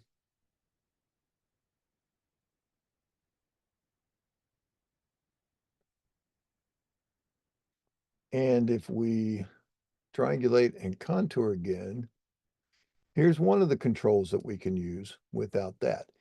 We have right in here a maximum edge length. So these are the maximum length of an edge of a triangle that we're going to allow. Now, we had like 450 feet for these long ones. So let's say if we said 200 feet out here on the interior or on the exterior, and the interior, let's say we might keep that to say 1,000. Now think about what this is going to mean. The exterior triangles are the ones that are along the exterior of our data set. So if we cut that down to only allowing triangle edges that are 200 feet or greater to form on the exterior, that's going to get rid of some of those at least. But if we made the interior numbers too small, you would get rid of some of the triangles in here that you actually want to keep. Okay, so sort of keep the idea in mind of what it is you're telling it to do. So if I turn the exterior triangle edge length to 200 and say, okay, grab the data and then exit the error box. Well, first it'll tell me that it skipped 58 edges that exceeded that length. So I'll say, okay, I'll exit the error box. And now I can see, well, got rid of those long ones over here, but there's still, some that are formed in here because they are a little bit longer. So if I take that length and see that it's 76. So let's say if I made it 50, so I'm going to erase by layer again, edit, erase by layer.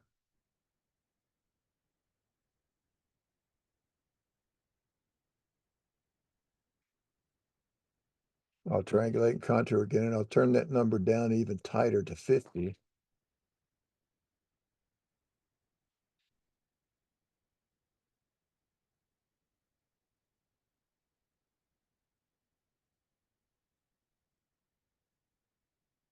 So now it's gotten rid of even more out there. But you notice in here, what you run the risk of doing is like right in here's a couple that were probably, legitimately should have been included. Okay. So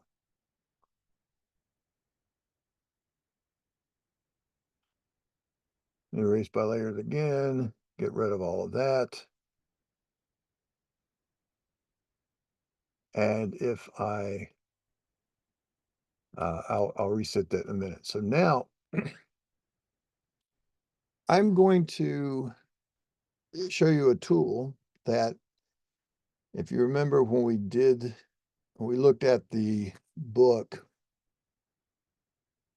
in the command reference, let's see here.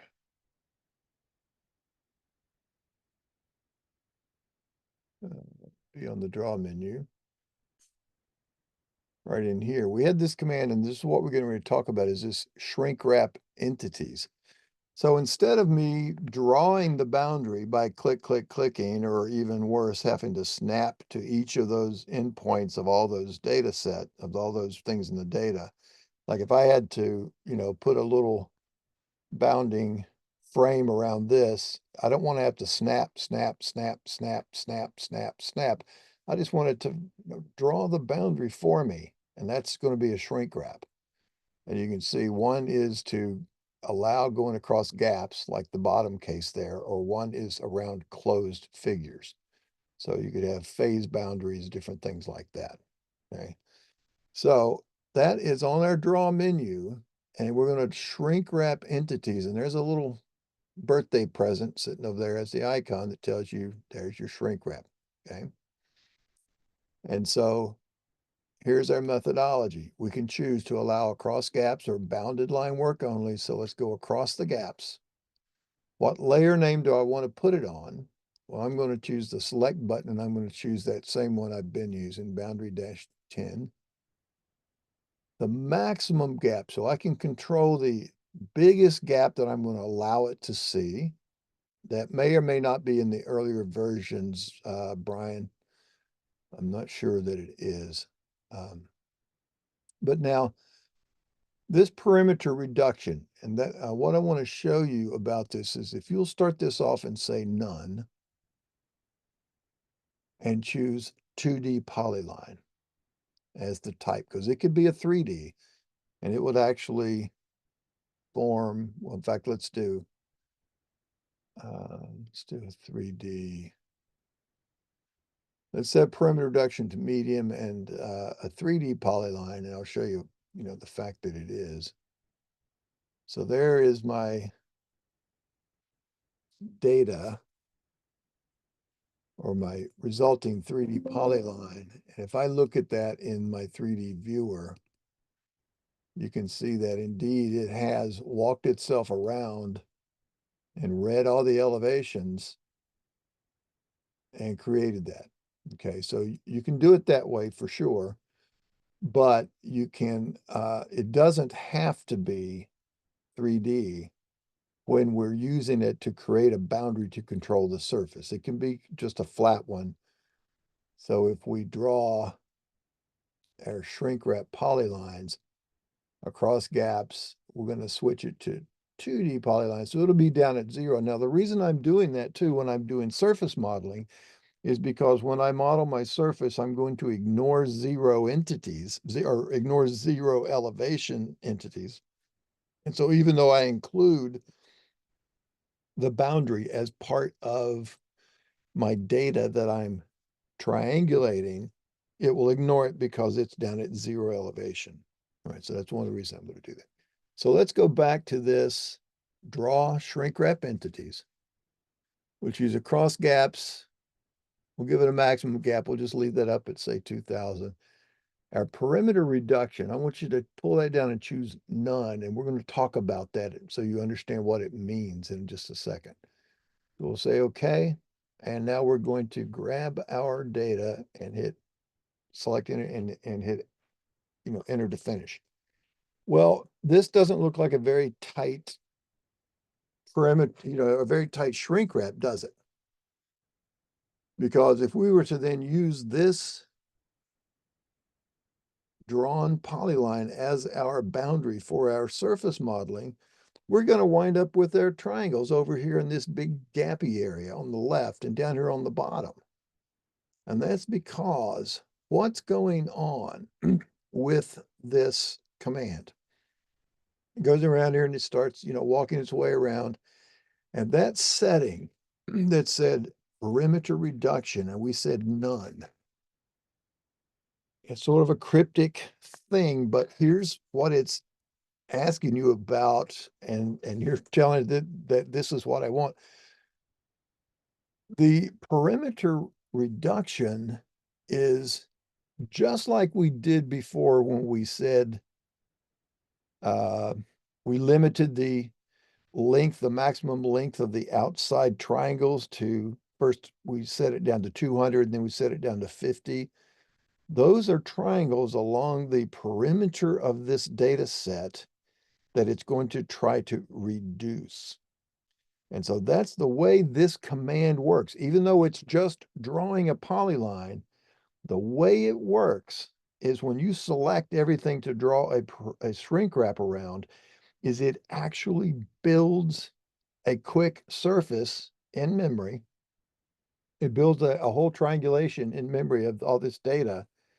And then it applies that setting that you said, how much to reduce the perimeter. When you say none, you get something like that.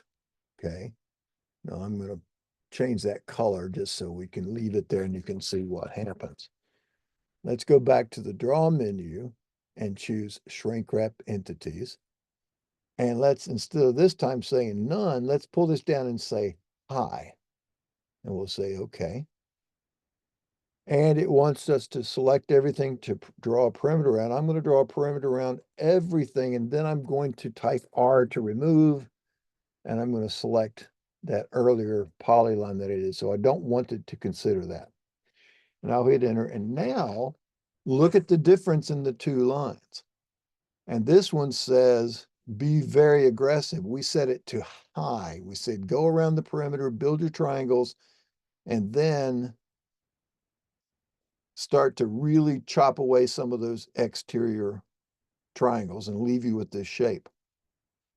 Now, that can be okay, but you can also see up in here, you've got areas like if you see these edges here, that's a curb of a driveway entrance, okay?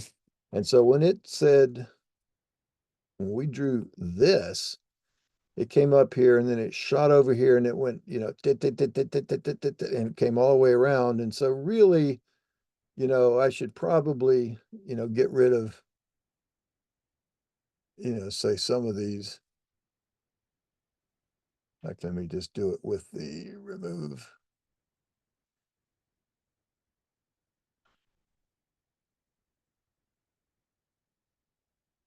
See, really, this would be,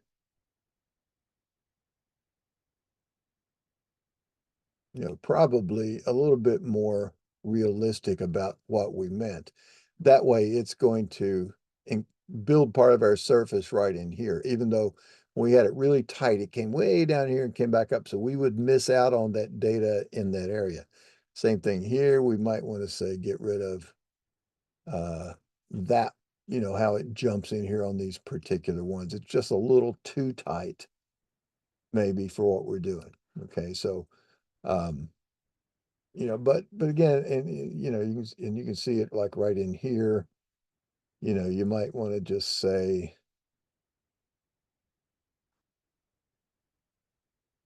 let's get rid of, say, some of these.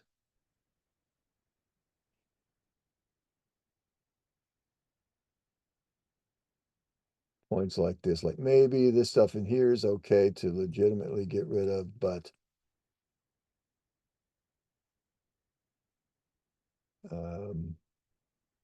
yeah, maybe that one there too. Okay. So, but I wouldn't really, because all of this stuff out here is still sort of guesswork. All right. So you can see that when you set it really, really high, it's going to be really sort of choppy. And it may or may not be all that valid. Now, everything to keep in mind here is whenever you do this, you're not going to necessarily be working right out here on the edges of your model, right? Your work's going to be on the inside. So it really doesn't matter a whole lot out there. But you still also don't want to draw your contours out there. So you want to have that sort of a nice smooth limit on things. Let me get rid of this guy now. So then if we did one more, draw shrink wrap entities, and we change that from high, put it to low or medium, tends to give us the better, a little less choppy. Okay, but you still see how it comes up here and it hugs the data. It hugs the data over here. Now, one thing you might want to do is for this area, maybe turn this part into, an arc and sort of trim it back even, something like that, and make a couple of little edits. You could do all that, or you can not worry about it. Okay. Then when you go to build the surface, triangulate and contour, remember, you would choose that as your inclusion perimeter polyline, no exclusions if you didn't have any, et cetera, et cetera. All right, now, that being said, let's suppose you don't want to go to the trouble, you don't want to take the trouble to draw that shrink wrap polyline. Well, for the last several versions of the software, they've had it built into the triangulate and contour command as an option to do it for you automatically. And if you go to the surface menu and choose triangulate and contour, and the first thing I'm going to do is put these guys back up to these triangle lengths. I'm going to just set them to 2000. But now, even if I've got a boundary drawn, I'll turn this on to use it, and then I'll tell it, when I go to pick my data. But if I uncheck that, it's going to do this for me. You can see right there underneath it where it says shrink wrap perimeter reduction. Those were my options, remember, none, low, medium, or high. And remember, that's the perimeter reduction of those temporary triangles so that it knows, which ones to throw away and then draw the resulting boundary around all of those edges. So if I say none, it's going to put triangles out there in those open gaps. But if I say high, or let's go with low, that was a little, we've seen the effect high, it just gives it a little more choppiness. And now if I choose one of those other than none, if I choose the setup button, you can choose whether or not you want to draw it, whether it's 2D or 3D, and what layer to put it on. Now, you don't need to do all that. You can just let it create it and throw it away when it's done. But just to show you, I'm going to turn these on. and we'll see what it's going to do. I'm going to now choose OK. It says select the points and break lines to triangulate. Well, that's just everything. I haven't drawn anything yet.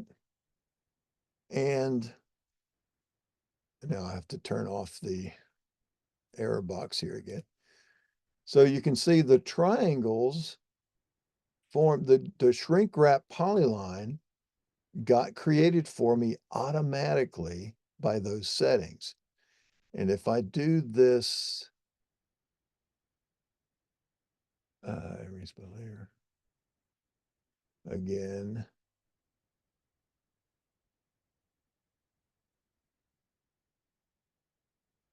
And if I do this the way a typical production workflow would be, is I would go to surface, triangulate and contour. Now, again, I like to see my shrink wraps. That's why on my setup, I say to draw them.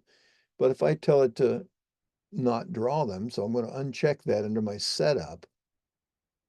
And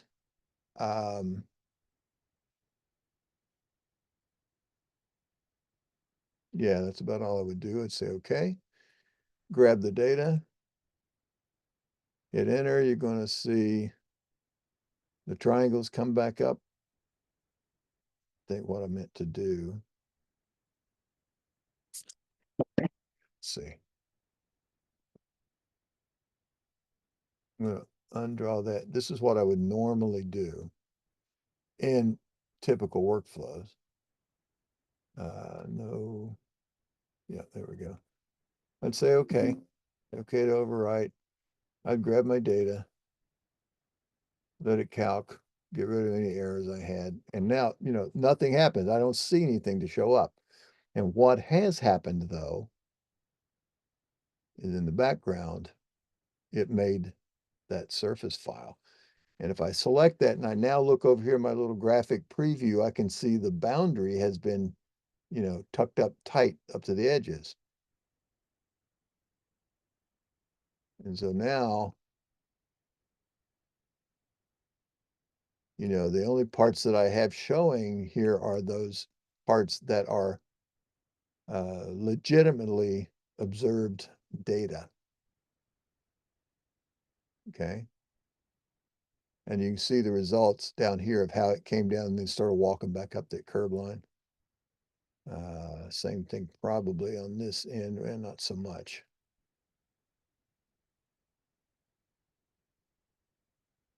Okay. Any questions or issues or anything like that that you may have any concerns with? Here's one thing to talk about too. If you're preparing your data to be able to come back and generate these existing conditions, and you've got, this is really, typically this would be maybe a vertical wall, okay? But you can't have a vertical edge in triangulated data. And it's based on the algorithms of what's going on. And the reason for that is, like right in here, they've got a bottom of the wall, and then they've got the top of the wall right there that sort of, it has to sit back away from it. It can't be vertically over top of it. And the reason for that is when it builds those triangles, if it were to create a triangle that's exactly vertical, when it does other types of things like computing volumes between surfaces, the way it does that is it goes to each triangle in, let's say, the top surface, the surface over top, the finished grade, let's say. It goes to every single triangle, finds the centroid of that triangle, and then it drops a line vertically until it hits the surface underneath it, let's say the existing grade. And wherever it hits along that triangle of that surface, it puts a little point down, and then it divides that triangle into 3 little subtriangles, all based on where it hit from that line coming down. And then it jumps to those little subtriangles and shoots a line vertically up, and it hits another point on the top. And it does all that very quickly, of course, and it makes all these little long, skinny tubes, and then adds up the areas of those little tubes, and it, accumulates it across the entire site to come up with the volume between the surfaces. So, excuse me, what happens then is if any of those triangles are exactly vertical, when it goes up and tries to find out where it hits the triangle with those vertical lines, a vertical line cannot intercept a vertical triangle and come up with a single point of where it hits. Because when it hits that triangle, it hits it at every point along the direction of that vertical line. And it becomes undefined. So it becomes a divide by zero vertical error.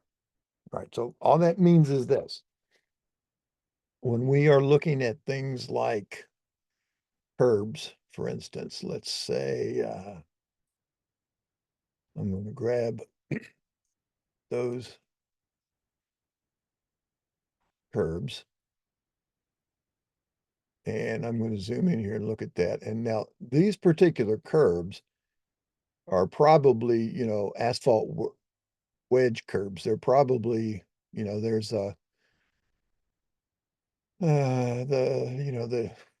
face of the curb down on the ground, and then there's the top of the curb back here, and it just lays back at it, and it's like a 45-degree curb, and that's fine. But if we were to look at, say, these retaining walls here,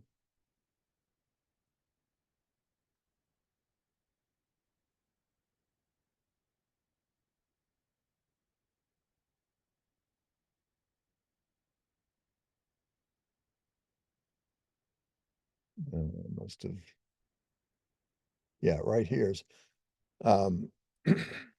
this edge right here is the bottom of that wall, and this edge up here is the top of the wall. And it's hard to show you because of the perspective, but it has to be sitting back a little bit away from vertical so that it's not a vertical face. Let's look at that another way. If I look at this area up here, and that's the wall right in there, I'm going to go to the surface menu, and I'm going to come down here at the bottom section where all the profile commands are. And I'm going to choose quick profile. And I'm going to say my source will be screen entities. And I'll say, okay. And I'm going to just click a line across like that. And then hit enter. I'm going to get this little split view.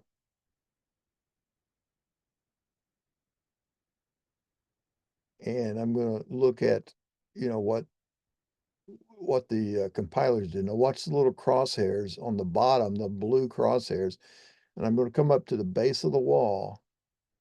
And then when I get to the top of the wall, you notice it's not vertical. It comes up at a slight angle. And then it hits the top of the wall, and then it comes back over to the next bit, okay?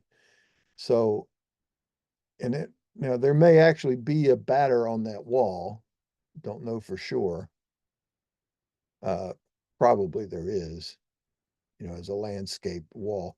And you can also see over here where we've crossed the curbs, you can see those triangular wedge curbs, okay? But let's say that we are, I'm going to hit exit to get out of that. Let's say that we are trying to, instead of that being a triangular curb or, a wedge curb, let's say maybe it's a square face curb that if we were to look at it in cross section, it would look something like this. We got the base level here, and it comes up to a, basically I've got a face of curb, top of curb, back of curb, okay? And a lot of surveyors will do this, or a lot of map makers will do this kind of thing, is they'll draw in the face of the curb, and then they'll draw in the back of the curb because they know that the top of the curb is really right over top of the face of the curb, but they don't bother to show it because there's no point in drawing two lines, one on top of the other. But if we need to see it, if we want to model that correctly, and we need to make some way of doing that, so that we're modeling it correctly. And here's what we're going to do. To do that is we're going to, as we saw before, we have this face of curb and we have this back of curb, but we want to create a top of curb that is basically right directly over top of the face of curb, but it can't be exactly vertical. Remember our last discussion about those triangles. So we need to bring it straight up vertically and then lean it back ever so slightly away from the vertical position. Okay, so we're gonna do an offset, but we can't do the offset with standard CAD offset. It has to be a 3D offset. So let's see what that would look like then when we do this. So if we go to our edit menu and choose, let me see here, 3D polyline utilities, we're going to offset a 3D polyline. These are all 3D polylines anyway, so we're going to create artificially the top of the curb. So we're going to offset a 3D polyline, and we have different methodologies here. We're going to choose by interval. So it's going to ask us how much vertically and how much horizontally. So we'll say by that, by interval, and we'll say, okay. And it says, all right, what's the horizontal offset amount? That's what it's prompting me for. And I just need a wee little bit. So I'm going to say like 0.1, just a tenth of a foot. Okay. And then it wants to know a vertical offset amount. So how much do I want to go vertically? I'm going to say 0.5. I'm going to make it a 6-inch curb. 0.5. It says, all right, now select the line you want to do that to. So I'm going to select this face of the curb. And now it says select which side to offset. So I'm going to go back toward the back of the curb and put that one there. Select a line to offset. So up here would be, say, another one. Maybe. I think that's the right one. And then here's another one. I'm going to select this one. I'm going to go toward the back of the curb. All right, so you saw that happen up here as well. All right, now notice I'm going to hit enter to finish. Now I'm going to go back to my, select these new lines that I just drew.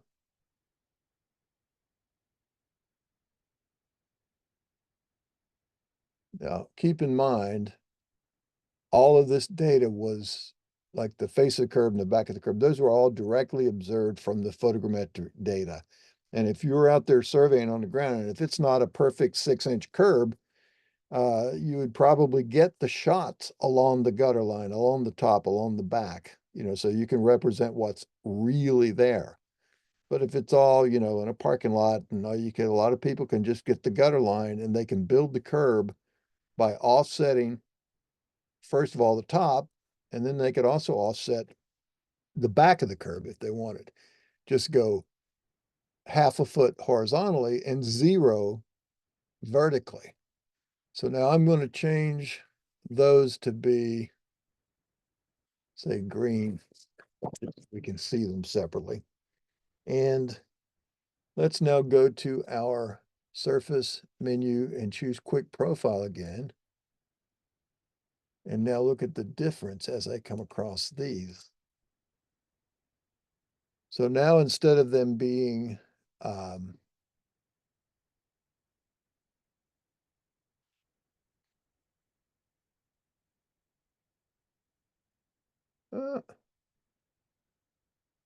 to do the right little zoom here. So now instead of them being, those 45-degree wedge curbs. As I approach it here, look at my profile window at the bottom, I'm get to the top. Now you see right in there, I would normally be on a 45-degree, but it goes all the way out to the top and then drops nearly vertical. Then of course it crosses up here and then plops back up.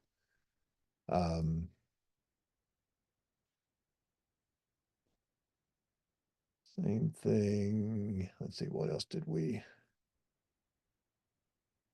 grad? We had some out here on the back side too. So right in there is it drops off to the bottom. Okay. So the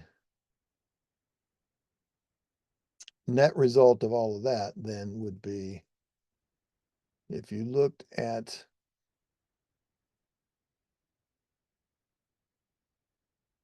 that one surface, I'm going to triangulate and contour, and I'm going to say, put it in a different file this time. I'll choose that, and I'll just call this EG2.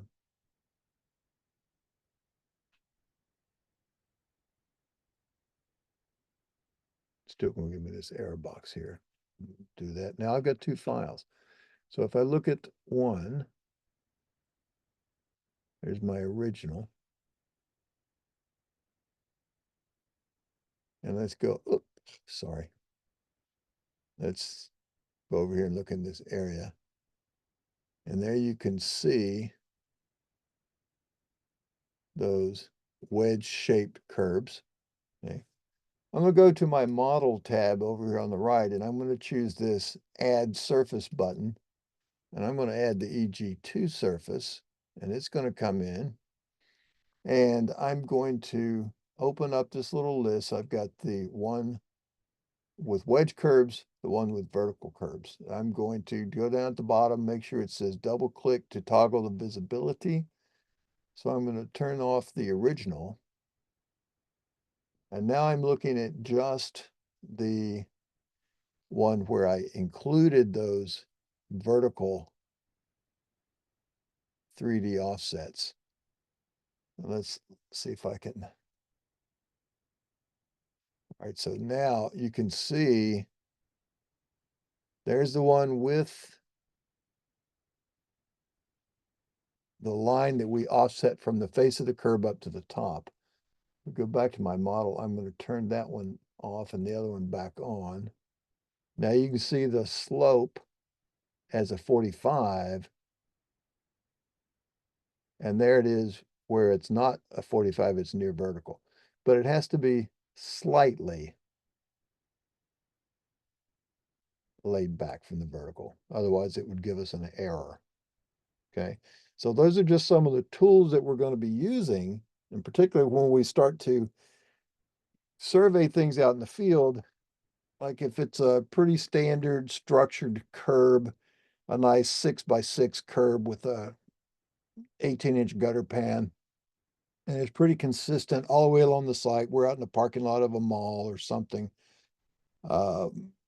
And really, what we're interested in, we've got, some critical elevations might be along the face of those curbs for drainage purposes, but we just, wouldn't necessarily have to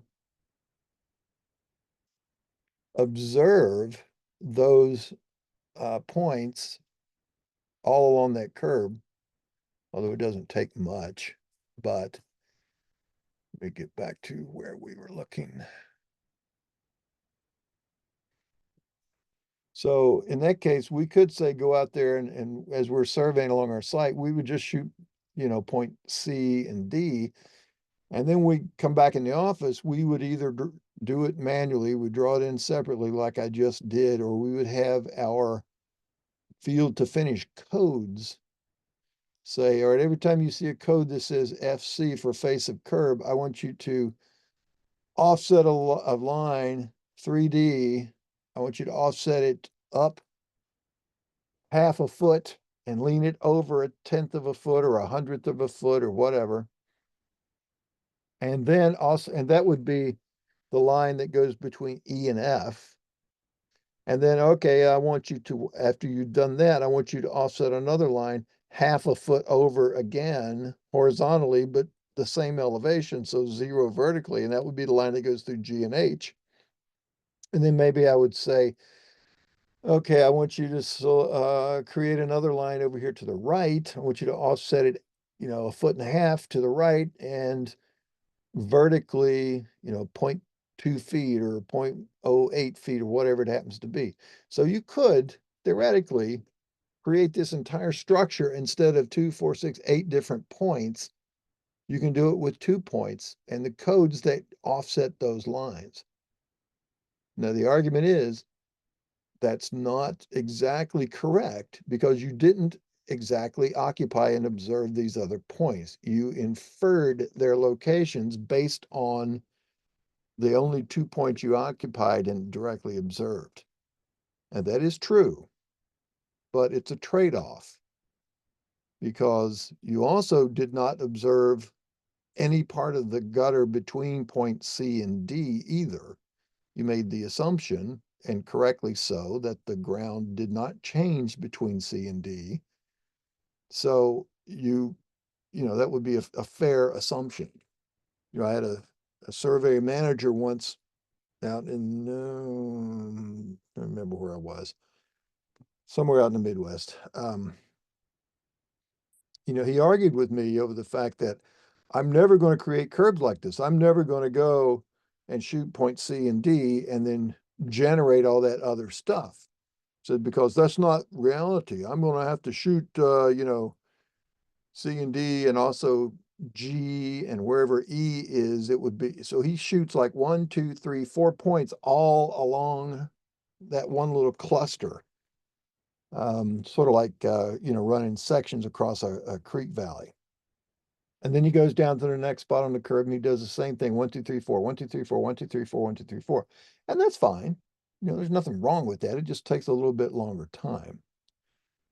Okay, so, and sometimes you could do things like this if you've actually neglected to get something in the field and you notice it back in the office, then you can use those tools to sort of create, placeholders for those as long as it's close enough. So that's what you have to look at to see if it's close enough to give you the reality of what you're after, or do you spend enough additional time to actually capture that reality? All right. So everybody understand that sort of concept? And were Yes. there, so and are there any questions now? Mark, was it you that had not done any triangulation yet? That you said you wanted to go over the building a surface? Yeah, this is in Carlson. I never did it in Carlson, but I did it Yeah. in Micro Survey, and Okay, I so did all. the process, yeah. So Yeah. those are some of the tools that you're going to use, and one of which that I would tell everybody to make sure that you are aware of when you are running that command is, whether or not you're writing the file, of course, but it's right here, this ignore zero elevations, this switch right in there. Make sure that's on or off, depending on, where you are. Because if you're down around the coast, if you're down in South Carolina and you're doing stuff out along right on sea level, you could theoretically get a point with zero elevation. So you just have to be aware and turn it on and off. Most of us can safely leave that on, and therefore anything drawn at zero, we can leave it showing in the drawing. We don't have to isolate it, and we can, it just throws it away. It ignores it. Okay. So that's one. And there's another place besides here where you can set that. If I'm going to go cancel there, I'm going to go to settings, Carlson configure. And in my general settings right here, first button on the left, in my left-hand column of items is that checkbox right there, ignore zero elevations. That means ignore zero elevations for the purposes of building 10 models. It doesn't mean, get rid of any data, nothing like that. Okay. So that's there and that's doable. If you guys aren't familiar with some of these settings, I would encourage you to go ahead and pay some attention to it Um, and, you know, try to figure out, understand what these things do. Like in particular, over here on the right-hand side, these object linkings, like linking line work with points, linking labels with line work with center lines, things like that. Okay, so if you're not familiar with those, and again, remember, it's whatever this is set to at the time the item is created is how it behaves. Okay, but Yeah, like normally what I would do is like process the job with like say for example you shot the buildings which is line work Mhm. and maybe fence lines, so I would turn all those shots into, zero elevations before I go ahead and process for surface building. That's what I did in the past. And then, Yeah, just select yeah, all that I need. Yeah. yeah, I mean, unless you need those, like it's the case, like my surveyor guy that I used to do some work with, you know, I want the elevations along that building wall so that I can help define my ground along the building wall. But when I draw the building, I'm going to also just simply draw it as a 2D polyline down at 0.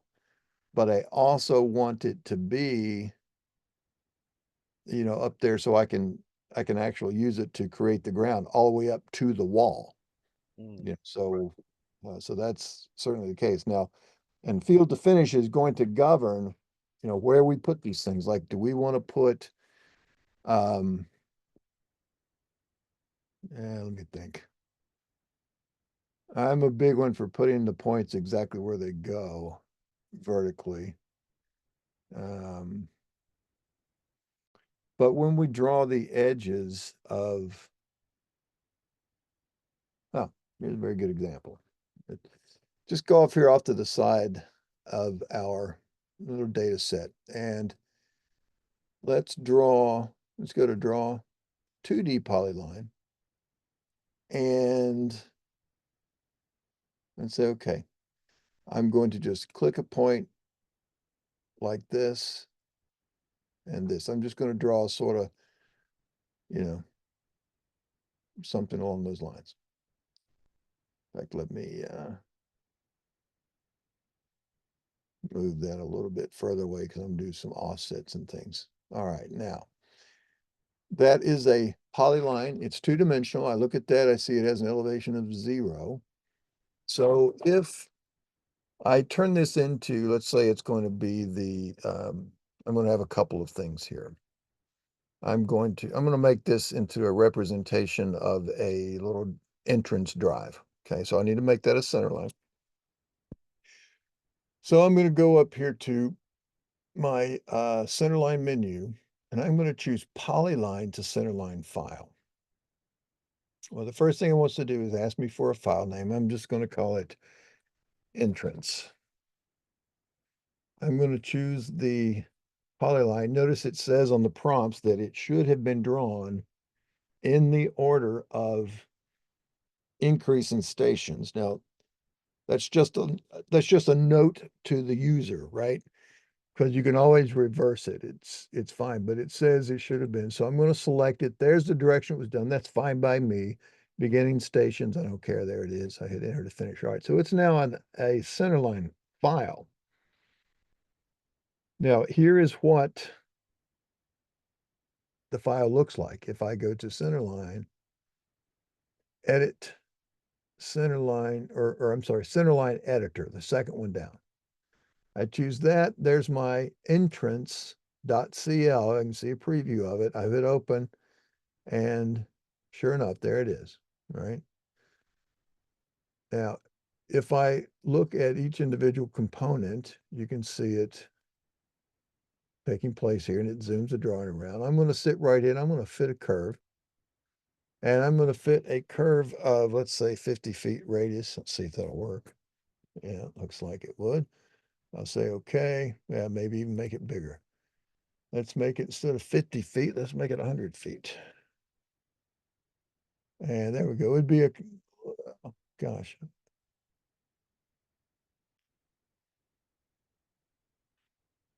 $200. All right, that's a nice big curve. I'll come down and I'll say save and exit. Now, this is part of that linking. As soon as I exited that file, it wrote the alignment, it redrew the alignment out in the drawing, out here in the drawing file. Now, likewise, if I do something like this, I'm going to do a little fillet of the radius of, say, 150. I'm going to select this and this. Okay, so now I've got a 150-foot curve here, 200-foot curve here. All I did was just a CAD operation on this. There is my polyline. I see it over here in my properties, nothing special. But if I double click that, it brings it into the alignment, the centerline editor, and now you see that curve with a 150-foot radius on it that I did with my CAD edit. Okay, so that was the linking right here, linking line work with center lines. And it's a two-way link. If I make a change graphically, it changes the file. If I make the change in the file by numbers and save and exit, it redraws this line. Now, here's where you will want to consider this ignore zero elevations and why you need to have elevation consideration and use 2D versus 3D information. This line is the center of this particular area. It's going to be some ground here. And I may want to represent that by a particular line style. Let's go to my layers. I'm going to make a layer called C-road-CL or center line. I'll make it white. I'm going to choose a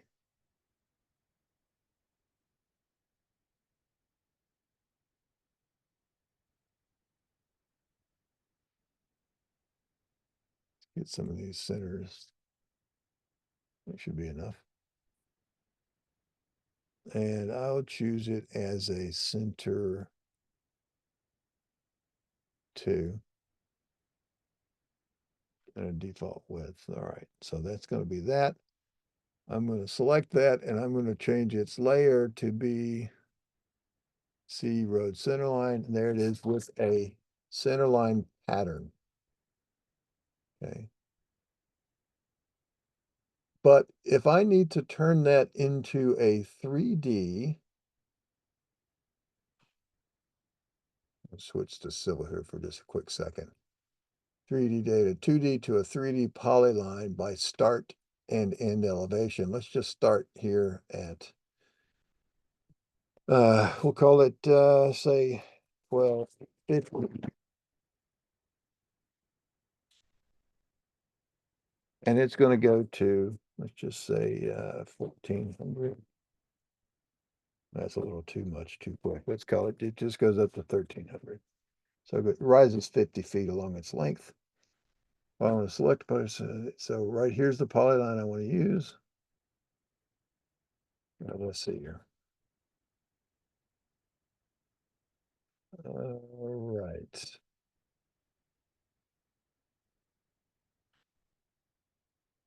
So that elevation there is 1250. It starts into the curve and it's 1260.62.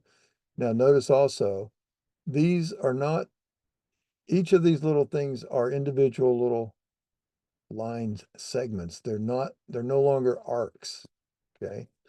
So I can't, now it looks like, at least in Telecad, I'm not sure about you, Brian, you might check yours on the AutoCAD version. Notice it did screw up the pattern scaling at least, but in AutoCAD, in pure AutoCAD, I don't know that they can display that patterned line if it goes to 3D. I think it would look continuous without the pattern. So I would need to keep that copy down at 0 with no elevation. So in other words, I'm gonna put this back to here. So to be able to keep that line style, and this might be an IntelliCAD thing that keeps part of it anyway, but there might be a change in AutoCAD, I'm not sure. But normally what I want to do is I want to make a 2D version of this so that I can do things like if I were to say any of the annotation, the stationing, that sort of stuff, or even if I just pure CAD, let's say I did a dimension and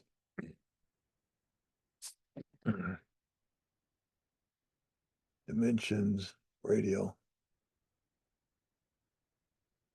and I want to choose this. All right, so that curve has a specific radius, as does that, right? So 150 feet, 200 feet, because it is an arc from that point over to this point. Once it becomes 3D, that then is no longer an arc. So if I were to say, I start and end elevation, 1200 or 1250,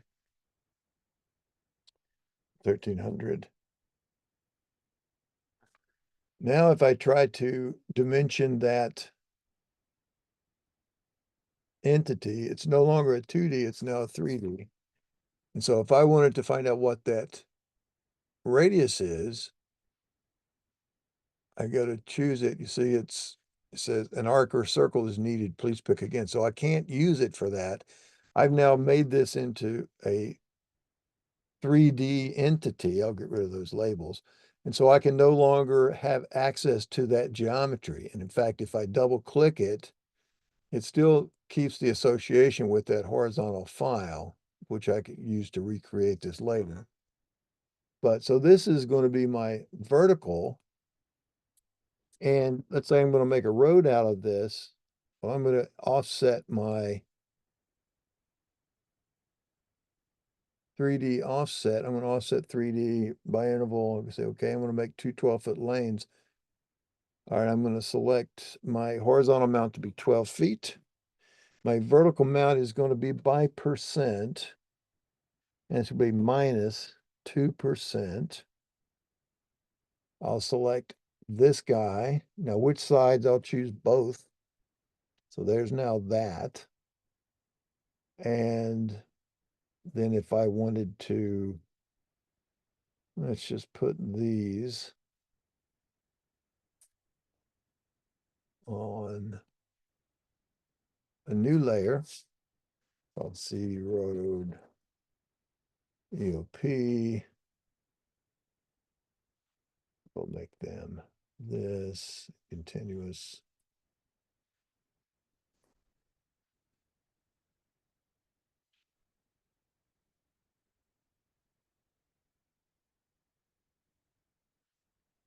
And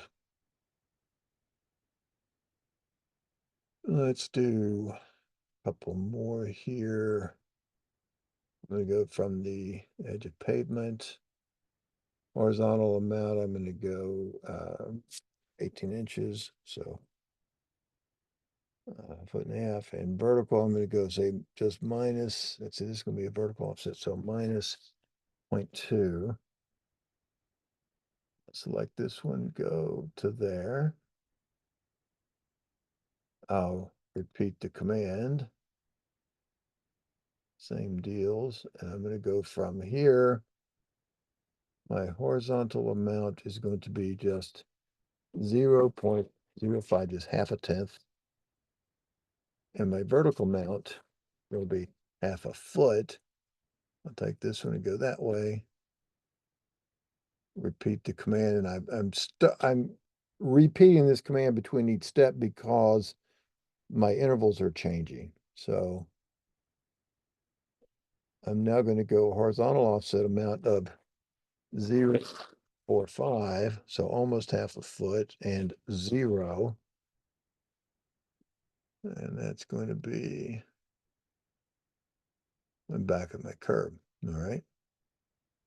So now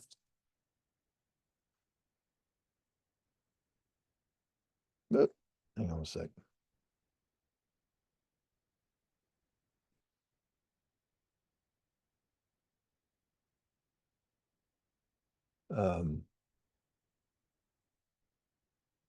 Let's put it in the viewer. It's easier. I was trying to do it here.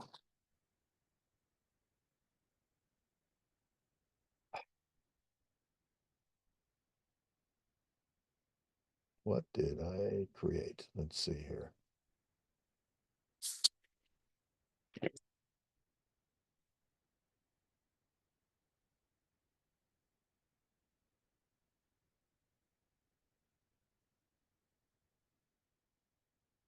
Something's goofed.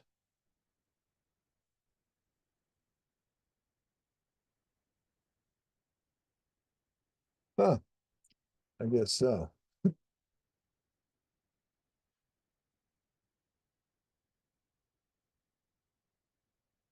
It's 1,300. That's fine.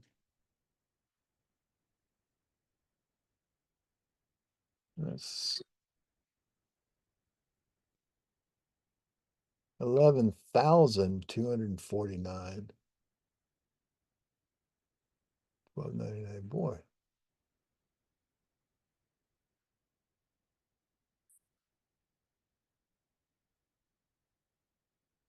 Well, it sure didn't work right.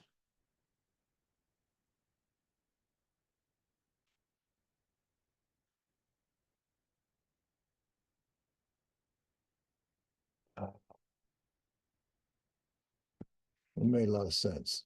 All right. I typed an extra digit in my starting elevation. So I'm going to go back to my center lines and I'm just going to draw the center line file. And this is why I like to use those files. So there's my center line again by C Road center line.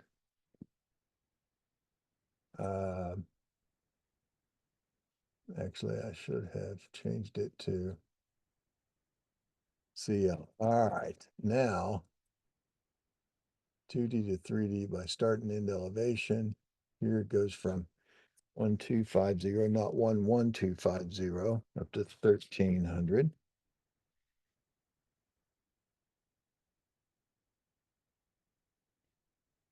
And then back to these offsets.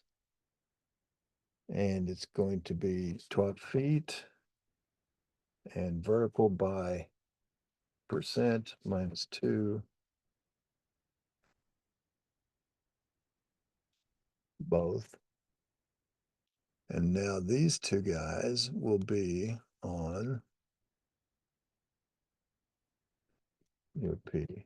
And we'll continue to do these. We're going to go 0.5 minus 0.2.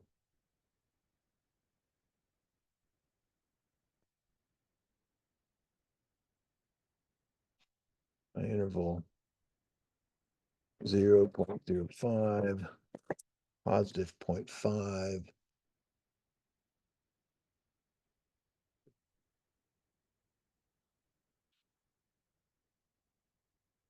And that's going to be 4.5.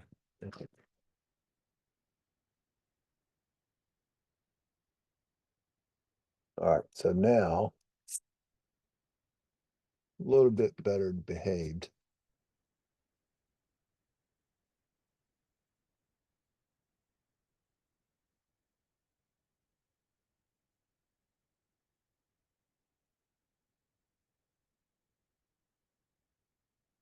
You see why I always like to look at these things and verify what we've got done. So there I've taken a center line, I've given it elevation, I've offset the edges of pavement, I've dropped it down to a face of a curb, then to a top of the curb and the back of the curb on one side.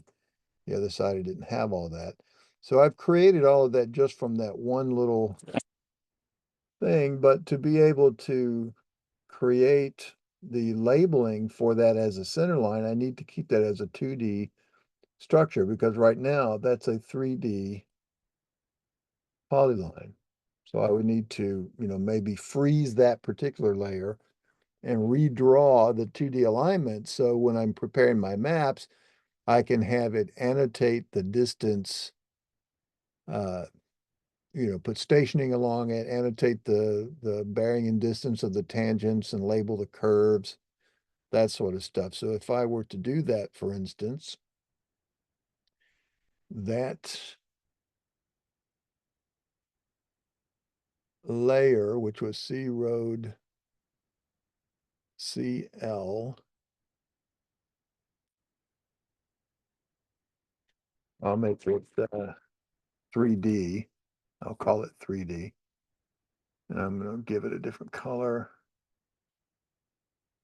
So that was that. And if I draw, let's go back to my layer definitions, my center line, it'll be white. Let's give it a center.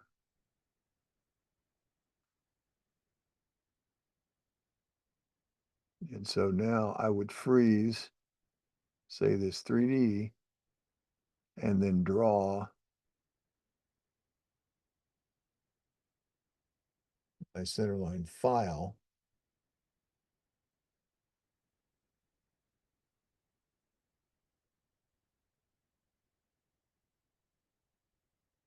So there it is with stationing, curve data, and then I could annotate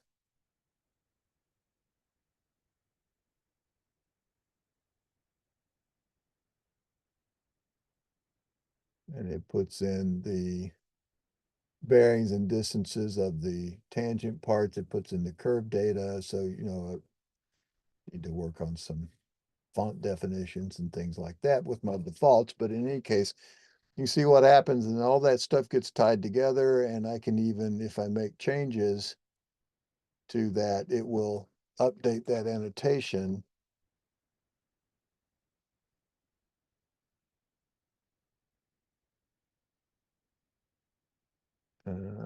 See or save and exit. Well, it brought the stationing along. It didn't update that for whatever reason. But in any case,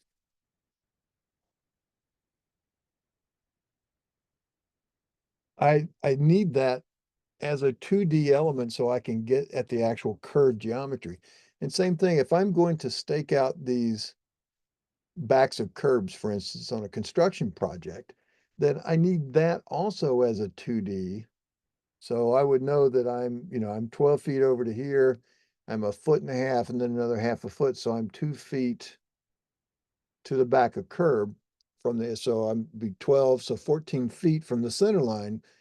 I would need to offset this 2D line, and then I can find out what those radius values are, and I can use that to go out and stake out in the field.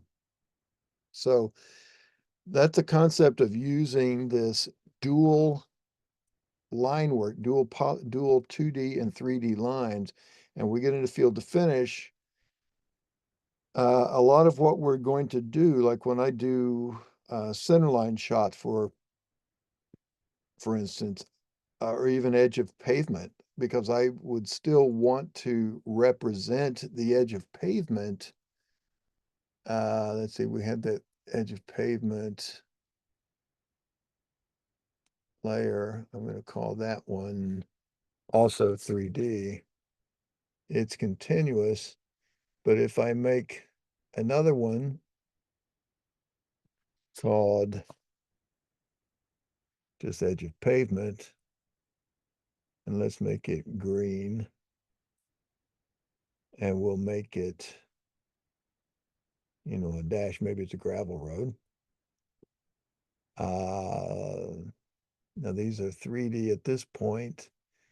So I'm going to offset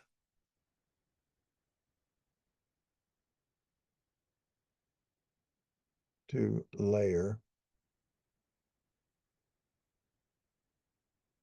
I see road, edge of pavement, offset both sides,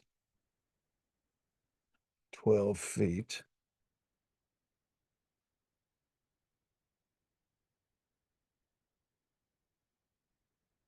Where's it put?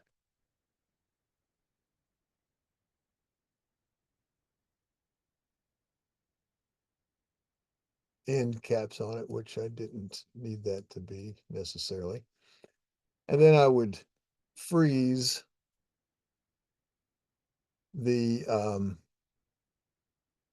3D lines that are above and under it, or just freeze those off. And then that way my edge of pavement, if I set up my type generation. So that way I can get my patterning, I can get my labeling, and I can find out what this is in terms of its true geometry. So that should have a radius value of, instead of 200, that would be 214, for instance. Radial. Or 200, I'm sorry, 212, but 14 was the back of curve. Yeah, the 212, it's a 12-foot lane. So, that's why, and then if I thaw everything and I see these entities, when I look at it in plan view, they just look over top of each other. But if I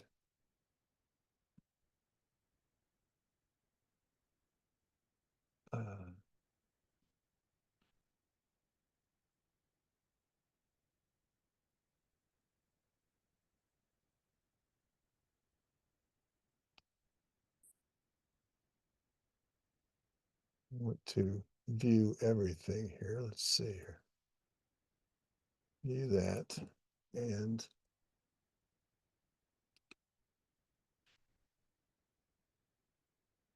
I suppose, yeah, it's a little weight, it's too much. That was, all right, it's too big to show. So you can see that it's got, 2D information down here with true circular geometry. But up here is where I'm going to do all the work to model this stuff when I cut cross sections, when I figure out how my water is going to flow, if I'm going to model the terrain. Okay, so that's why I'm going to need those both. And that's a concept of that duality, or the line work duality, that we're going to see when we look at our field to finish as part of our codes. Let's say the edge of pavement. So you can either have it draw just a 3D polyline, or you could say a 3D and a 2D polyline. And when you do that, then you have a chance up here to make, this main layer, and then your dual 3D polyline, you can put it on a different layer. So the main layer maybe would be C road EOP, and the dual 3D, I might say C road EOP 3D. Okay, now there's another, I put 2 dashes in there. All right, so you get the idea. So that's sometimes, and then when we bring those points in from the field, we bring them in and they're just EP points, edge of pavement. The field to finish process does everything that I just did right there. It draws the line in 2D, but it also then creates the 3D line work directly above it at the elevation that the point holds, so that it creates something I can use to model with. But it also leaves me a 2D line work that I can use to annotate and document with. Okay, everybody follow that concept? Yes. All right. All right, so here we are coming up. Let's go ahead and take our mid-afternoon little break. So it's about 5 minutes till 4. We'll come back and we'll wrap up a couple of things to set the stage for tomorrow. And if you would, if you've got any particular questions out of, it's sort of, a lot of this stuff is like getting a drink out of a fire hose. So, if anything's stuck or if you didn't get a chance to ask a particular question about it, we're modeling some things here and we're sort of borrowing from the other class. But when we come back, we'll come back about 5 till. And when we come back, we'll go over some of those questions and maybe see what else we can do to wrap up. There won't be much time left for the rest of the day today. Okay? Sounds good. All right. So I'll see you guys at 5 till. Thanks, guys. Okay.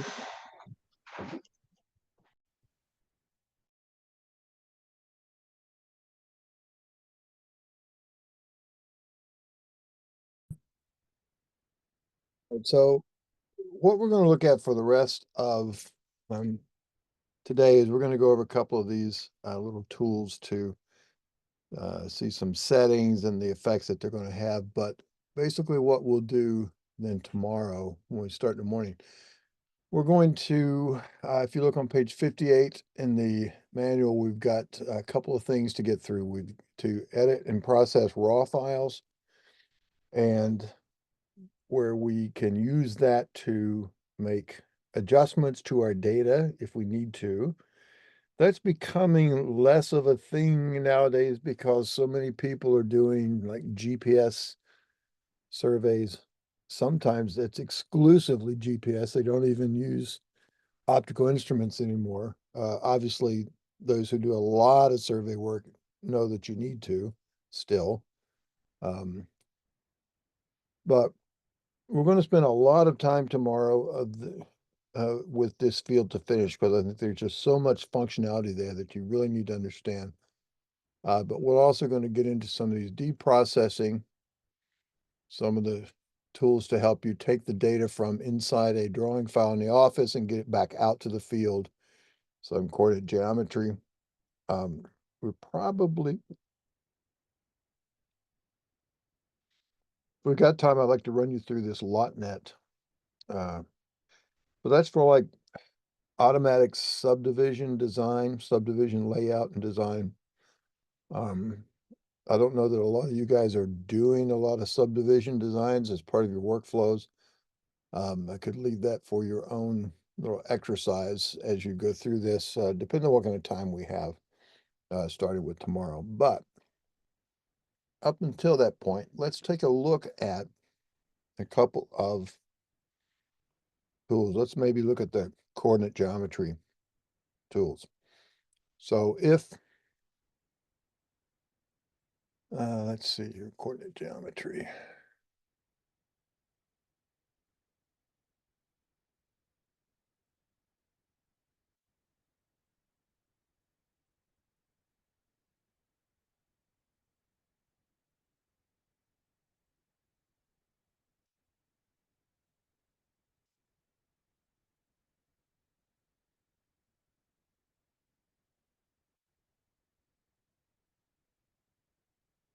All right, so we're going to start, we'll start a new drawing and we will set the coordinate file to an existing file called Pogo.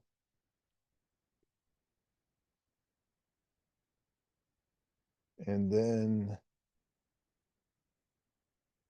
that's about it. So let's go to back to Carlson. We'll make a new drawing. And we'll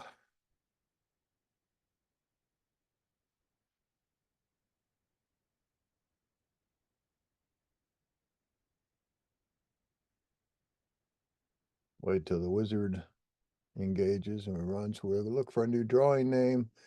I'm going to choose set. I'm going to choose my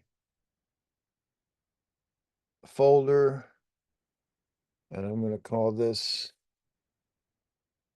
Kogo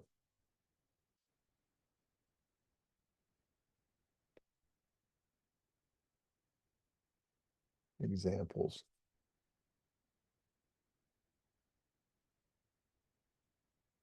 Now, I see it's offering that coordinate file to be Kogo examples, but I'm not going to use that one. I'm going to choose set, and I'm going to make sure I'm on existing, and I'm going to choose kogo.crd. I'll open that, choose next. And now I'm there ready to go. I'll go to my settings menu and choose drawing setup. And I think, all right, now I'm sitting at a 50 scale. Let's make that a 30 scale. We'll say, okay. We'll come down here to the bottom and set my annotation scale to 30. I'm going to set, I'll use annotation scale, and that should work. All right. So now I've got some points in a file because remember I did, as part of that startup, I set the coordinate file. And I look up here at the top stripe of my drawing, I see CRD is Kogo. My drawing file is called Kogo examples. So if I want to see what points I've got, I can list my points, all points. And if I look at that, I see I've got 4 points, okay? They're all called control points. So I'm going to draw those points. I'm going to go to points, draw locate points. I'm going to change the symbol. Instead of that circle, I'll use something that looks a little bit more like a control point. And I'm going to put these on V-node-CTRL for control. I'll draw all, and boom, there they are.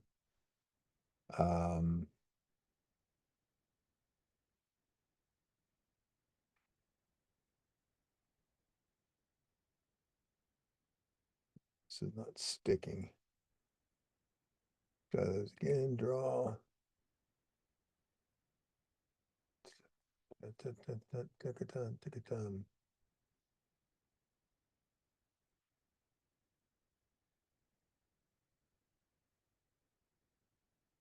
Okay. So point 1, 2, 3, and 4. What is my distance between now? Do you all use when you're looking at your data and your work, what do you use most often? Do you use like CAD tools to figure out distances between points, or do you use the inverse command pretty regularly? Yeah, the inverse. Inverse. Good, good. All right, so there's a couple of little shortcut kind of things to do that you can use. And it comes out of this Kogo processing. If you go to the settings menu and look at Carlson configure, and when this comes up, choose the survey settings. Now, one of the settings that you can do is to show the occupy and backsite points on the status bar. And that will, when you're running Kogo commands down here on the status bar where it says ready underneath my command prompt, it's supposed to say OC for the occupied point and BS for the backsite and FP for the foresight point or something like that. It actually won't know the foresight point yet, but it should show the occupied and the backsite point down here on the bottom. It doesn't often work right in the IntelliCAD version, so I just generally don't turn it on because here's something to always keep in mind. The way this works, when you're running coordinate geometry commands, of which inverse is one, the basic commands, if you look under the Kogo menu, you've got inverse, and you've got these obviously occupy and all that, but you basically you're going to either be traversing to create a new point, or you're going to choose a side shot to set a new point. Okay, so you'll need an occupied point. It will then ask you for a backside point, and then you're going to give commands And if it's side shot, it's just like you're out in the field, it's going to keep you sitting on that occupied point, looking at your backside point, and you just continually pumping out side shot points. If you say traverse, it's going to sit on the occupied point, look at the backside point, and then when you set a forward point, it's going to move you up to that point and then create your new backside point as the point that used to be your occupied point, okay? Just like you're working in the field. So the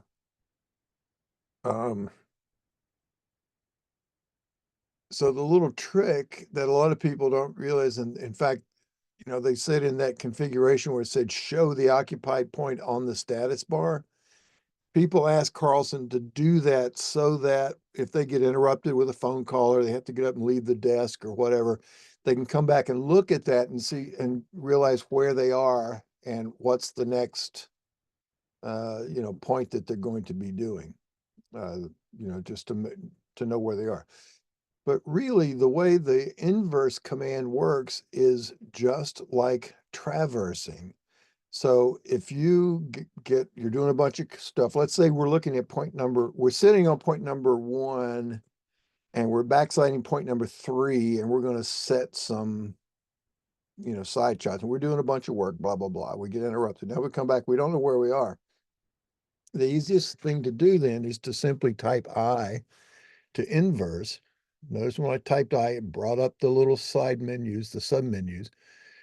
So pick a point or point number. So I'm going to I, and I'm giving the backside point first. So 3, enter, 1, enter. And so it reads me that information. Okay, so it tells me that it's bearing of 8929.03 east at 235.82 slope distance. They're all same as horizontal because there's no verticals on these. And there I am. Now I happen to be sitting on point 1, backsliding point 3. So if I say traverse, see what it did? It showed me that I'm sitting on 1, backsliding 3. And I'm going to use an angle bearing code. Right now it's set to angle right of 7, but I can type H for help. And it brings up this little line that tells me all of those different codes. There's the 4 quadrants, northeast, southeast, southwest, northwest. 5 means azimuth. 6 and 7 are turned angles, either left or right. 8 and 9 are deflection angles, either left or right. And then 10 is this might not be in the older versions, Brian. I'm not sure if it says that now. It didn't used to be. But they put it in there and it's called gone. And you guys know what a gone is? I do not. Okay. Nope. Go ahead. No, I don't. Oh, okay. So a gone is, and I'd never heard this term until I started working for Carlson, but you all probably are aware of another term for an angle called a gradient, we use degrees in the US. We have 60 seconds per minute, we have 60 minutes per degree, and we have 360 degrees per circle, which means we have 90 degrees per quadrant, okay? In some European countries, primarily, which is where they use this, they use what are called gradients, where you have, it's not hexadecimal based, it's not 60 based, but it's decimal based. So they use 100 grads or gradients per quadrant. Per 90 degrees has 100 grads. And if you remember on the calculators back in the days when we used calculators, we had that little button called DRG, which stood for degrees, radians, and grads. Well, that was a converter button between the different angle modes. And a grad has 100 grads in a 90-degree quadrant instead of 90 degrees, but it allows you to express angular values using decimal notation instead of degrees, minutes, seconds. for instance. Okay, so you did all that stuff internally without. Never known anybody that really used it, but for whatever reason, Carlson stuck on using it, and they got that word "gons" from some country in Europe calls their grads "gons." I don't know where this came from. I don't know why it's such a big priority, other than if you knew Bruce Carlson, he's a little bit eccentric. And he sometimes visits these foreign countries and he finds something, he gets all excited about it, and he comes back and makes everybody put in his software. Anyway, that's what it is. I wouldn't worry about it unless you're actually having to do stuff with grads. It's just another name for gons. Okay. So Yeah, I always wanted that thing. I mean, I don't know, is it out of Europe or something? yeah, Because I bought a Leica once a few maybe in 2010 and it came in Gons. Like then I had to figure out the whole conversion thing, you know. yeah. Well, I think it came about um back in the days when there was a big hard push to go metric. And I think that's, they want to put everything in basis of tens. But as it turns out, angular values as well as time values are better suited to remaining in these, in the values that we have, like in angular values, 60 seconds per minute, 60 minutes per degree, and then 360 degrees per circle. Whereas in time, it's 60 seconds per minute, 60 minutes per hour, and then 12 hours per trip around a clock face, or 24 hours per day. So there's reasons behind all that that actually work out better even in the metric system. And I think this was sort of a misguided attempt to get people thinking in terms of tens and hundreds. That's what GONS is really geared for. All right, so in any case, here we are. I'd forgotten where I was. I needed to know, I need to set up my setup. So I just do a quick inverse, and I don't even bother to look at the numbers, but I inverse between the 2 points of backsight point to foresight point, and that creates my setup. So now I'm traversing, now going from 1 looking at 3, because that was my original inverse. And I'm going to go an angle code of 7, which is my angle right. That's my more prevalent one that I'm going to use. So I'm going to say 7, and I'm going to go 90 degrees. And I'm going to go, say, 100 feet. Okay. Vertical angle type, I'll say 0.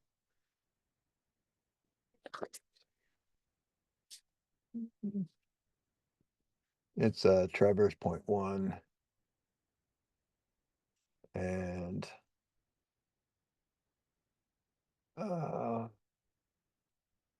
point 1 is already used. I must have missed the numbering. All right, so I'm going to call it 101.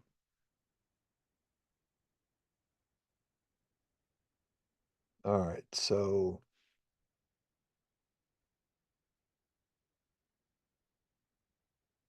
I need to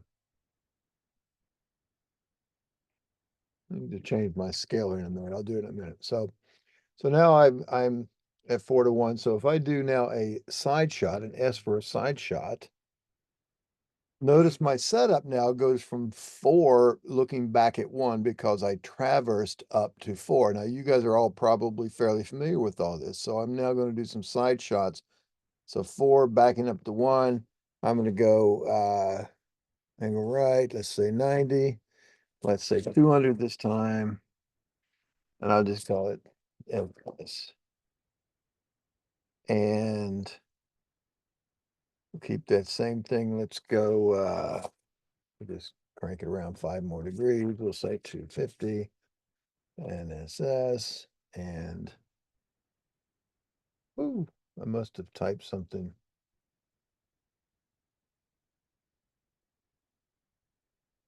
Yeah, 2250. I keep double typing I think my keyboard is actually starting to repeat characters. So 7 angle right of 90. Let's go 100 this time. Probably 250. All right, so we keep bumping up these little side shot stuff. And then I get interrupted. All right, so I'm done. I'm working along some stuff, and I say, what's that going on? Well, now I say, well, I should have been at 4 backsliding 1 is what I started to do. I want to pick up where I left off. If I don't remember where I am and I can't tell what I'm doing without that thing on the status bar, I'm just going to I1 enter 4 enter, and it puts me right in that setup. It runs me through point 1 or from point 1 into point 4. And now if I do side shots, oops. Let me select the entities. Did I miss? Oh, it's 2 S's. Yeah, when I need to use 2. All right, so now in my side shots, again, there's my 4 looking at 1. And let's go 7, and we're going to go 270. Yep. 150. And 280. We'll keep it 150 again. So you get the idea. Okay, so I being the inverse, that's going to, the inverse command is a real quick, short and dirty way of setting the occupy point, which you can do if you'd like to do it that way, but inverse very quickly runs you through it all. Now, notice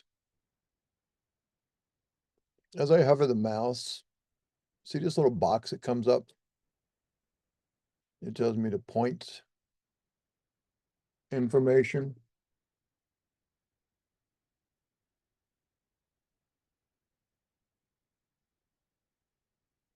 Which is not correct. Oh, wait a minute. I'm in the middle of a command. All right, sorry. So when I'm running a command that needs input from a point, let's say I'm going to draw, just simple draw 2D polyline. Okay.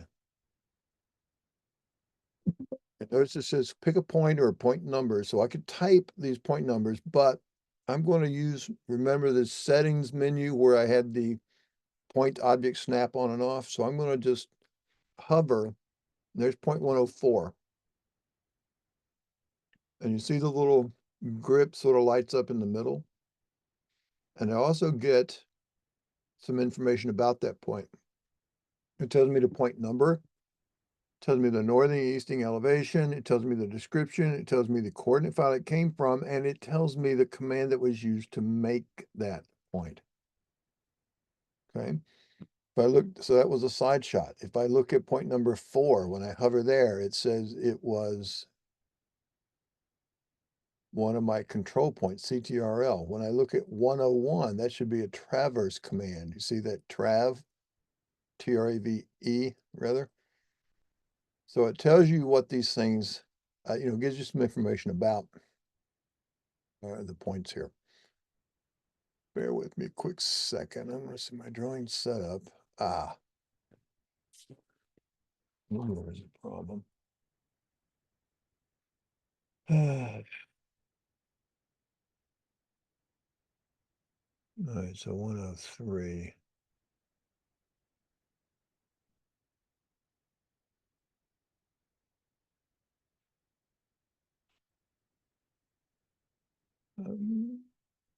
Draw range 1, 4.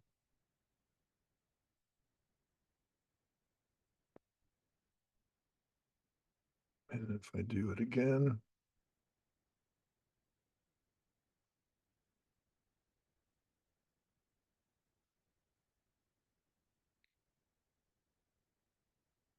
draw range 101 through, say 101, 2. enter, 104, enter, enter. Now I'm going to zoom extents, go a little bit more spread out so that I'm not on top of each other. I had my scale set to 300 instead of 30. Okay, so those are a couple of things that you can do with these points. You can erase points, edit points. You can just erase them out of the drawing. Remember, we had points in the drawing that we don't necessarily have in the coordinate file, or we could now at this point switch to a different coordinate file. And so if we do that, say go to points and choose set coordinate file, and we switch to this one called deed processing, or let's do, well, then let's just use deed processing. All right, so we open that. So that's now our coordinate file. Let me look at the points in it. I got,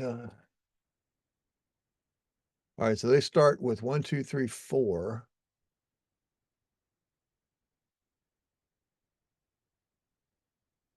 And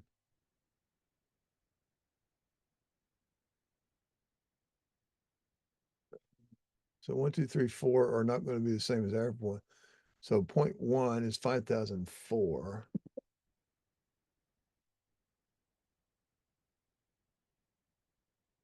No, it kept that.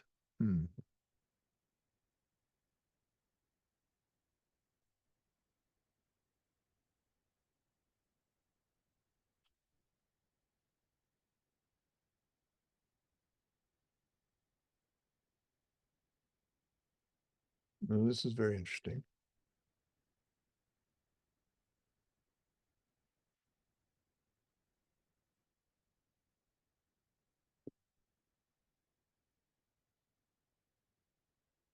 I think it's just merely a coincidence that it's using the same point numbers. Anyway, I was trying to show you that we can now take these points out here, these 101, 2, 3, 4, etc., that we don't have in the drawing. Let's see here, 101. What do we have there? We have 2 and 4. So if this should be different now. If I double click that, yes, there we go. Screen point differs by 157.48. Please choose the coordinate you want to edit. Okay, so at this point, you could, now that you've switched coordinate files, the 1 through 4 are going to be the same. So if I go to points, and I can either do it from point utilities or in my coordinate file utilities up at the top, looks like a little Swiss Army knife. I now have a different coordinate file, and I want to update that coordinate file from the drawing. So if I've created any points in my drawing that are not in my coordinate file, it's going to bring them in. So I'm going to update my coordinate file from the drawing. All the points, no filters. I'll say okay, and then I'm going to select all the points that are in my drawing here. And it says, okay, you've already got a point 101, the new point versus the stored point. Or you can renumber the point. And since that was 101, if I put, let's make it 201.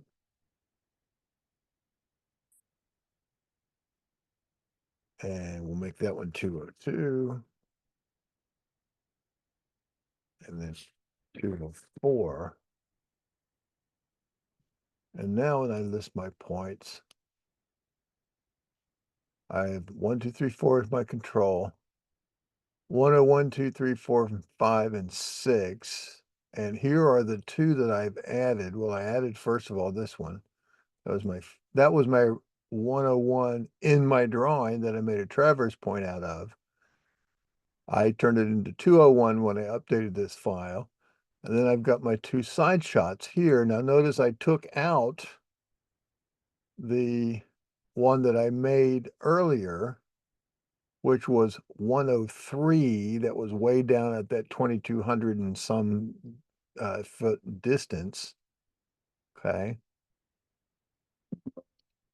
As I took it out of my drawing, I opened up a new coordinate file and then I brought those in and you know, resynchronized with that coordinate data.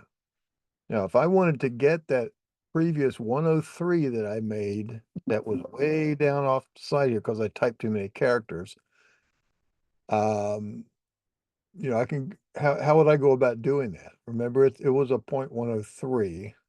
That's why I've only got a 201, 202, and 204 because I brought in a 101, 102, and 104 from my drawing. I did not draw the 103 after I erased it all. So if I want to get that point back, how could I do that? Thoughts? How comfortable are you guys switching back and forth from all these multiple files?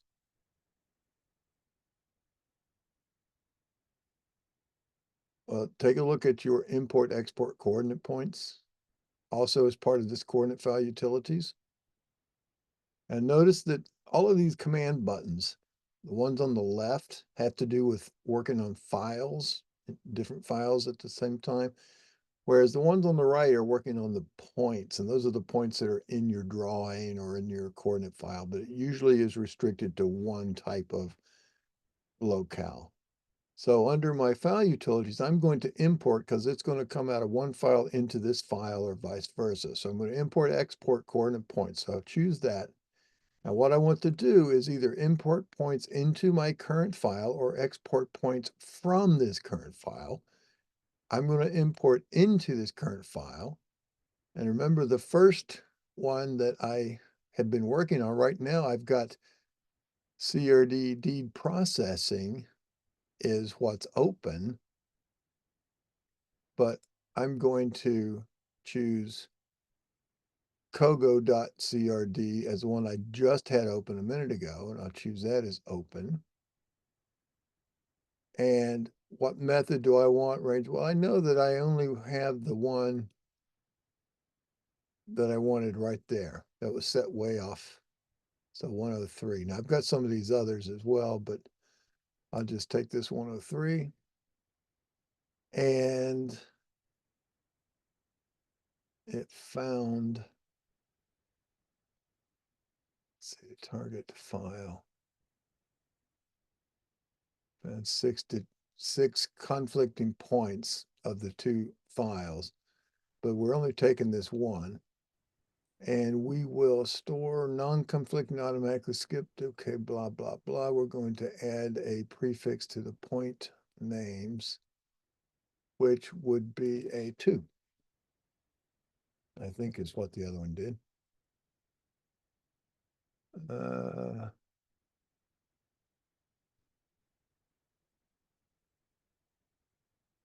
No, that's not right. Add to point names. I think if we do it like this, that would be, so that should become, if we add 100 to 103, that should make it 203. And then I'll say, okay.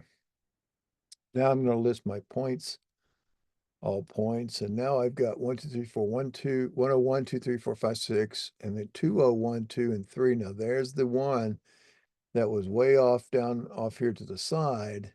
Notice the coordinates are, you know, significantly different than the old 5,000, 5,000. And I can just draw that point.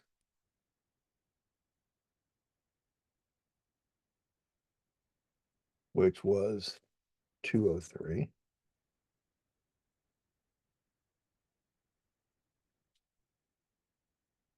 There it is. Oh.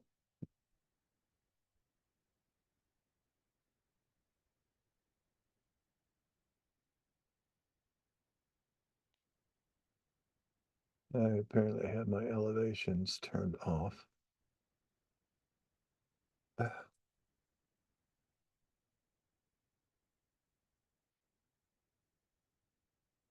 Now I did a draw all, so it brought in all of the other points out of that deed processing. Okay. So get sort of comfortable with using coordinate files if you're not already, and understand You know, when you open a file, when you set a coordinate file, that's the file that you're going to be doing work in. That's going to have values written and stored in it. If you need points from an external file to put in the file that you have open and you don't want to switch to it, then you would use that import export, and you can go straight from one file to the other. You don't have to go through the intermediary of using text files to bring the data in and out. You can just go straight in with the CRDs. But the other thing is you're doing coordinate geometry work, keep that little trick about inversing handy if you're not already using it. You don't have to use the occupied point command or any of that. You just do a real quick inverse. Start with your backsite, go to the occupied, and that's now your current setup for when you start to do traversing and side shots and that sort of stuff. But, you know, different intersections. Okay. Questions that anybody might think of or have thought of? I mean, this is all manager's points, right? But so we're discussing like inverses between the points. I mean, normally in any CAD program, you put a line between any 2 points. You could actually obtain a distance and maybe even the azimuth or bearing of the line, the attributes that the line carries. But this is kind of different. It shows you the occupy point and then the backside where it came from, the history of the point, you know? Yeah, exactly. Yeah. And so, yeah, so if I wanted to know what is the line between point 2 and point 1, exactly like you just said, if I draw, I'm going to draw a point there, and then if I look at its properties, well, I can see that I've got, now I did a polyline, so I've got a length. I don't have my direction because it's a polyline. Let me change it into a line. So now I've got a length and an angle. So north 6419 and 20920. I can do the same thing, inverse 2 to 1, and I see that's north 6419 east 20920. So that there's nothing special about that. But what is nice about the inverse command is that it sets you up then when you're doing other commands under Kogo. So if I want to do some side shots, it shows me there, it points to where my occupied points is, and it shows me that little, you know, graphic as to where I'm backsighting. And so I can just use that to keep that in mind as to where I'm working. You've got another bit under visual Kogo. Did anybody use that at all? No, I was I, wondering about it, but I've never used that command. Yeah, so it's basically the same deal. Yeah. Follow me? Yeah, so if I want to sit on 1 and look at 3 to start doing some commands, I'm running visual Kogo. I'll get this little docked thing here, my occupied point here, my OC, or I can type it here. It would be 1 to occupy. My backside point, let's see, let's make that, let's say 202. I can either type it or I can pick it from a list or I can pick it from the drawing. So there I switched it back to 3, and it gives you information about those points, you know, the descriptions and all that, computes the backside azimuths, et cetera, et cetera. Now you can set HIs and different different information. If I like that setup, I'll say accept, or so now there it is. So my setup's going to be 1 looking at 3, and if I'm going to now try to, I can do an enter a sign, I can do an inverse, I can do traverse, side shot. So I'm doing a side shot. Notice it ghosts up my little setup there, point 1 to point 3. So my next point number is 1107. Let's call it 2001. I can put a rod height in if I wanted, angle right. So this is, you know, and I've got a little calculator that can pop up to help me calculate angles, etc. but I'm just going to say 1 to 3. I'm going to say angle right was 90 degrees. I'll just blow through the vertical angle and I'll go 50 feet. And I'll put the, and it was, call it Viz dash Togo. And notice this code button. You can actually also, come up with the code. You see what it's doing, these field codes. Remember where we looked at those earlier this morning? So we can read all of those codes and you can assign them that way directly as part of this work. So it's just sort of a visual interface. And you can also tell it to draw a line or not, create a point or not, preview it. That's where it's going to go. Hit store. So when you say hit store, after you've seen all this stuff, what does that remind you of? Of like being out in the field and you see that and you're going to hit the old store button. So this is sort of what this is like. Okay. I've got some settings that I can choose here, the little tool button icon there. You can use sound for different prompts. You can prompt for these different things, angle modes, degrees, minutes, seconds, GONS, 400 circle, and that would be done in DDD versus DDD.MMSS, so degrees, minutes, seconds. This is degrees, and then tenths, hundreds, thousandths, and 10,000ths of a GON. All right, so it's really just a visual interface to these Kogo commands. But the Kogo commands themselves, being these up here before you get down to visual, and they're all, you see the ones that are done in these little letters off here to the side, like that's why I said just do like an I3-1 that runs an inverse from 0.3 to 0.1. So these are the shortcuts, and it's all done at the command line instead. Mhm. A raw file, turn it on and off, and line work on and off. We're going to put a bookmark in it there, and we'll pick this back up in the morning. We'll talk about that and how and what it means. And if you do if a lot of your work is to compute points based on, field note reductions or whatever, then you're going to want to be sort of familiar with these raw files, because it's like the difference between adding up thousands of numbers with an adding machine, and you get a little roll of tape, a little printout of a roll of tape, or adding them up in a spreadsheet. So if you mess up a number, you can't go back and fix the tape, but you can, if you're in a spreadsheet, you can go and change the number that's in that particular cell, and it will it'll correct the answer for you. That's the same idea behind these raw files, not just the file that comes out of the data collector, but the file that holds the history of all of these computations you do in the coordinate geometry system.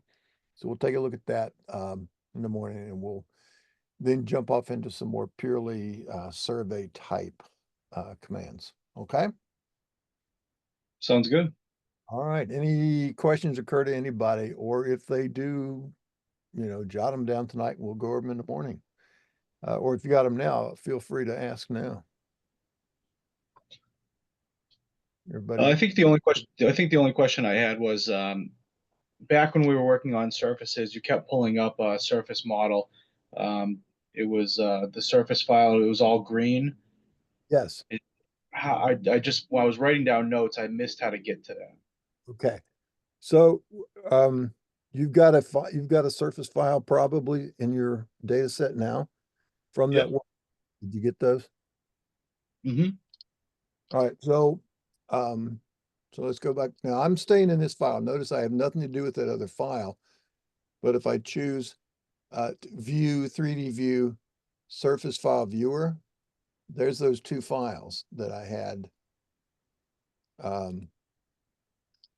in here. So if I then double click that, and this is going to come up, and there's this green. Now what I'm guessing is when you look at yours, it looks like that, doesn't it? Mm-hmm. Yep. So it's this icon right here that looks like a bunch of, Okay, yeah, just, fishnet that you can color that in. And it just toggles between whether it shows you, just the edges or makes them solid, okay, right? And now the Yep. contours over on the settings tab, if you say display the contours on and off, let me go back.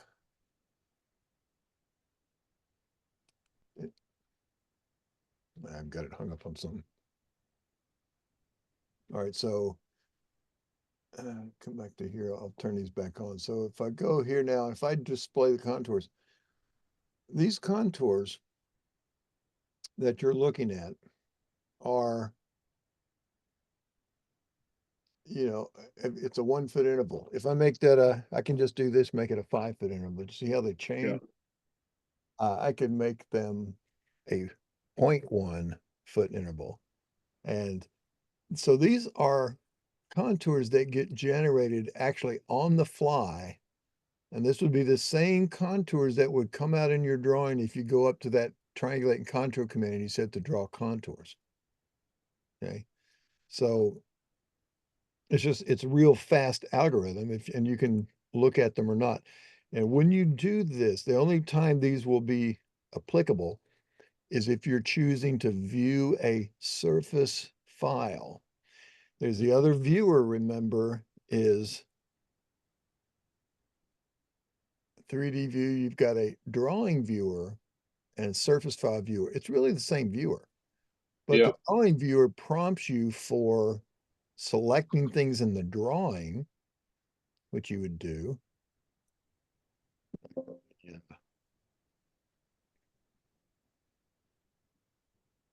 I'll load that back up just so we match. And then if I said,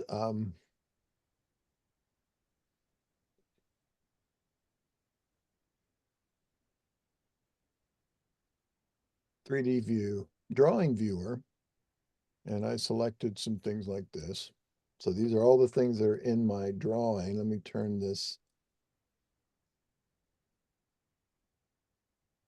ignore 0 on, and I'm going to get rid of that box. All right, so I've got the data, okay? But over on the model tab, notice there are these different layers. If I wanted to turn off those obstructed contours, and then maybe here's my major labels, Mm-hmm. liners. Okay, so I can do different things there. I can change their color. I can add other things that I may not have selected and bring into this, or I can then also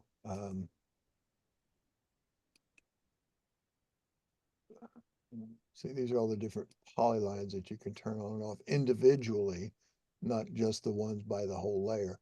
And if I add a surface here, for instance, see, it just adds to it. But if I try to draw the contours, notice it doesn't say display contours here. Okay, I can see the triangle edges, Yeah. but I can't see any contours because I did not come into this with the surface file first. But if I do, let's go back out. So view, 3D view, surface file viewer, we'll load it up first. And now when you turn your contours on, now it's on and off there, you can do that. But you can also, let's go to the model tab. At this point, this next button over here is to add entities. So I could go ahead and grab these. And so now I've got the very same things that I had before. They're things that are in the drawing. So I've added them to the surface, but because I'm from the surface, I went at this from choosing the surface file first. I can go here and turn the contours on and off. Of course, I still see the green contours, but let's see, what am I?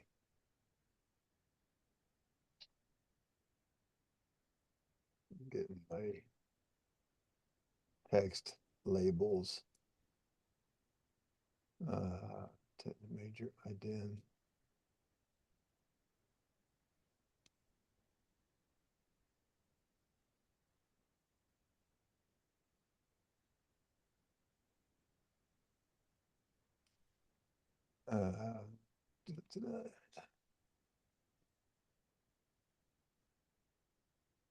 Well, let's see. Let me turn my dynamic text off. That was a problem. Okay, so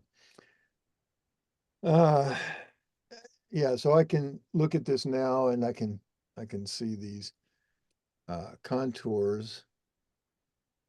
I can also turn my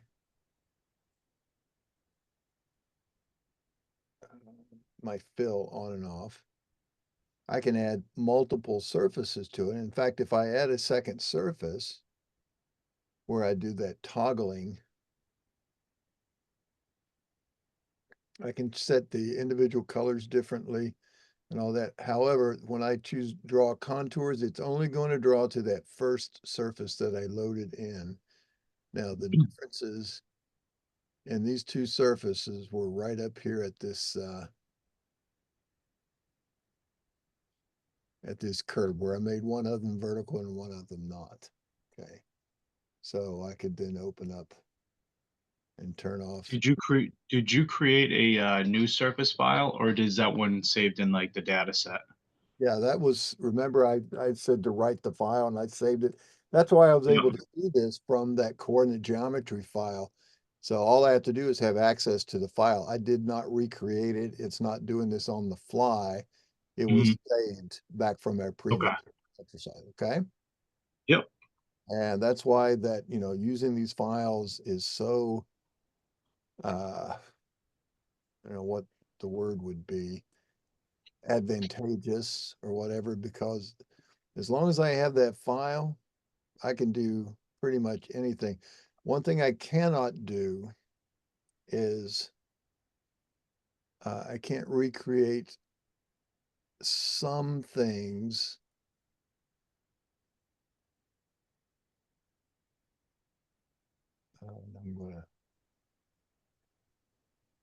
I'll just exit that. But see, I've got all those files. Remember that alignment I had up in the corner and everything there? So, but I've got nothing in this new drawing, but I can contour from a tin file. And let's do that by choosing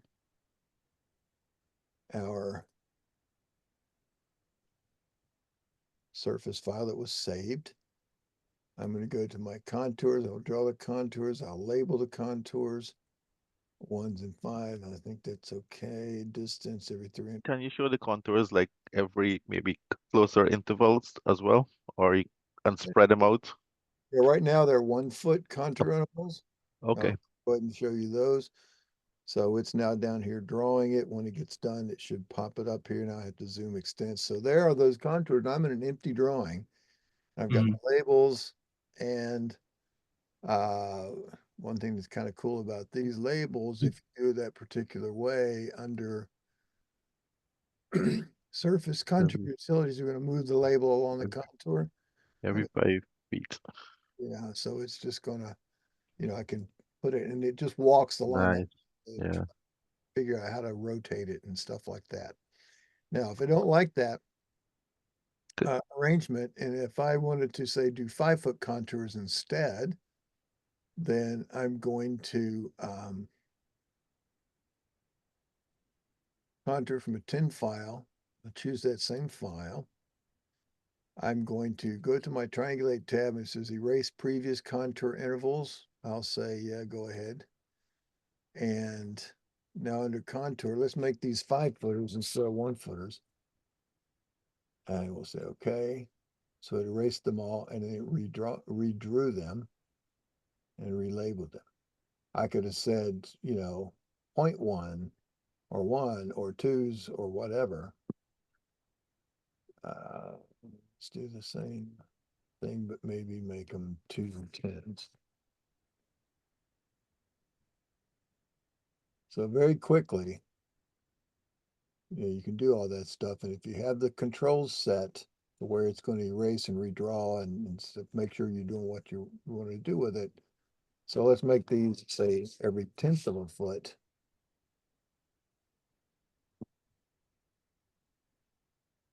And the surface is not changing. The surface is staying exactly what the surface is. The contours, remember, are an output. They are not the input of any process. They're just a picture of what those triangles look like. Now, it's taking a little bit longer because it's making them much closer together, and it had to label all of them. So, that's just a lot of processing on my end. Plus, it's trying to host a Zoom session, et cetera, et cetera.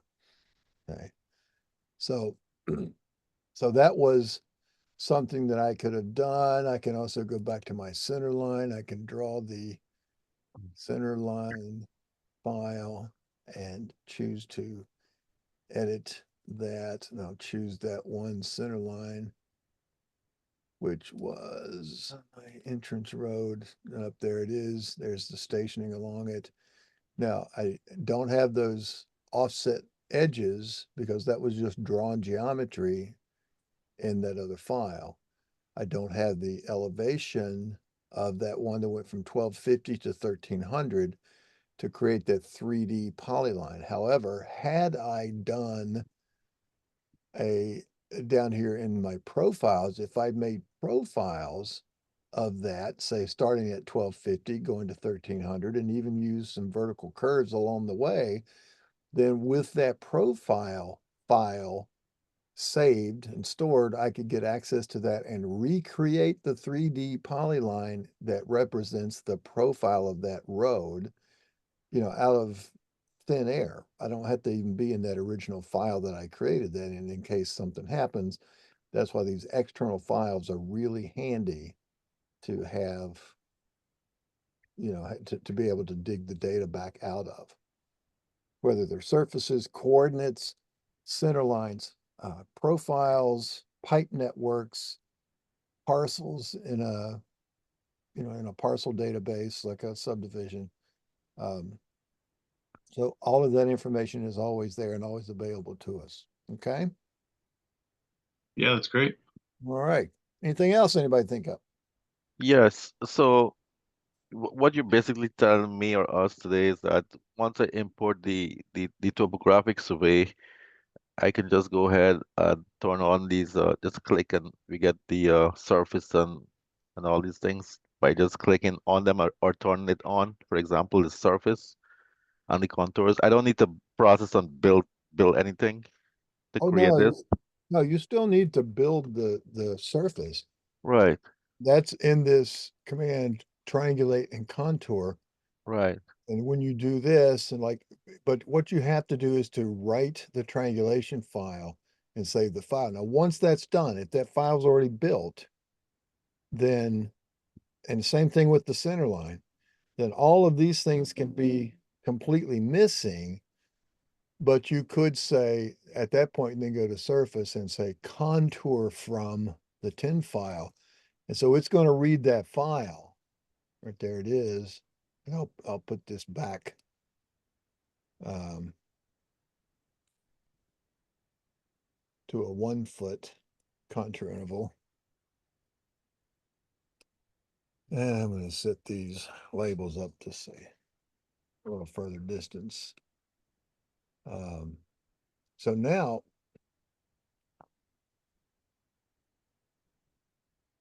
see, I didn't have the contours that the company gave me but I also don't have things like, you see, I don't have those parking islands and the buildings and all that. I don't have the brake lines, all of that stuff that they had in this other file over here.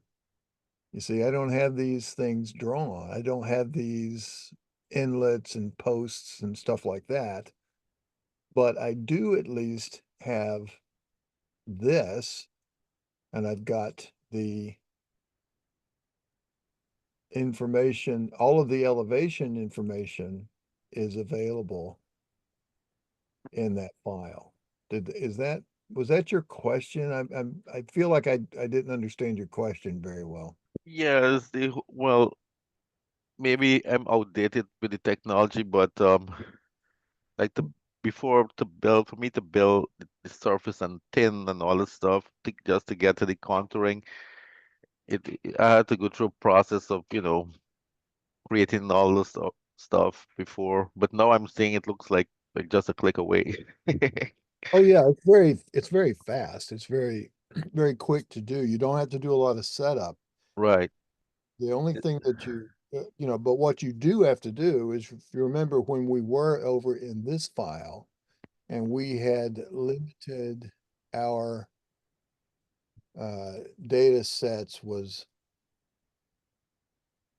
to just those break lines and these pink points that are down here. Just had points and break line data. So that's what we use to create the surface from. I still have to have that Okay. information. Now, this was given to me from a photogrammetric firm, so they compiled all that stuff stereo optically. Right. I'm out in the field, I'm going to be surveying a bunch of points in my data collector. So I still have to bring those points in. I still have to process them and use them to draw the edges of all my break lines if I need to put those in, like backs of curbs and faces of curbs and stuff like that, center lines. And once I have all that stuff done, then I can build the surface from that data. So yeah, you still have to do some processing, but it's not like, a day's or a week's worth of work. It's, it's Right. Is And there what is there a video I can watch, or is there a video available where you can show us how to build these things? how to build what The the, like, surface? well, I mean, that's what we've done today. Were you not able to? Yeah, I've seen the ins and outs you're going to it, but like for me, like step one, step two, step three. Maybe I'm old school, that Mhm. that type of thing. Well, I mean, the only step is on the surface menu to triangulate and contour. Right. Okay, and so then just follow the prompts. Now, there's other settings in here, like you want to write the file, um, and then you would give it a file name, and you would want to ignore zeros, shrink No. wrap entities, set that to low if you don't want to use an inclusion. If you don't want to create the contours, you don't have to, because you can always do Okay. it after the fact. Okay. But Yeah. you could create the contours, um, as you go. That's why the command's called triangulate and contour. So once you've done that, then you would just simply follow the prompts, and it says select entities. It says select the points in the break lines that you want to triangulate, and then you just boom, grab them up, finish your selection, and again, we had those errors that we had with those conflicts that you will see, and if you don't have any errors, you won't see that. So once that's done, then you've got, and that's the surface I just wrote over top of it. Then that surface is there and available, Right. and you can, Yeah. use it accordingly. Okay. Now, the other thing, excuse me, the other thing was like when we did these little curb offsets up here, we did those 3D offsets, where we took the face of the curb, we offset it just slightly horizontally, and we raised it half a foot to create the top of the curb. Because if our ground is supposed to look like that, then we need to create those things. If we have those little, if the ground is like we saw it with the contours and we saw it in the surface where we had these ditches and these sidewalk edges, and if we don't have this break line data, again, all this break line data was given to us by somebody else, that they did all the work. And if we don't have that, we have to create that. And when we're doing that from the field with those codes in our field to finish, we can take that and have those codes create those edges for us. Okay, to create those 3D data lines or 3D line work to create the data that's going to go into building the surface. Right. Okay. So now, and I certainly there are videos all over YouTube on the Carlson channel, on the Carlson YouTube channel that show you how to do some surface generation and all that. Now we're going to get a chance to do this again tomorrow with the field to finish. We'll get a little just a little simple site, and it's going to have some a couple of buildings, driveways, fences, things like that, and they have some elevation, and we'll use it to generate some contours. So it won't be quite as overwhelming as all this. And so it'll give you a chance to learn that a little quicker. I somewhat hesitate to have you look at every video that's out there because a lot of people show you how to create a surface file by using contours, and that's honestly the worst possible source of information. Sometimes it is all we get. I understand that, but we're after trying to create the contours, not trying to read the contours. So that's what we're trying to do with our work as Yeah. on the front end of this. Okay. Now, real quick, last little thing to show you is on the help system, on the help menu, which is my Carlson manual. Look over here on the left-hand side under contents, and there's a couple of things. There's a tutorials section right here, and there's a land desktop migration guide. And one of you, was it you? Gonzalo, that'd be great for you. Yeah. So it shows you a lot of these different things in this migration guide. See, it says it encompasses all the functionality, survey, site grading, road, hydro, GIS, long suite. Oh, that's the civil suite. Okay, that's fine. Let's see.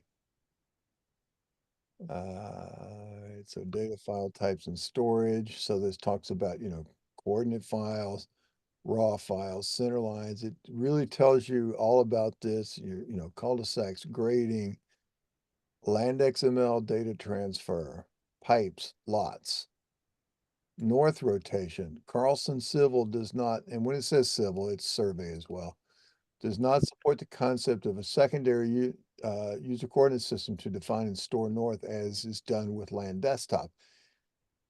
In fact, because AutoCAD now lets you quite easily visually rotate the drawing without rotating the entities. So there's no need to do that north store where it actually shifted the position and rotation of everything drawn in the drawing, and it kept track of how much it was so that when it would report or annotate bearings, it took that into effect. Now it doesn't use that and it reads it directly, but it tells you all of those different things in here. Okay.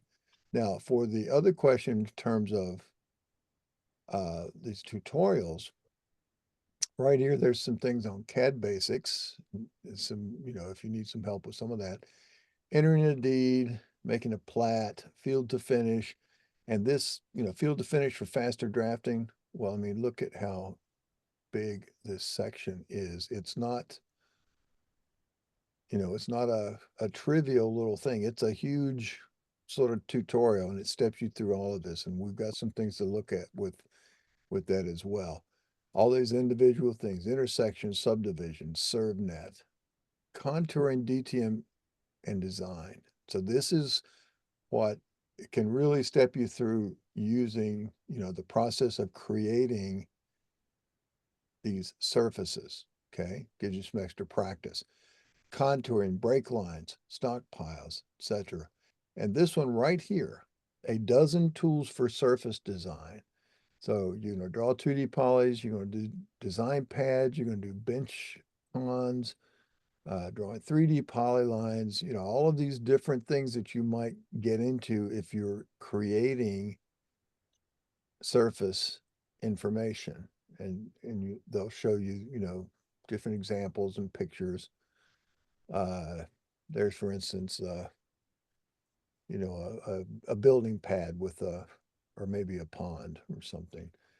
And, you know, as it steps you through, there's a little valley fill.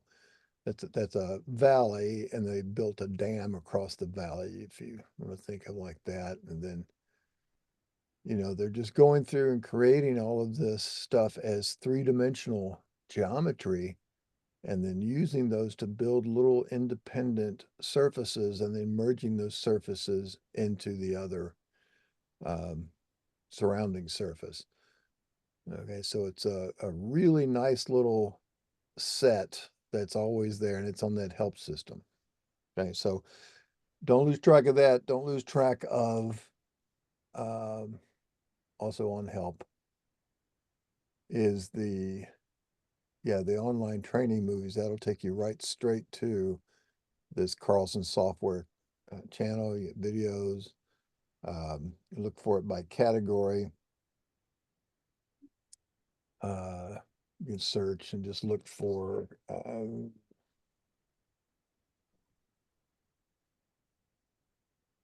I look for 10, so you can merge 10s, storm sewers, Carlson Point Cloud Learn. It's Precision 3D, it's a different product. You know, now there's a whole playlist here for civil, road widening, introduction to hydro, blah, blah, blah. Okay, so, you know, and some of these are like, here's one, exporting points and surfaces to civil 3D. It's, you know, 2-minute video. So it's real nice. And, you know, these are quick. Creating a surface, right? Here's one, for instance, a 7-minute 50 or an 8-minute video, 7 minutes, 58 seconds. And it'll step you demonstrating through. how you can start a new drawing, bring points into that drawing, and create a surface from that drawing with contours. Okay. We'll be working with Carlson Survey. So we'll start by going to File, clicking New, using the default template in this case. This is Todd Next, Carlson. we'll name this drawing. Okay. Takes me to my Carlson Projects folder, and I'll be working in the Survey 2 folder, and we'll just call this Demo 22. I'm going to change my horizontal scale to 20. Sorry about the little glitches on it, but that's part of going through. Verify my data path is in my Survey 2 folder. Come on, Those Todd. points. What's going on? So now he's going to draw his I'm going points. to change my symbol. I just prefer an X. And then we'll draw all the points. Now, if we want to build a surface of this, a couple of things we need to do. One is set our boundary around it, but the other is to add our break lines. Now, we can go in manually using tools such as Draw 3D Polyline and add the break lines and the boundary. However, there are easier ways. I'm going to erase these points just from the drawing. They're still in the coordinate file.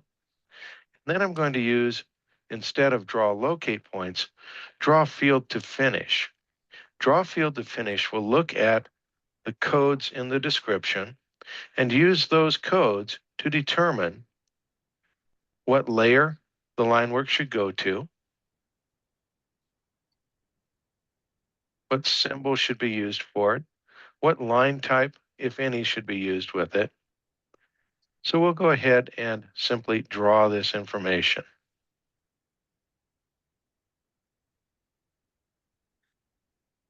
Looks like one of our polylines, or two of them, are too long. But now we have line work along with our points. Okay. And so this Down is, in here to find our problem point. Here at 532, elevation 0. yeah, so you had a And we zero. can edit those point attributes We'll give it an elevation of say 542.4, and I'm simply splitting the difference between 0.531 and 533. All right, so, The attribute is changed, the point's z coordinate is changed, and if we check in our point list for 532, we will find that even our coordinate file has been updated by editing the point with the tools in our points pull down. so So basically. here's our new elevation. So let me pause this a second. Basically, what this is showing you, and this might be a really good step by step by step. Now, this is from an older version, looks like Carlson Survey 2011. Okay, and we're at 2025. So this is old, but everything is still very applicable. And the key thing is that field to finish is going to create all of that line work for you as long as they were collected in the field with that in mind. Okay. So, you know, it's a nice little step by In the step. drawing inspector, looking at layer names Get past some of that. and ground. And he's, That would be our boundary, and exclusions would be any place so we've talked about have to those worry about inclusions and exclusions. on these. There's his little arrow box. And we can see that this break line is along our center line going underneath our road. Well, this is most likely a culvert. In this case, I'm simply going to trim this piece of line work out. And we can check and make sure that the second point is in fact on the other end of that road. So we'll exit out of there and use a simple AutoCAD trim command to remove that line segment. Now you'll notice the tin did not update immediately there, but what we'll do is simply go back to triangulate and contour, click OK. It prompts us and to confirm that we're going to overwrite the file, erases the previous contours, and now we can draw the new contour. And they come in without any errors. Okay. So we've brought in our points, created our contours, fixed our crossing break lines, and the last step we'll do here is view this surface with the Carlson 3D surface viewer, where we can add a little vertical exaggeration, rotate it, and have it color-coded based on its elevations. I hope you enjoyed this demonstration of importing point. So see, that's a very quick, you know, total of 8 minutes. It's an old version of the software, but it's still very applicable. It's not, and I'm looking at this surface with all of these jumbled, you know, stuff. To me, it doesn't represent a very well modeled surface, but it does show you the steps. It shows you the process of how to identify those issues. Okay. So that's one of the things that I would look for when you're doing those kind of things. But that's exactly what we've been doing all day today, is by looking at these particular things. We keep running into those errors that we saw down here with this head wall. We fixed the head wall errors by, you know, when we pulled that thing out like this.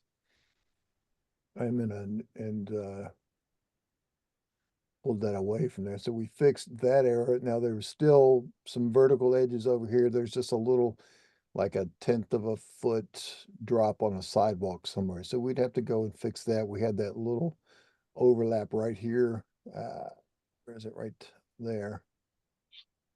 You know, that we had to break that off of there just using a break command.